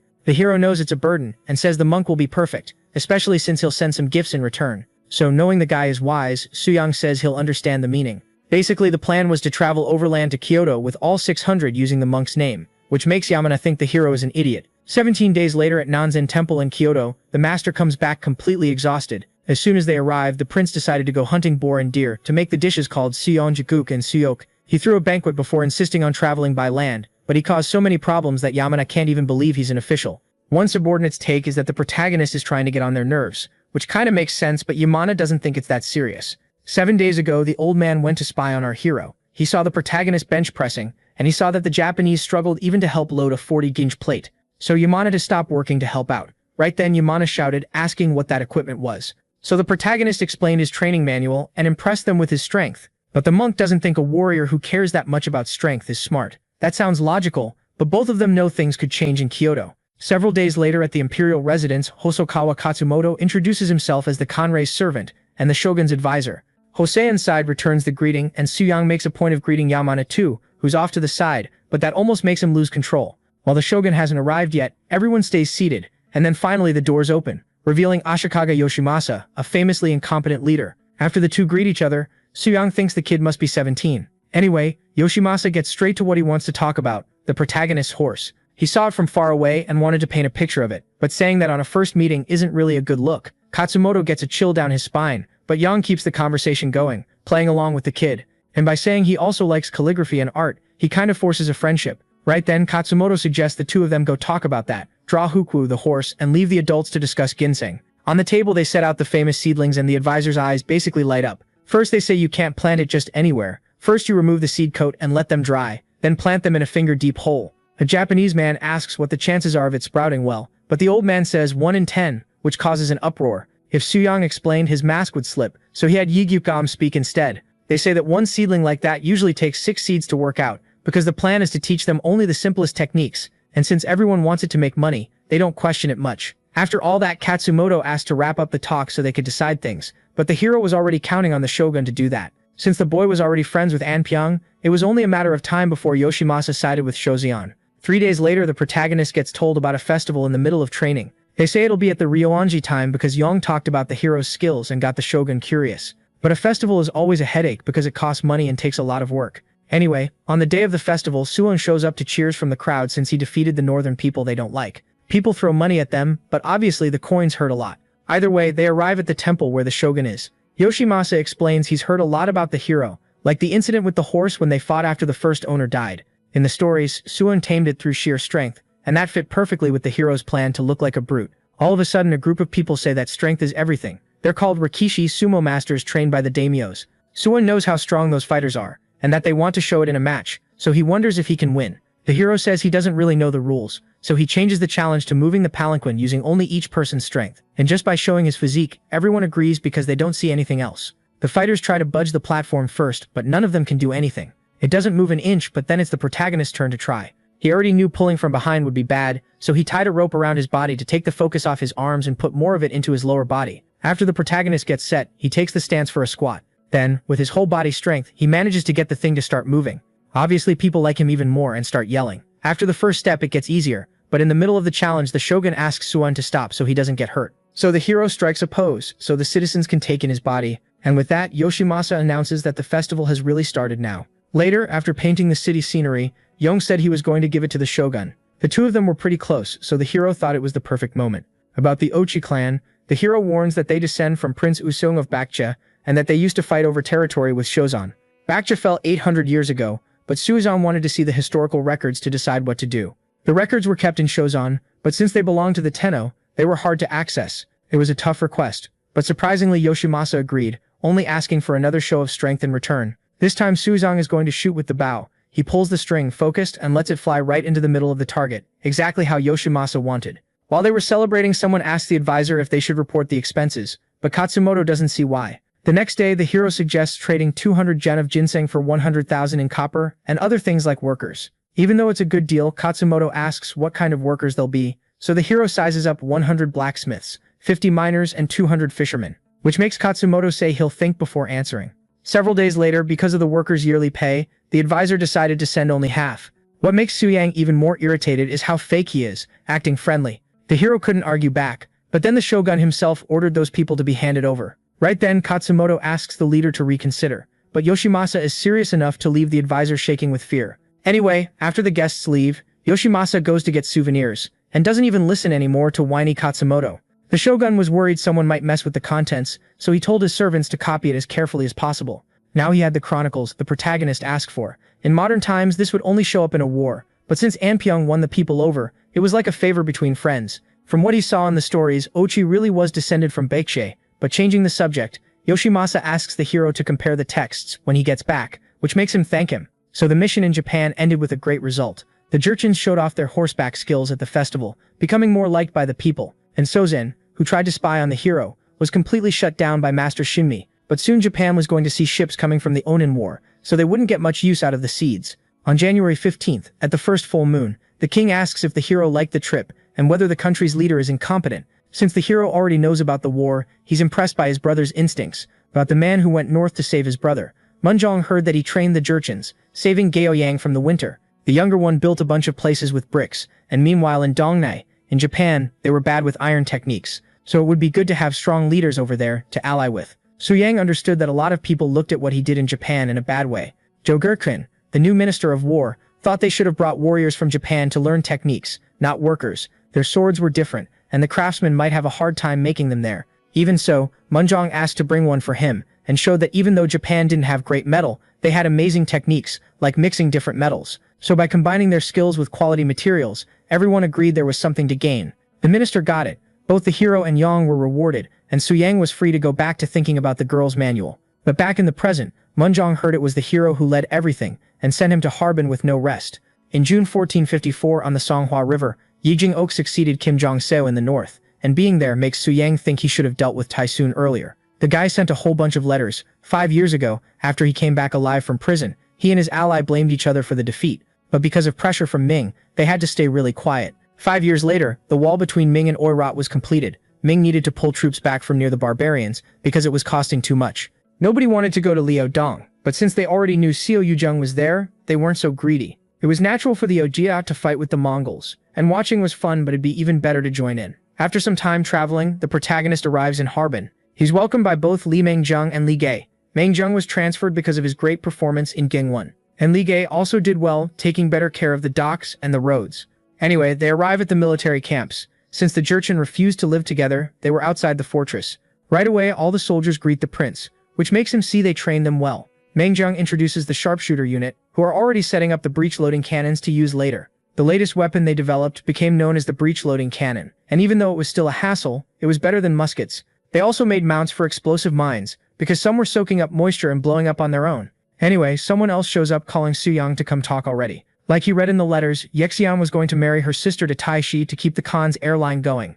Yexian obviously wanted to control the throne. Historically, Taishi never built a faction and was killed by Essen, but things had changed. At least his forces were half of the woman's, so sending troops against him would be a good move. If they didn't keep the Mongols in check, they'd lose to Yexian, and that would affect Houzian. Crossing the Songhua River, though, would cause problems with the gunpowder and would also tip off Ming, but they could try to arrange a marriage between Essen's sister and Taisun Khan. Whatever he chose would be bad, and they could have her attack Harbin, because if they fought in Mongolia without supplies, they'd have less of a chance than at home. That way, if they beat her, the girl's power would drop, and the Khans would rise. Out west of the fortress, they're told the Haishi Jurchens are helping with the construction, but mostly just watching. When he gets off the horse, the people see the prince has arrived and go talk about the construction. In the middle of it, someone found a small statue with a bunch of arms that the hero recognizes as a model of a Polakatsvara. The man is happy to hear it's something valuable, so everyone lines up to ask about what they've got. In the middle of that, the hero found several Buddhist artifacts, so there could have been a temple there. In the Jin dynasty at least, the nomadic tribes wouldn't do that, and they couldn't let those things go unnoticed by the Jurchens. Besides, most of them are Buddhist, so if they could use their faith, they could create motivation to beat the Haichi. At that same moment, they tell the Khan about a letter asking him to go to Harbin to talk with Su Yang, so of course the guy shakes with rage and agrees to go. The relics that belonged to Buddha had to go back to him, and the hero gave a speech about it, saying they should build a temple there. Right then the officer asked about it, so Su Yang explained, those relics were from an ancient temple. If they built a temple there, they'd gain morale with the Hulun tribes. Those items were enough for a small temple, and there wouldn't be any better gift for Buddhist Jurchens. In that case, the officer says he'll organize the construction, and about the name of the place, Su Yang wants it to be the Black Dragon Temple. After all, there's a river with that name near Songhua. 2 months later, the subjects comment that training with equipment is way better, but the protagonist is still going to correct their movements, so the officer comes back with the report from the first month after opening the temple. The place looked like it was going to burst from how many people there were, so they don't need to worry about internal fights anymore. And about that, the Khan should answer pretty soon. Taisun messes with Hozan on their own turf, saying they're throwing pearls to pigs. Anyway, he asks the protagonist for a drink, but Su Yang thinks it's weird that he can't even stand up properly. It's clear he's dragging himself around and drinking so he doesn't have to pay attention. The Khan's hands shake just to turn the cup, and it's clear he's lost muscle mass. Basically, he turned into an alcoholic, especially since Su Yang gave him zero support even after all the letters. The hero asks if the Khan wants them to know about the alliance between the two, but Essen's ancestor was killing off the weaker members of the golden lineage. Even the 10,000 soldiers he has left are relatives of the ones who were killed. So Sayang tells him to surrender and marry the guy's sister. Obviously, the Khan yells and starts cursing the protagonist because if he falls, Hosayan is going to be invaded. But knowing that, Sayang tells him to surrender on the condition that he gets to attack Hosayan. Anyway, the food arrives, some kind of meat mixed with sprouts that looks amazing. But getting back to it, the Khan warns that Taishi won't stop with those conditions. One time he sent soldiers to steal weapons when he heard he was loaded with them. They found them and started carrying as much as they could, but the leader showed up right then. He grabbed a musket and only didn't shoot the first soldier he saw, because a desperate ally stopped him. Taishi went crazy with rage, but the truth was all the gunpowder was stored there, and if he fired it would blow everything up.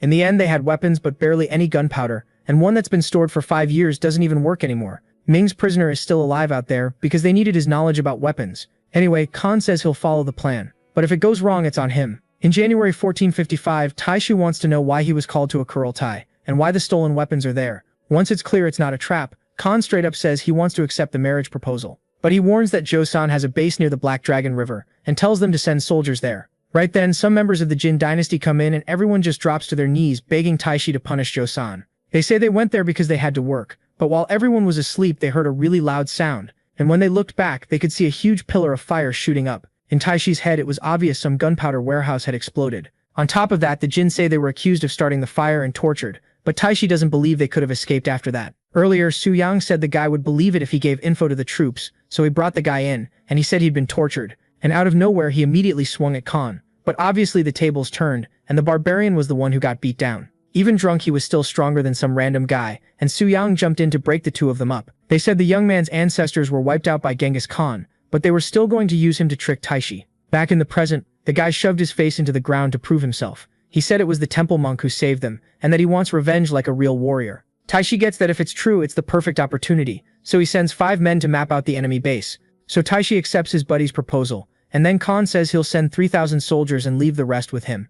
At the fortress the barbarians see the rumor was true, and that they even built cannon holes at the top. They couldn't see well, but when they tried to change position they ran straight into the protagonist, who beat them up. Sometime later, the protagonist caught a cold, and he explained he was more vulnerable because he barely had any fat. Anyway, this was the first time they were going to meet the new Liaodong commissioner. In a hall, they said the Oryurat forces were aiming for Harbin, so the commissioner panicked, thinking about a war. Right away he asked them to bring information about them, but the reinforcements had left 6 months earlier, so they'd have to send even the farmers to war if they had to. Su Yang doesn't get why it's such chaos, so the commander drinks a strong drink and calms down, apologizing that his symptoms had gotten worse. That medicine was made from poppy husks to treat anxiety. Either way, the commander says they can only send 5,000 troops from the Jianzhou Jurchens, so the protagonist asks himself what the hell this lunatic is talking about. Chongshan served Taisun, but as soon as Joseon started winning he betrayed the guy and ran off. Sending his troops was dangerous because the leader was an opportunist, but that's when Joseon shouts that the commander made the right call. If Chongshan stepped in between two enemies,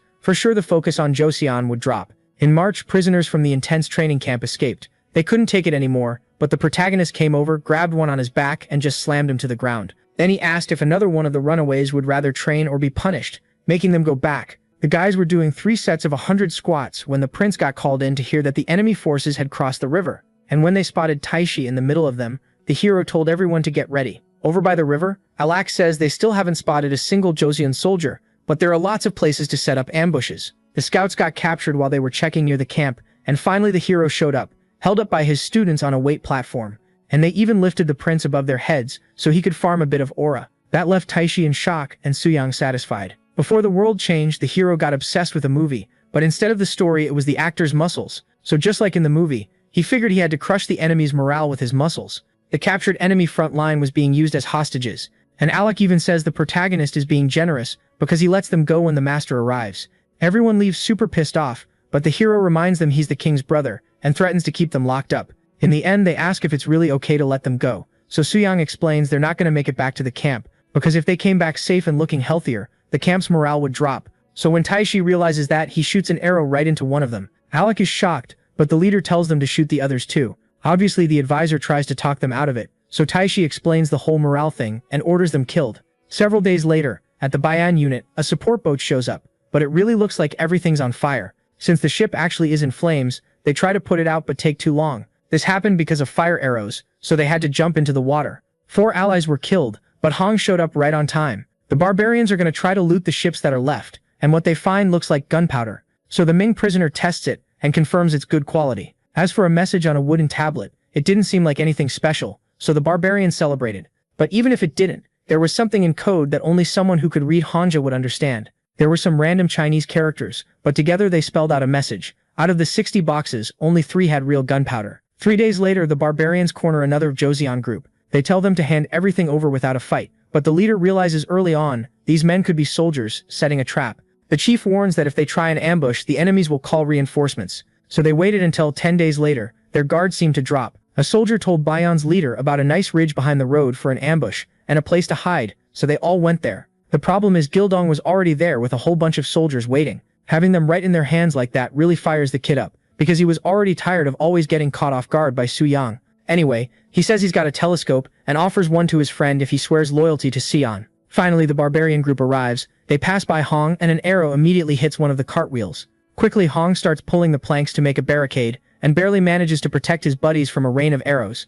Then he tells the others to break the carts too and form a shield. The others are scared to death of doing that, but Hong insists they just need to obey without complaining. At one point, Bayan stops shooting to go after them on foot, but when a soldier gets close, he sees there's artillery. The problem for him was it took too long to notice, so they all blew up. Bayan yells for them to fall back, and Hong tells the musketeers to shoot and then run. They also lob grenades up there, wrecking the soldiers' morale. But the situation gets even worse because the military commander Park Jung-sun shows up with troops who join the fight. The soldier reports that the enemies are split into 5 groups.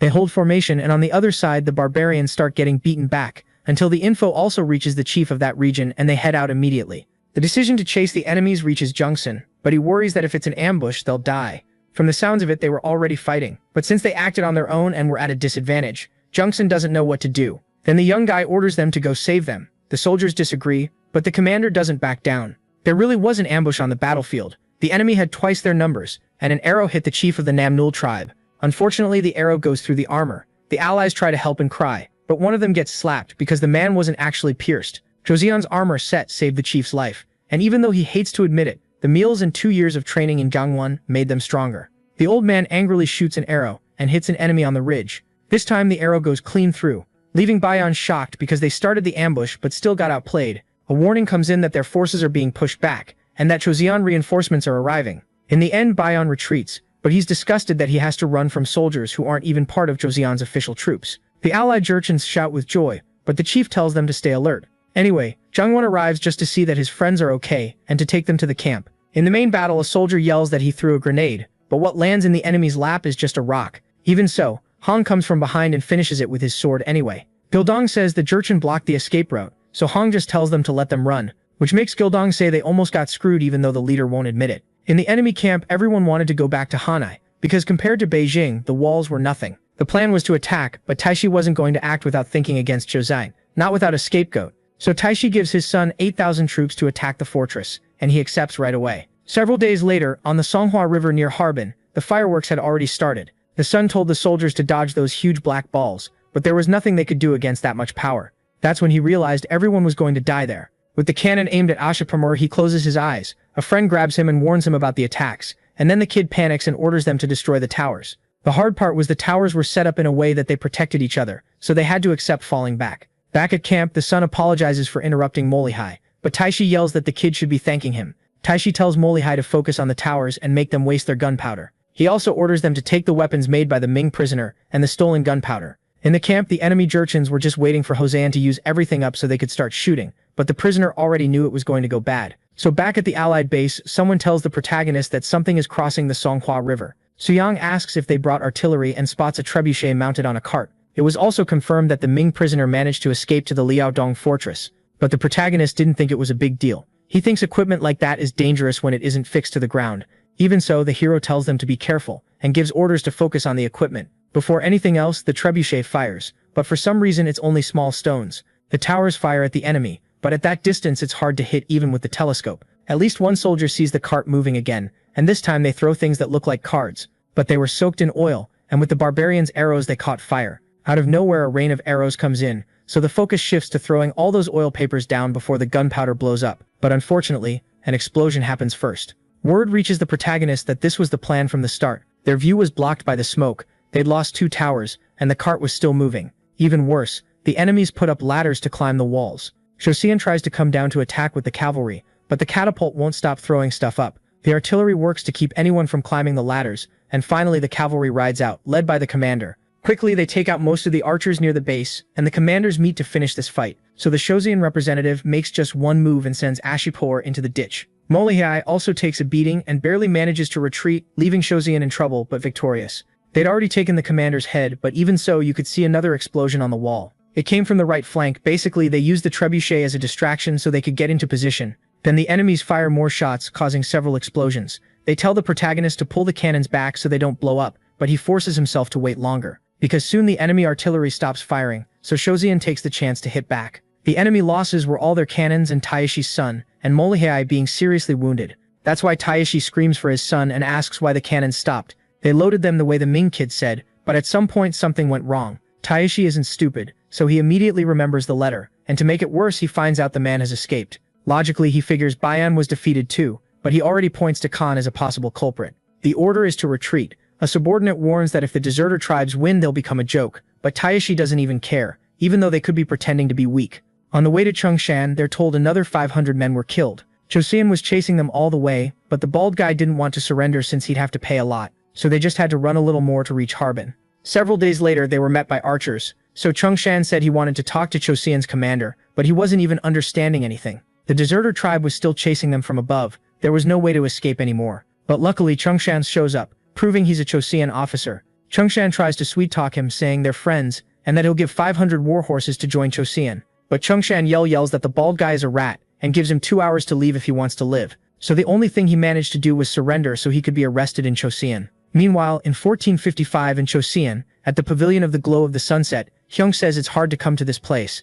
A young guy found it weird that there were so many people, but it was obvious since they were at Huang Hui's funeral. The one who shows up there too is Myung-ho, who's barely recognized. Because of his physical training he got bigger than everyone else, and he went unnoticed, just like the hero said. Anyway, they ask him if the old man said any last words. He talked about life in the public office, but stuff way too complicated to understand. The old man smiled before he died, like he'd left something behind, and when Myung thought about it, he remembered he'd been treated with a lot of affection. Anyway, later the officer goes to do dips, and when he's done he says he feels better doing them on the parallel bars. Next he goes to write down the training records in a book called Muscle Survival Book, which shows how much he changed in these 3 years of training. Later the guy goes out drinking and a coworker tells him he finished compiling the history of Goryeo. Recently Myung passed the first exam and he's already going to take the second. The special exams happen when the country is celebrating and they're split into 5 stages. Because the compilation and the law code were finished, the contest was going to happen. Honestly, these are just formalities, because they're short on good people at the border. They also need manpower to rebuild the walls. The librarian was even going to say some things, but Myung didn't even care, which made the coworker happy to see how honest he'd become. After that screw-up of digging up the statue, he never gossiped again. Later Myung staggers back home talking about Wang Wuji, who's from King Taejo's family. Apparently the Wang family got rich with maritime trade, and Myung seems really interested in the money. But that was normal, since even the last dynasty traded with Arabs because of that. That wasn't in the history of Goryeo, and even though the training did him good, Myung didn't let go of his desires. He kept training but also studying hard for the exams until he got a good result. Both he and Sissa passed, they traded tips, and now all that was left was the royal exam. Finally Moak felt like he had a government post, but when it was time to take the last exam he saw there were 3 topics he hadn't studied. That was like a bucket of cold water over his head. 10 years ago, a man asked if the topics for the final exam were right, and Munjong said yes. First about Ming, second about what actions they should take in the north to bring in the tribes, and third what they should prioritize in trade with Japan. Even Ye only gave 1 topic while he was still king, but Munjong said they needed someone with perspective. Someone who can already make a plan and carry it through, who understands the process by instinct. So he said not to worry, because if a bright mind was chosen, they'd be able to work even more under Su Yang. In the records room the officials try to figure out who wrote one of the tests. The candidate said to control Japan like you control muscles, something with 0 depth, but another test caught the examiner's attention. In the end they took 11 final candidates to the king, but one of them went a different route, and when they show it to the king it's clear the person is Myung-ho. He was recommended by the former king and spent a few years under the old man Huang's guidance. His answer was that they shouldn't repeat the past mistake of turning everything into trade. Actually, he was pushing back on the questions, and instead of the Japanese he pointed to building ties with the Arabs. The official who brought the test was scared to death, but the king just laughed. That's why he also brought Sisip's and Wanjin's tests. Both were great, and even though Myung went off topic, he chose him too. But before they left, Myung asked to keep the boys' test. In March at Pyongyang prison, after the prince arrives in Harbin, he can leave Gyeong with Gildong so they can go together. The route was even farther north, and they were going to have to look after a bunch of prisoners. In the middle of Gildong reading, suddenly a prisoner escapes. Guard Seung Sammin yells that he ran off in the middle of the reformatory, so Gildong takes off like lightning and slams the runaway to the ground. On top of that, he lands a blow on 2 other guys who escaped with him. Compared to the enemies he'd faced, those 3 were nothing, especially for the prison's new head of security. Sometime later, they were put to train on the wooden wheel. Sammin said this hard work was going to fix them, but they weren't even listening because they were too worn out. Besides training, the prisoners also worked in the fields, but one guy was furious, because he was a magistrate in Yumjuk, and now he was plowing dirt. So he just snaps and tells them to bring the chief. Later the chief actually shows up, and the prisoner talks about who he is, kind of not even believing it himself. When the prisoners were sent to this prison, he came along too, but everyone got asked what they did so they could be transferred. The problem was the guy got sentenced for corruption for 40 years, so Salmon suggested he write educational texts for the prisoners. The man smiled right away, and even though he'd have to do it every day, he agreed. Everyone who got locked up for 10 years or more was going to build the stone wall in Namgang, so they ask how long it's going to take, and Gildong explains they'll work a 5-on-2-off schedule, which surprises everyone. Even though it's a pretty kind schedule, the prisoners who'd spent their whole lives just reading started aching. So Jung Bomsu, an ex-slave who earned his freedom through training, came to fire everyone up. He showed off superhero-level strength and yelled that anyone slacking off would get sent to another prison up north. Later, a young guy tells Salmon he brought some little gifts. He even shows gold, but the guy gets really offended. Salmon explains their whole budget comes from the king, so some guards offer to take the stuff back. But to Salmon, it's obvious that both the sponsor and anyone who goes along with it can turn into enemies in there. The reason Munjong put the young man in that position was because he couldn't be bought. Meanwhile, at the protagonist's house, his son has to deal with a problem with his wife's arm. She thought she could train legs, but her husband wouldn't let her, especially since she was pregnant. Anyway, she goes to meet the queen and explains the situation so her mother-in-law will take it easier. Her training was just squats with light dumbbells, but the hero's wife's training was so intense it made the girl feel embarrassed. 2 years ago, the girl started out not even able to hold a bar. She said she couldn't do it and cried, saying she didn't want to anymore. At first, Sofshune couldn't even handle squatting with 7 kilos, so they stopped that day. Madam insisted she had to drink some miso soup. The attendant tried to comfort the girl, saying she started by lifting 60, but the girl was lifting 7. 2 months after her wedding, her husband traveled to look for old information, and her father-in-law was already doing great in Japan. Even so, she couldn't even eat the food she was supposed to. That night, her father-in-law came back from Japan, but he was already about to head north, so she asked if her body couldn't absorb protein properly, because she trains and doesn't grow. So the protagonist wrote down what she said and started explaining that she didn't have any history of exercising. She apologized for everything, but Suyang didn't want to make her feel worse, because even he sometimes feels pain and wants to stop training, but he never showed it. So Sukdeok said she'd work harder, and a year went by really fast. The hero's son comes back home, and since he doesn't see any change in his wife, he gives her some advice. So the former king shows up saying he's happy to see how much his grandson has grown. Actually, everyone saw the inscriptions Hyundong brought, so Yi came to congratulate them. About the wife, Yi was talking about how they train hard, but he felt her hand and it didn't feel like someone who trains. The girl's hands didn't have a single callus after Suyang encouraged her. She trained for a while but then stopped. So Yi gets straight to the point. Without training, he would have died of diabetes 10 years ago. Of course he wanted to quit, but what mattered was health, not weight. Even though she'd only trained a little, now Sukdea could eat heavier meals. And with all the studying she's done, Yi suggested the girl do something for women. In the present, Sukdeok does an incline bench press on the bar. Her mother-in-law asks why, and she explains it's an easy exercise to do while pregnant, and it's seen so positively that it makes her mother-in-law want to work together with her. In April 1455, the hero arrives in Hanyang. Without the prince, they wouldn't have been able to deal with Oljayakup so easily, but unfortunately they didn't capture Taishi. Still, they captured the bald guy, so the king ordered him to confess his crimes. But instead of doing that, the enemy leader just slammed his head into the ground hard. Without passing out, he also admits he committed a crime by being a double agent. That means he wants to swear loyalty. Munjong then says he'll send a letter asking for mercy for his people. And even though there were already a lot of people to take care of, that wasn't the king's problem. But even so, the protagonist knew his brother was already thinking up a plan. Anyway, Munjong went to talk to the tribal chief, who disobeyed and walked into an ambush. The man apologized, expecting the worst, but Munjong just told him to send his people to the P-Hall to be educated, and everything turned out fine in the end. Sometime later, the protagonist went back to bench pressing to regain the muscle mass he'd lost, but something was off with his body, and it made his buddy really worried. He went to help, unfortunately. Suyang could barely handle 1250 Juin and ended up gaining fat, so the hero asks how he's doing.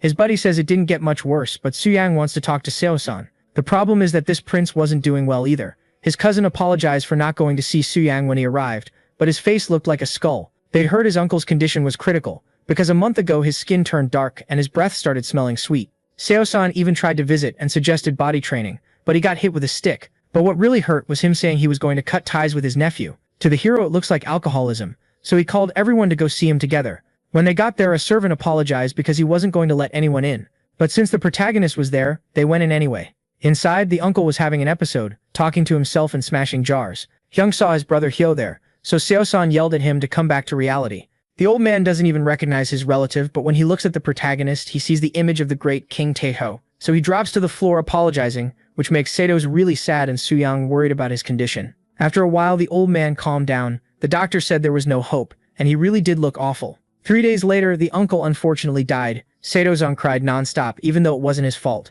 Prince Gyeongyong said it was shameful to die from stuffing yourself with alcohol. Prince Hyeryong, on the other hand, said he wasn't an example. Anyway, now after Prince Gyeongyong, the old man is next in the line of succession. Hyeryong, however, gets irritated and shows off his body from 3 years of training. He says his brother didn't die of old age, but because he didn't train properly like the old man.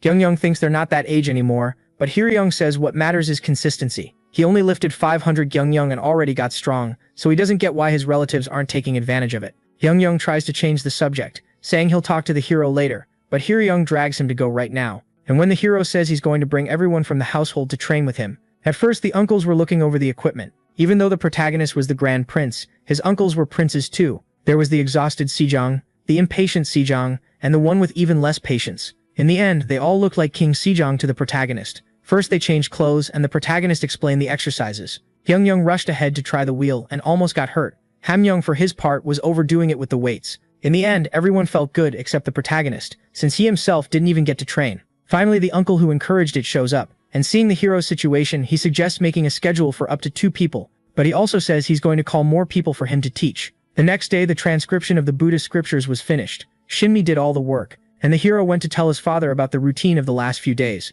Jeonyoung suffered just as much at the protagonist's hands as he made him suffer, because he said how many squats the other prince did and turned it into a competition. But Yi knows it's inconvenient having all these guests at home, and he has an idea because he knows of an abandoned orphanage near a charity clinic. The protagonist had already heard about it, but that place was left abandoned because there was a tendency for people to kidnap orphans to turn them into slaves.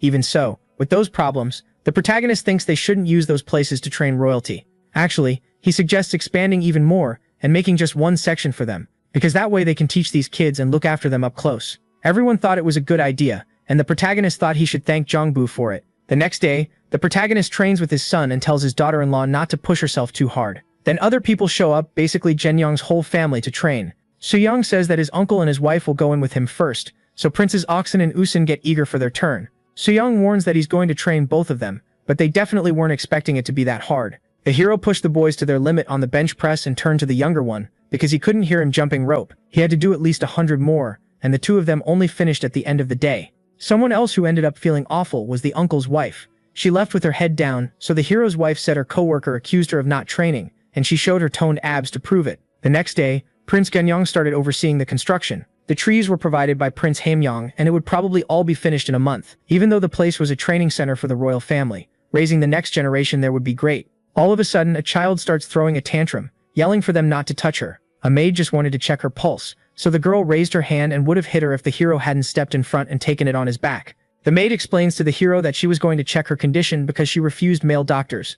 But now the protagonist is the one in charge, and he asks if Jasang-won is nearby. Sooyoung thinks there should be women training for rehabilitation too, so he asks if they can teach the junior female doctors as well. They might find it embarrassing, but that was exactly why they needed to learn. So, going with that idea, the girls were gathered and introduced to their new teachers. They started by selecting 40 medical apprentices and giving them new clothes. They didn't understand why they weren't learning medicine, so they explained that they weren't going to push themselves too hard yet, even though the hero's wife has a scary-looking face. On October 12, 1455, the female doctors are already asking to leave just from stretching. The protagonist walks by and can hear the sound of her screaming, so he's satisfied and goes to check on the orphanage extension, which is now called Yeonhui Pavilion. When he gets there, the uncles were already finishing their training. The older one thanked him because he was sleeping better, and the chubbier one said he felt stronger. They were doing great, but only Sukchu didn't look good. When asked, he explained that his wife was very weak after giving birth. 5 years ago she had their 7th child, Yang. 2 years ago Pil was born, and recently their 9th daughter, Yeon, arrived. His wife was strong, but after the 9th she started having intestinal problems. The best doctor, Yang Hongsu, was called in, but he couldn't figure anything out. Anyway, she was getting worse, so he asked the hero or the madam to give her some attention. Later, talking with his wife, she said that training might make Yeon even weaker. At least she was resting there, so the madam said she'd take a look. After another doctor examined her, he agreed with Yang that there was nothing to be done. Something always went wrong at lunch and dinner, and it wouldn't even stay down. Anyway, it was finally the madam's turn, and after she finished she said the postpartum period had been horrible, and her body had been neglected. She had symptoms of scoliosis and osteoporosis, and bad teeth too because of her poor diet. In the madam's view there was nothing to do, so Sukju cries non-stop. Later on the protagonist feels frustrated. If it were something he could fix with physical training there'd be a solution, but he wasn't a doctor. Suddenly a young man shows up there and says the king ordered fresh milk sent to the minister's house to help with postpartum recovery, so the protagonist takes it and immediately thinks it might be lactose intolerance.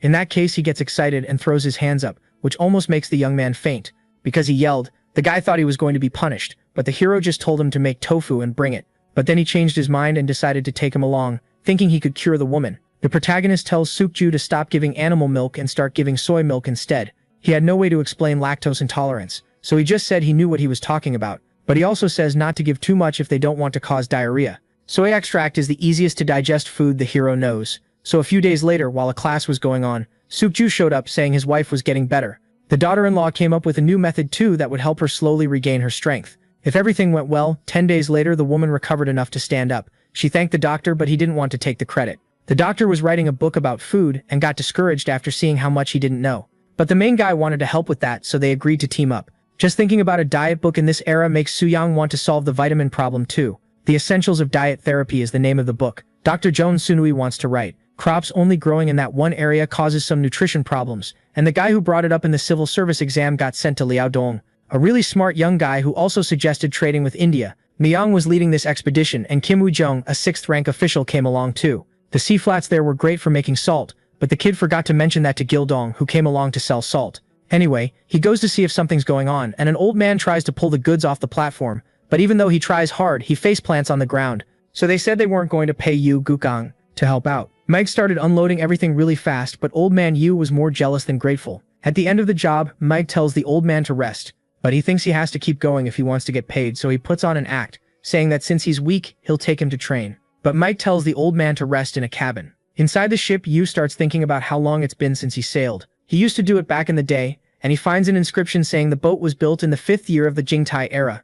That means the boat belongs to Gilju. And after a while, Mike came to check on Yu, so he thanked him and asked if the boat wasn't going to rock. To prevent that, he suggested making holes so water could pass underneath. But when someone called him, he ran out. Unfortunately, the call was to take his last payment and never come back. When the old man left, his pay had the same weight of food and mixed in filth. The commander kept cutting funds because the barbarians were living well, but people like them who only knew how to sell got pushed aside. Even the farmers were starving. So looking for a way out, he meets up with his buddies. Yu asks if they've seen the Joseon ship. It was like the one they used to go to India, but today he saw the name Gilju on the boat. Everyone was shocked because that man had disappeared, but what mattered was that Joseon was wasting one of his ships. Guys like them could reach India in 2 months, so Yu suggests they all escape together. Better than dying working in conditions worse than the barbarians would be going to Joseon to work with ships. So they all got ready to build a boat in time. When they went to the hero, he was swamped with work at Yuanhui Pavilion, because he was the one who told the king they needed people who were good at diving. Soo-young taught the water survival method called Wai-yong, which the students thought was slow, and just thinking about having to swim in Liaodong's cold Hong is terrified. Then all of a sudden a soldier reported that refugees had been found in Biakrendo, and the king's orders were for them to come in immediately. Inspector Kim Yun-ji failed to notice the refugees on the Pyongyang coast, but the place didn't have a naval command. Soo-young for his part explains that for them to have left there and made it here safely means they're not idiots. He thinks they could be pirates or people who are skilled with boats. Yun-ji thinks the same and brought the person they called the captain in for questioning. When he meets the king, Yo pays his respects and Soo-young notices how he knows their language and etiquette. Munjong immediately asks what they're doing there, so he explains that people are starving to death in Liaodong because of the commander. And working on the Liao River is brutal work. Looks like Yo-jong had completely lost it, so Munjong asked how he ended up there without being detected. Yo said he crossed Tianju when he was younger, and pretty much the whole sea in the world, which made the hero remember something. The reason he came to Shozhen was because the old man was friends with the shipbuilder Gilju, and because he thought they were wasting good ships. When they heard that, the king and the prince felt like they'd hit the jackpot. After some time, they called Gilju and the man recognized his friend right away. Back on his knees again, Yo promises he has the skills to improve the sailors. Yeonji reports there are 300 refugees, which could cause trouble with Ming. So Munjong ordered the adult men to stay in prison for now, and the others to stay at Yonhui. The place was built for orphans, but there wasn't room for that many, so Soo-young realized he was going to have even more work. He still had to write the diet book, set up the place for the royal family, train divers, and so on. In the middle of that thought, Yo interrupted and asked if the hero knew an officer with a rat mustache. He was talking about Myung, but he didn't even explain why. On the way to the prison, a guy said that someone who couldn't make a mold wasn't a coppersmith, so he got punched in the face. Obviously it wasn't going to end there, but the prison chief showed up. The one who got hit accused the other guy of doing sloppy work. In response, the guy said he wasn't going to let anyone insult his work, so Bomsu told him to prove what he's worth by showing his skills. Wanting to settle it, the chief suggested a duel with the theme of hand fans. The one who got hit thinks it'll be super easy, and they say the judge will be a merchant who deals in them. With both of them ready, the duel between Hosean and Ming begins. They start by prepping bamboo since that's what they're made from. After spreading out the materials, they put on hanji. On Hosean's side, the guy makes art on the hanji. Meanwhile, the Ming guy lights charcoal to work iron. The merchant goes over to take a look and sees the kid making the designs with metal. Since nobody had ever seen something like that done on Ming bamboo, Ming won. Of course, the Hosean guy doesn't accept it, because he didn't learn that there, so the other one agrees to a rematch with leather shoes. The problem is the material was so pai, a hide as thin as a rat's skin. This time, after the match ended, the Ming guy couldn't make anything, and the Hosean guy made something great. But again, the method was unknown to one side, so they kept arguing. It ended up with them spending a whole day on it. It was clear Ming's products were more complex, but that worries Bomsu, because when they leave they'll make and sell those things in the market. If an envoy on a mission sees Ming products, he'll definitely get pissed. In that case, the merchant suggests the immigrants work by helping the local craftsmen.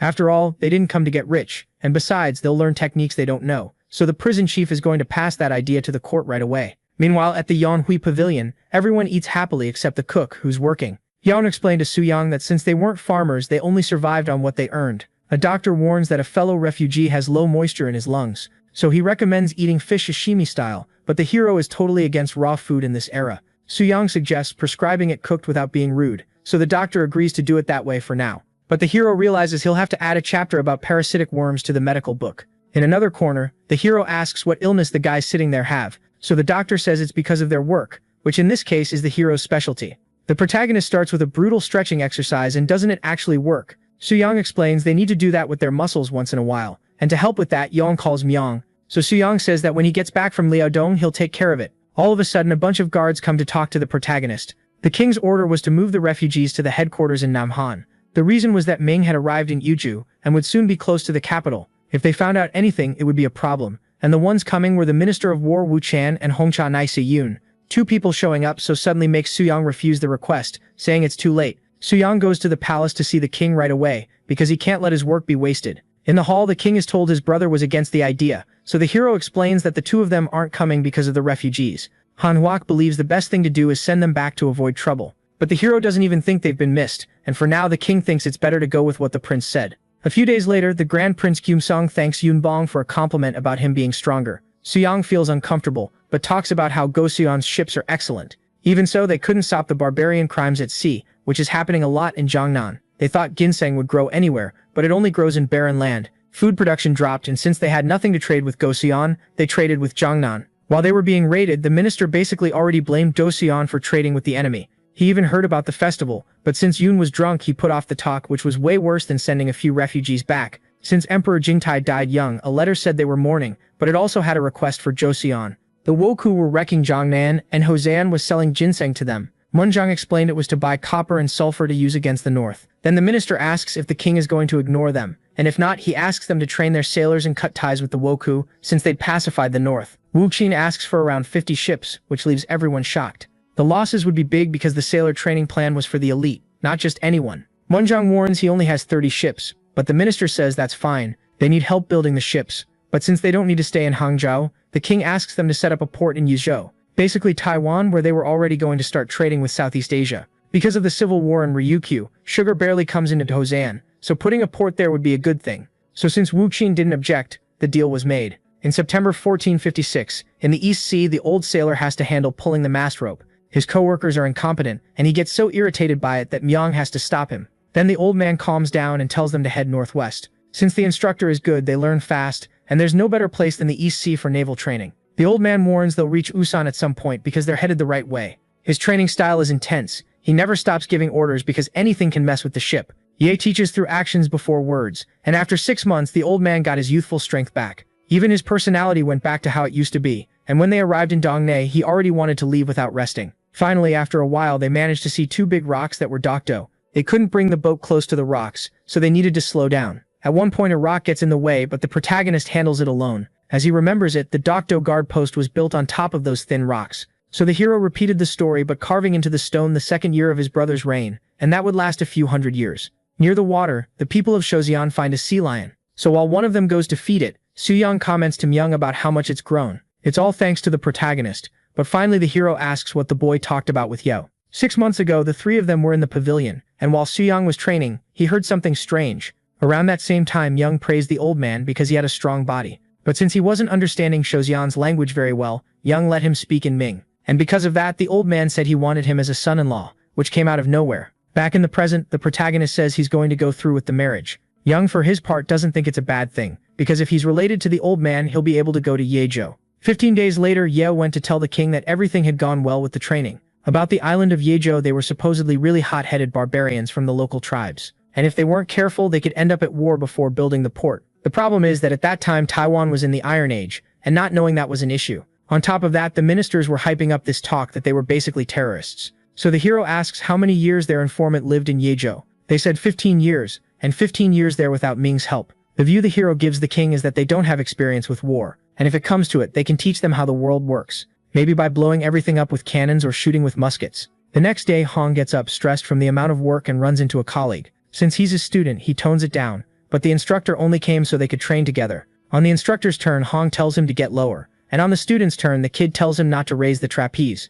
Anyway, they got along really well. Later, the instructor asks if Hong isn't going to the southern islands because it's warmer than the north, and right then the messenger arrives, bringing orders from the king for him to read. Basically, he got promoted again and was called up for the expedition to Yizhou in the south, so before he could even celebrate, he started crying and ran off to pack his things. But he ran so hard that everyone in the city heard. There was a wide river along the coast, but you couldn't tell what was marked on the map as smoke and fog. Suddenly they tell Yo there's a mountain with smoke on top of it. What people heard in WA was that it had something to do with sulfur. There was a place called Bungo and Kyushu where mountains let out smoke and fire. There was fire inside the ground, water came out, and near the valleys there were hot water wells where there was sulfur. So if they could get it there, they wouldn't need Japan anymore. On top of that, the island has a bunch of natural resources for them to take. One minister doesn't think it's good to use force because he knows how to speak Ming. As for the protagonist, he says he won't be able to go on the expedition because of the book, and the king understands. So the advisor Han Wok, who's fluent in Ming, goes along with Myung, who is the one who came up with the idea, and along with Young and his soldiers trained at sea,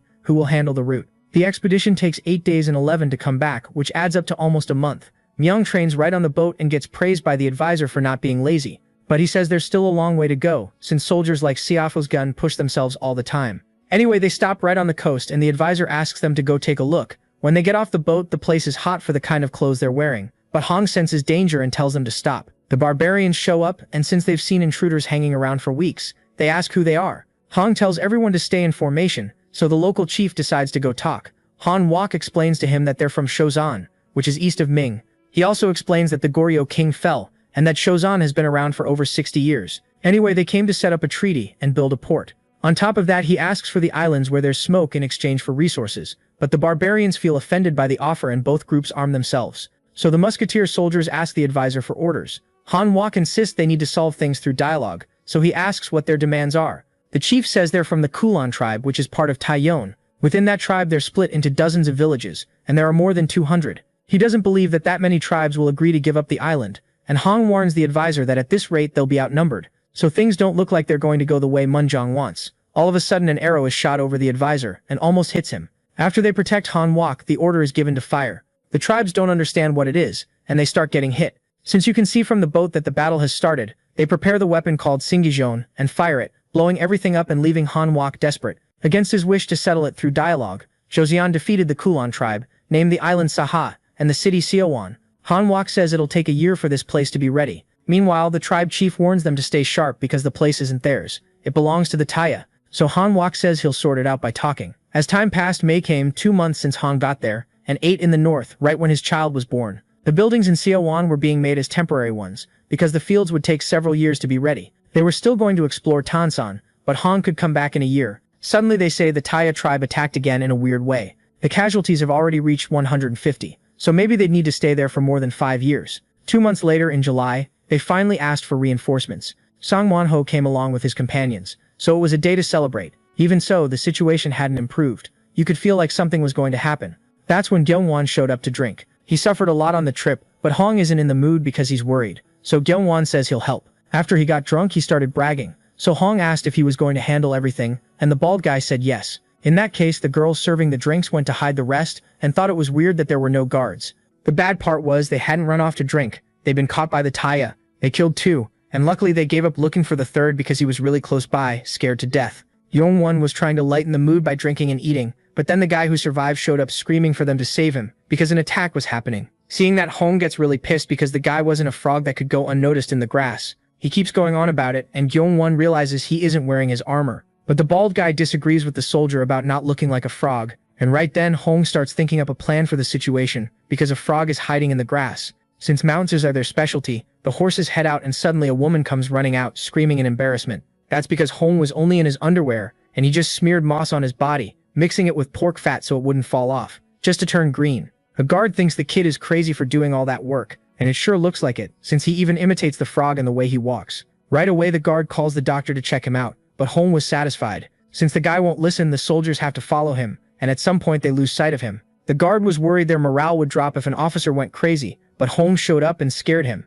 so he explained he'd turned into a frog because nobody could find him. Obviously, the guard yells and tells the guy to get that filth off his body. But later, the northern troops come back totally messed up from the battle. Gihonwan himself admits they underestimated the natives. They fought in a bad spot where they could get shot with arrows from inside the trees. They got hit and picked off from dark places out of sight. 70 soldiers and 100 horses died, and they'd never seen enemies like those. But that's exactly why Hong warns that they can only fight this battle if they turn into frogs. And before explaining, he calls on anyone who wants payback to go up into the mountains with him. At night, Hong got back at the natives. They thought the Hosean army were green monsters, and at one point the leader was forced to surrender, so he had to agree to guide them to the village. After a while, the guy who got captured thought he was going to come out on top. He was leading the Hosean soldiers to run into hunters, so when the chance came, he shouted about the green monsters, but you couldn't see anyone. The soldiers had learned how to hide. A few minutes earlier, Hong saw from marks in the grass that this was a heavily used path, so he warned the others, and when the betrayal happened, they'd already figured out where they were. The green warriors use the brush to catch enemies off guard and get revenge. They're told there are more than 100 soldiers, and Hong looks through the binoculars and the place seems pretty normal. But then he finds a celebration ritual for bringing back enemies' heads, and that was what they had to do to be recognized as adults, so Hong snaps the binoculars in anger. All of a sudden, the green monsters reveal themselves. The leader of that ritual orders them to be captured, but because of his training, Hong is way stronger. He just slices their weapons apart, and another guy almost cuts an enemy in half. But the sword gets stuck in the tree, which creates an opening, but the soldier is smart enough to keep going with his bare hands. Then he explains that this is the power of body training, and this time he doesn't let the enemy get away without humiliating him, tossing him up like a doll. In the end, the soldiers celebrated over the enemies and put the village leader on trial for encouraging that ritual. And since even pirates didn't do that, Hong decided to end the tradition with a single strike, not caring if he got what he wanted through the tribe's fear. On the other side of the village, the residents see fire and run out, trying to do something, but when they get home, there's nothing left. A young man asked for help, explained about the green monsters, and scared the guy who was going to save him to death. After that, Hosean and the Jurchen started completely wiping out the Taya villages, and anyone who saw them would call the group a bunch of Rambo trainees. Hong takes a bath after the war, but the green color doesn't come off easily. He apologizes because it takes him a while to bathe, but his buddy worries about the moss on his body, since it might not come off. But that's exactly why he brought animal glue. Earlier, he thought it was weird that the students didn't have body hair, so they said Suyang came up with the idea for that kind of wax. Basically, you had to put it on the spot, and when you pulled it off, it would take everything with it. Since doing it on the whole body is a tough call, the man doesn't push it and says he made clothes so they wouldn't have to paint themselves. In the end, the problem with the Taya tribe was solved, so they could focus, and with a few shouts, the guy understood that Hong agreed to use the wax. The next day, the bald guy leads the Jurchen group in the new clothes until suddenly Hong shows up and freaks them out because he even took off his eyebrows. The big bald guy jokes so loud the officers can hear it from far away. But one of them is in bad shape even to walk, and gets helped. Looks like Sang Maixon wasn't effective. About farming, they managed to do everything except get the rice to grow, because 40% got thrown in the trash. Even so, he heard this year's crops were ready,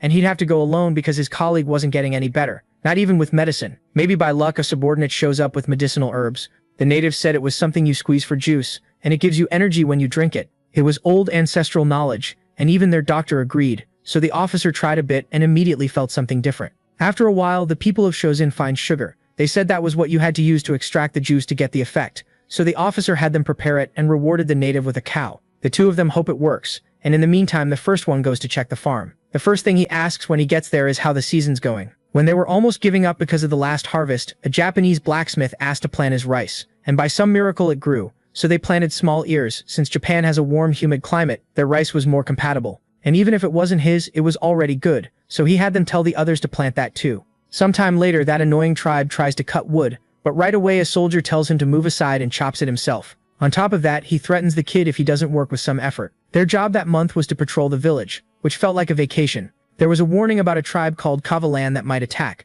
but they didn't pay attention. Then Hong showed up saying that if it had been an attack, the two guards would be dead. They apologize for not paying attention and get punished with 30 reps of 3 sets of burpees, and so they don't get in trouble too. The natives work hard at everything. From the smell, the officers realize there's sulfur there, and it must be coming from near the river. Just looking at a leaf that's almost decomposed makes it obvious, and it's great because they won't need to get it from Japan anymore. That moment would be remembered in Joseon's technological history. In March 1457 in Jogang, a commander orders a shot fired from his ship. Whoever gets hit by the recoil almost falls into the water. The ship still can't handle the cannon they call thunder, but at least the lightning one holds up. To explain it, a ship blows up from one shot, leaving the hero confused. So Munjong asked if his brother remembered the Hui Hui cannons from the Battle of Harbin. They made this based on the testimony of the kid who saw the enemy trebuchet. Even though it had its flaws, it still killed a lot of soldiers. What Suyang thinks is that this is a kind of carronade that even if it's slow, fires a lot. Anyway, someone reports that the sheep they received from the Dalja has arrived in the capital. Now they could restock the resources that had dropped during the pandemic.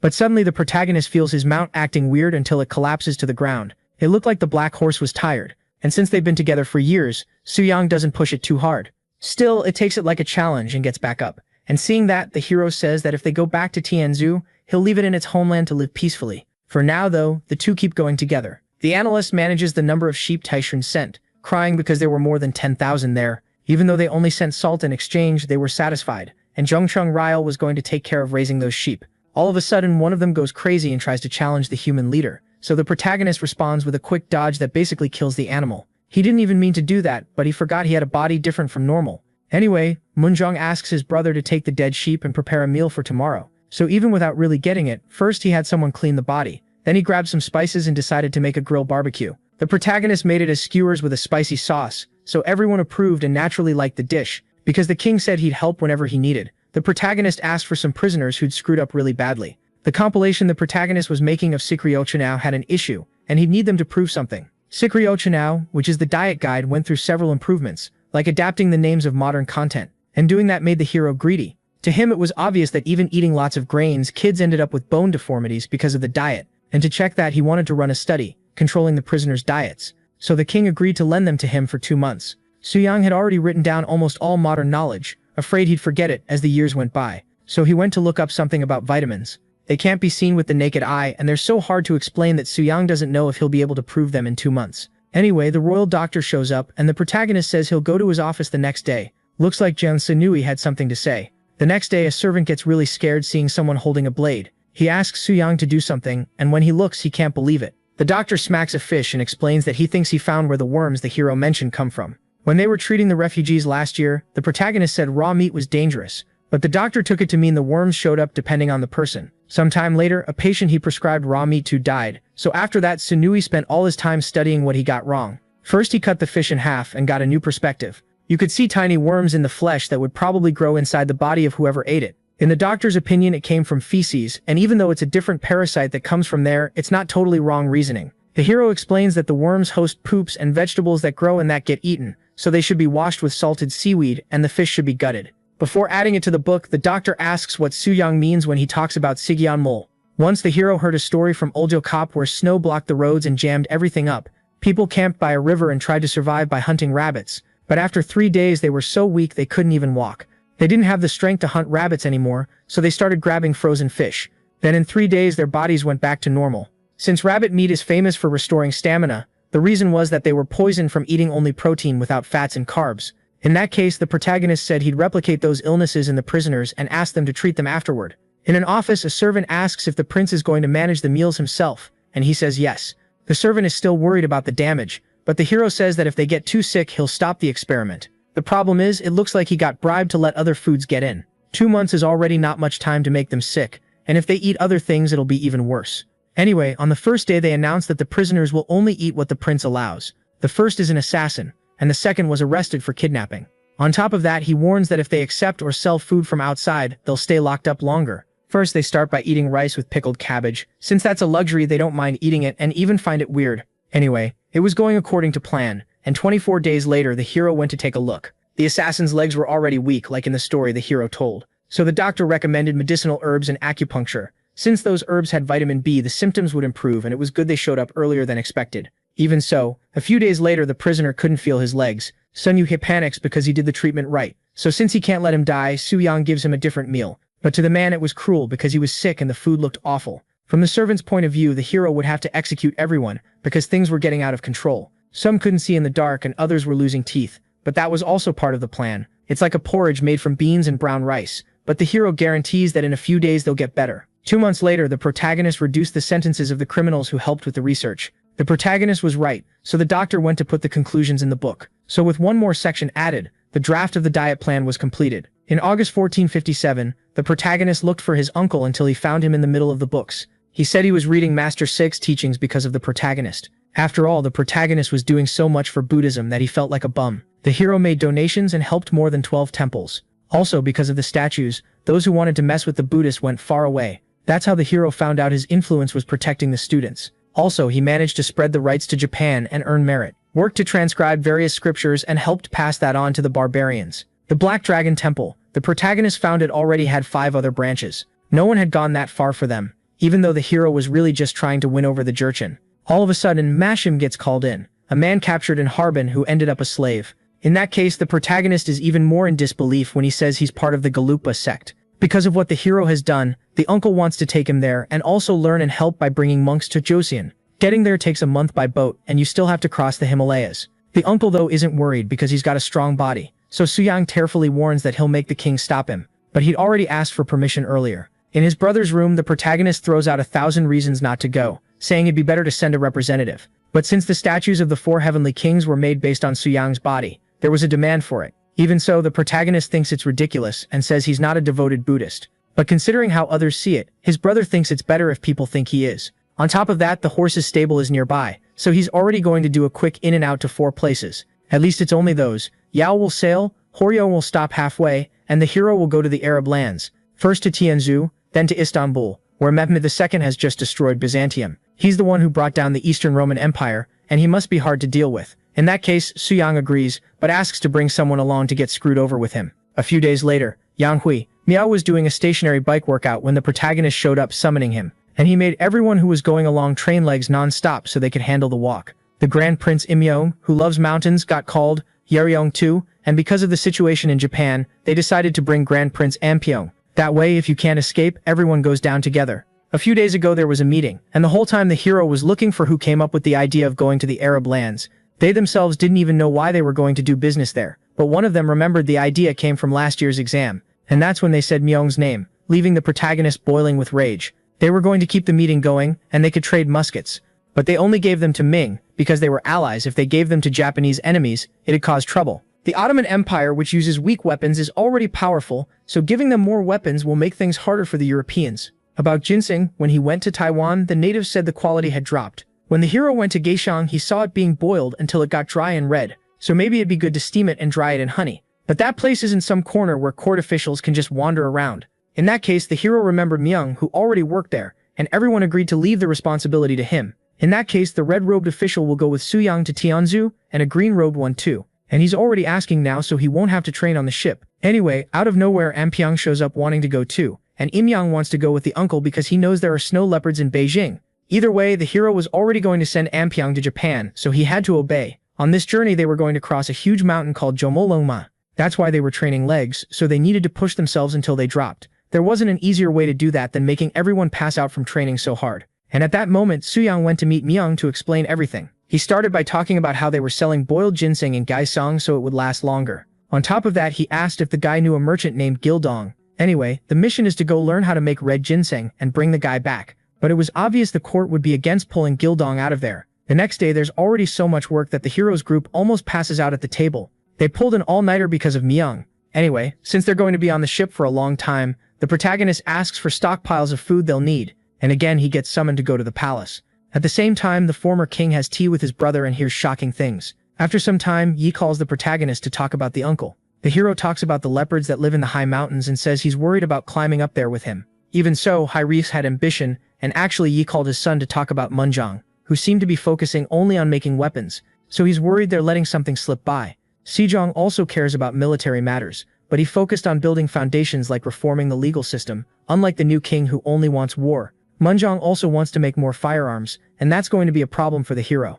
The father wants the son to stop his brother, and not get so involved in wars like he did in the manual, for example, that was used for battle because he wanted to prove himself. In the end, the protagonist feels embarrassed, but Yi really believes in both of them, and that motivates him. In Kaesong, Gildong finally meets up with Myung. When Gildong was about to say the official's name, his mouth was covered. Then Myung asked the favor of getting red ginseng to trade with the Dashi kingdom. Normally it's made by placing it above the steamer to heat up slowly, which makes it hard to make a lot. Even so, the guy had an idea after steaming it, and when he brought it to the king, he liked it a lot. Gildong really managed to find a way. They put a brass pipe in the middle of the steamer to adjust the heat using the sound. If they make red ginseng, they can preserve it for a long time, and building a steam facility in Kaesong would help. So even though the people there don't like the court, Myung suggests leaving the leftovers from the finished ginseng with them as profit, and putting Gildong in charge of managing it. That's how the work was completed in February of 1458. The Goryeo dynasty traded with countries like the Dashi kingdom and India. China opened sea routes to Daeungdo and Dae Viet to intimidate Japanese pirates. and Joseon was going to start official relations with the Dashi kingdom on an expedition the protagonist would lead. A few days later in Taiwan, rice grows well along with other crops, so Seo Fogun will be able to return to Hanyang pretty soon. When they call him, the guy thinks it's about the barbarians again, but it's because a Joseon ship is arriving. Actually, a lot of them are arriving, so Hong thinks it's his time to go back. It had been a long time since they'd seen each other, and Suyang saw the guy had no eyebrow. Anyway, he says he received an order from His Majesty, so Hong startles the hero with a shout and apologizes. Basically, the kid got promoted to commander of Hunyang when he got back from Dashi, or if he didn't want that, he'd have to stay 3 years in Daeongdo. The deal was either stay there or leave for a year and a half to get promoted, so the guy agrees to go with the hero. His replacement introduces himself, but Hong doesn't really care and they set sail right away. In the middle of the trip, the protagonist's companions train their legs like usual. There could be problems with supplies at the port of Tonglong when they arrived, but a noble named Yoseong said he'd have everything ready. What's worrying is that in Dae Viet the king is young, so it's the mother who rules, but the idea is just to resupply and leave quickly. In theory it would be simple, but the place was a total mess. A fire started in the warehouse that stored the rice, and all their supplies were burned. The hero thinks it's strange because Yoseong is known in history as a great ruler. Anyway, Yo Min, who's the king's half-brother, shows up to help, but he seems really suspicious. In history he actually stages a coup, killing the king and the queen and taking the throne.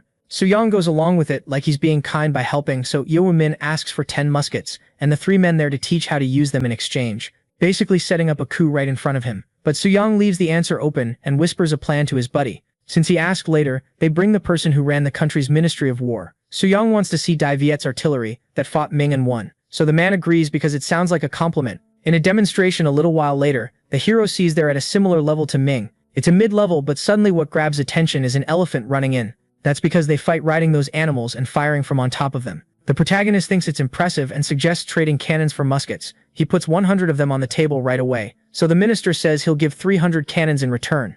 Anyway, the brother had already set the limit of what he could trade, and it was agreed like that. So Ui Min left in the background furious, and they went away. Since the firearms department had never seen cannons, the protagonist told them not to worry and to practice until they learned. Also because they can't show muskets to Mehfer II, since he's greedy. So the troops going to the Ottoman Empire have to hide the power they have, forming groups and taking separate routes. The next day, at a port, all the Choseon ships arrive. An officer waves from far away, showing he wants to say something. Then he climbs onto the ship using a ladder and asks if the visitors are from Ming. Actually, it's explained that they're from Choseon, and the guy praises how strong they are. Anyway, he says they should visit Al-Qahira in Cairo if they want to go to the Dashi kingdom. A short time later, they all rode elephants and horses until they reached the capital, Gaboth. Inside there's a sickly white tiger, maybe because Jin He's fleet already visited there. Anyway, Mahmud meets with the 2 Choseon representatives. Since the country was founded not long ago, the protagonist says he wants to trade and hands over a really great gift. Since it was a product from a competition between Ming and Choseon, the quality was perfect. Then the Sultan orders them to set up a banquet. At night, all the food is laid out. There's music, art, and a bit of friendly fighting. An Arab guy does that exercise where he spins a sledgehammer around his body. And he's got a good body, but training with that fixed weight looks wrong. The Sultan says the strongest country nearby is the Vijayanagra kingdom, and asks why they're there. Suyang explains there's a mountain called Jumurangma that the Sultan knows as Chomolangma, which they plan to cross to reach Tobon. An Arab monk says Chomolangma is impossible to climb, and that leopards freeze to death up there. But they don't want to climb it. They want to visit Tobon's capital, Yikachi, to learn things. Then the Sultan messes with the uncle's face, so he shows off his body. On top of that, he grabs the Arab warrior's hammer and just lifts it all the way up over his head. Because of that, the Arabs get intimidated by the uncle's strength and he feels free to correct their training. Sometime later, the protagonist gathers everyone around with a map. Group 2 was going to stay in Manganap with the uncle, and Prince Imyang would go to Chongchuk. Now groups 1 and 3 were going to Dashi with the hero and Ampyang, and group 3 would trade with the Timurid Empire. Myang meanwhile is in group 4 going to Joa, and because of the route he'll take Yo along, he'll handle diplomacy but he'll have authority, so the guy agrees. Suddenly that messenger from the beginning shows up yelling for them not to go to Al-Qahira, and he says that because the plague is spreading. The moment he hears that, the protagonist worries the expedition will end here. The messenger says to change the route and go to Constantinople to meet Mehmed II. Ampyang suggests just using protection, but that won't work. At least they found out ahead of time so they can offer gifts and get out of there. After that, they had a long month of sailing and delivered gifts in Al-Qahira without disembarking. Then they took the land route and headed to the port called Jaffa. It seemed really close to Jerusalem, so they finally reached the port. The Grand Vizier named Zaganos Pasha welcomes the protagonist there. He got orders to escort the hero to Jeddah. Because of the huge number of ships, Zaganos warns that bringing lots of soldiers will look bad, so the hero gets it and only shows the ones with cannons. Further inside, the Vizier says everything belongs to the great conqueror and Padishah Mehem II, and shows the elite troops called Janissaries. On top of that, they fire a huge cannon they're proud of as a celebration. Inside, the rightful heir of the Roman Empire and the Prince of Joseon meet. First, the leader starts by looking at the gifts they brought. Mehmed likes them and orders 1/5 of the gifts to be given to the Borgia of Rome to recruit a crusade. He's basically like the Pope, so Suyang asks his brother to go meet the Borgia, which the leader agrees to, but warns that the guy needs to be careful because the man is a schemer. Suyang wants him to use the chance to learn Western painting and recruit talented people. For the hero, he can handle someone who proclaims himself Roman. Anyway, Mehmed says he knows the hero is the brother of the king of Joseon, and seeing a build like a general's, he asks why he's there. He also asks to see how his soldiers train, which Suyang agrees to if the Arab leader organizes things. The next day, Hong has the soldiers march, turn left, and hold formation. Finally, they're told to prepare the cannons, but they still hadn't really learned it properly, so Mehmed completely loses interest, just like planned. When the hero leaves, Hong keeps scolding the soldiers, but an Arab guy makes fun of the fact he has no eyebrows. Because of that, the guy gets furious. The Arab laughs even more, so Hong asks if they want to challenge Rambo, and since they don't answer, he throws a punch right into the clown's stomach. Seconds later, a guy comes running to tell the main character what's going on, crying in total despair. Hong basically buried all the Arab soldiers by himself, and didn't even care. Suyang yells, asking if he even knows what he's done. In that case, Hong explains they made fun of his eyebrows. That wasn't part of the plan, and since he beat everyone, the king sent them to Sekban. But since the army's morale dropped, Mehmed wanted to keep the man. According to the law, whoever hit someone had their arm cut off, so this sentence was friendlier. Anyway, the hero asks if they can solve this situation by boosting the army's morale. So he asks for some workers and oil to show the method. The Arabs start digging a pit, and Suyang tells them to pour olive oil into it. When it's ready, it looks like a kid's game, but the main character takes his clothes off to pretend it's a training method. The Joseon members are split into teams of 3, and the enemies focus on taking out the hero first. But it's really hard to walk in the oil, so the hero goes after one who let his guard down and throws him to the ground. Hong tries to come at the hero, and he goes together with the other 2 teammates to pin him down. Even so, Suyang manages to shift the weight and counters Hong with an upward slap to the chin. The others get scared, they even try to resist, but they can't. In the end, only Siofo gun is left, and he was confident, but it didn't change the result. When it was over, the main character thought it would have a huge effect, but Mehmed looked bored. Anyway, he said not to fight among themselves, but against his janissaries instead. Obviously, the allies were in bad shape now, so he was going to let them rest for a day so they could have a rematch later. The next day, Mehmed still didn't get why they were fighting covered in oil. Suyang said it was good for building bonds, and even against elite troops, Joseon does well since they train their legs a lot. The allied doctor holds onto the edge with just 1 foot, but gets pushed away, which looks like a draw. Hong says he'll make the enemy regret making fun of his eyebrows, and the 2 of them trash talk a lot. Since the ally doesn't come at him, the Arab throws oil in his face and they start trading slaps. They hit each other in vital spots, and Hong starts losing his balance. Even so, he doesn't fall, and if he's going to fall, he says he's not going alone. Then Hong pulls a wrestling move, sending both of them out of the arena. In the end, the Arab laughs a lot, happy, and the 2 of them settle their differences just like the main character said. Because of that, Mehmed calls his servant to bring a reward. Sopswang suggests receiving Katan as a gift. When he had time, the hero went to visit a rookie doctor at the market, and heard about this medicinal herb that's easy to grow. Plus, it can also be used to make fabric, paper, or even oil. Even though he knows what Sopswang is planning, the seeds aren't very valuable to the king, so he tells his servant to take some farmers to cultivate the plant in Joseon. All the orders were perfect, so Sopswang only wondered if Anpyeong was doing well. At St. Peter's Church, they said that if they sold red ginseng and ceramics, they could make a lot of money. So Anpyeong asked to buy some printers, knowing the hero has a plan. They came there to meet Borgia, but the boy found out he had died recently, so he met with the successor, Pope Pius II, who welcomed him with open arms for being royalty. They had printing technology way better than Hejian's, so getting that would be great. The problem was that it didn't work well with how many combinations Chinese characters have. One of the clergy suggested cutting it down to 60 of them, but then you wouldn't be able to read. Even so, the Pope says he'll write up a contract, so he tells the boy to go to Hejian with the printing machine, which makes Anpyeong really relieved. Sometime later, artists paint the prince because his body is as incredible as the gods. Anyway, they also criticize each other's paintings and fight over exclusive rights to the prince, so Anpyeong feels uncomfortable and thinks it's better to end the exhibition. The master explains that the Venetian and Florentine schools have been rivals for a long time. Anpyeong changes the subject to talk about the oil paint they use instead of Hejian's animal-based one with pigments dissolved in water. It's explained that oil painting is done by boiling resin so the wooden panels don't get soaked, and the master asks to send some disciples to Hejian. Anpyeong didn't even think his body was that amazing because he said he knew someone twice his size, but hearing that made everyone lose their minds.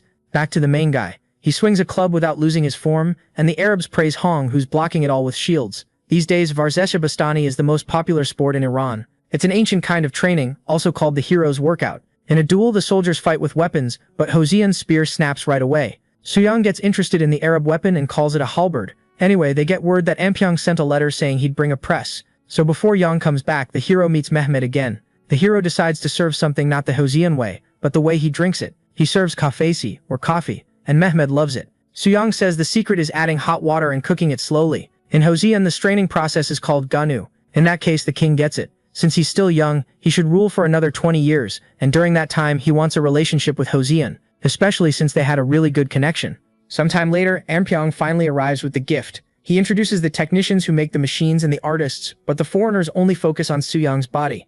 Ampyeong told them to keep quiet at the time, but the hero understood perfectly that he was being used like a product to attract these people. There on the ship, the prince gets put on the bench press to be punished. After a while, they went back to the Sultan's port, but unfortunately the ones who stayed there tried to get on good terms with the Timurids. But the boat with most of the stuff they were going to give sank, and they wanted to take the ship's cannon as the trade instead. In the end, they still only got 50 good breeding horses. Originally there were 10 mares in the contract too, but they lost the trade goods. The Cheonja Chongtong is a wide cannon that other countries can make. The Thunder one is even wider. The Lightning one though is totally different from this era's tech, so giving the first one wasn't that bad, because breeding horses are better than war horses. All of a sudden another officer comes back saying he visited 4 countries through India. Unfortunately all 4 refused to give spice seeds, but he bought enough to use for 10 years. At least Suyang got those seeds from Mehmed so he can give them to his brother. Changing the subject, Group 4 still hasn't arrived because pirates attacked the ship. Even so, they always come back every month to get supplies, so the hero thinks it's better to go to the market while he waits. In Ming, the main guy bought pigs and now chickens because these are bigger than the ones they have. This is a Brahma chicken. When the main guy was studying in nutrition college, he wrote a thesis about the breast, so he asked for 500 of the youngest ones. They'd be hard to take care of at home, so they'd start by raising them in the prisons until they built a farm. That way they could make much bigger little fillets, but the doctor hadn't even caught that idea. 10 months ago near the Himalayas, the uncle face planted into the ground and got helped back up, but the group was already arriving. The Indians felt bad for him for being over 60, and that gave him the strength to stand up again. The problem is there was a snow leopard watching them. Meanwhile, Group 4 was dealing with a storm, and the ship was already stiff and hard to handle. There was a lot of lightning, and suddenly a wave came like a tsunami. Because of that, Meong thought he didn't train like a maniac just to get beaten, so he pushed with everything he had and managed to turn the helm. Finally, they could breathe a little, but unfortunately they lost the other boat that had the trade goods. Back to the present, Suyang says the saltpeter should be traded little by little in India. Because of the weird weather, they need to leave before April. Luckily, the uncle made it back in time, but with a terrible-looking face. Even so, he thanks her for saving his life. If it weren't for that crazy leg training, the old man would have died in the Himalayas a long time ago. The young Indians also got emotional and wanted to go to Joseon to learn, and since they didn't mind putting yoga a bit to the side, Suyang agreed. In the end, the youngest one also wants to be praised. He wears the skin of a snow leopard. He defeated in the mountains. On top of that, they found some monks who were going to Joseon with them. Unfortunately, the uncle still wouldn't be able to rest, because they needed to leave now if they didn't want to be stuck until autumn. Back at the port before leaving, the hero asks the messenger to tell anyone who arrives to head back to Joseon. Because of the storm, the hero thinks it was all for nothing. But then all of a sudden he runs into Myung's ship, but it's only one of the many that set out. Just like the other one that did badly, Myung asks to be punished. He just cries and explains that they lost the big ships, all the goods and all the profit they'd made was gone. Myung promises it won't happen again, but the protagonist hears the sound of the rain coming in. People start panicking, trying to split up among the ships and get everything organized. And Seo-young thinks maybe he'll die there and go back to the modern world like none of it ever meant anything. The protagonist's buddies think he's weird, so the kid yells that they might die because of him. Even so, his uncle tells him not to worry, because they learned well, they were trained with their bodies and with the wisdom the hero taught, and everyone is doing their best. Because of that, Seo-young's role had already come to an end. The point of this problem wasn't dying, but teaching Shozian how to deal with these typhoons. After that, the protagonist went back to the real world, and when he picked up his ID badge, it said he was a coach for the technique he created. That hadn't been a dream, and even though he needed to rest, he went to test his lifts. He tried it with the 768 kilos Seo-young used to lift, and by some miracle he managed it. After training, Choi, his real name, heads to the library, because he needs to see how history turned out. There were news reports worrying that the average lifting for 16-year-old boys had dropped to 300 kilos. On top of that, he could see a period poster and a huge statue of what looks like Munjong. From the way people are dressed, it looks like Joseon customs held on pretty strongly. But the most impressive thing was that Gimunjong-han had become a historic monument, and on the computers there was a lot to look at. But first of all, the hero searched for Grand Prince Soyoung,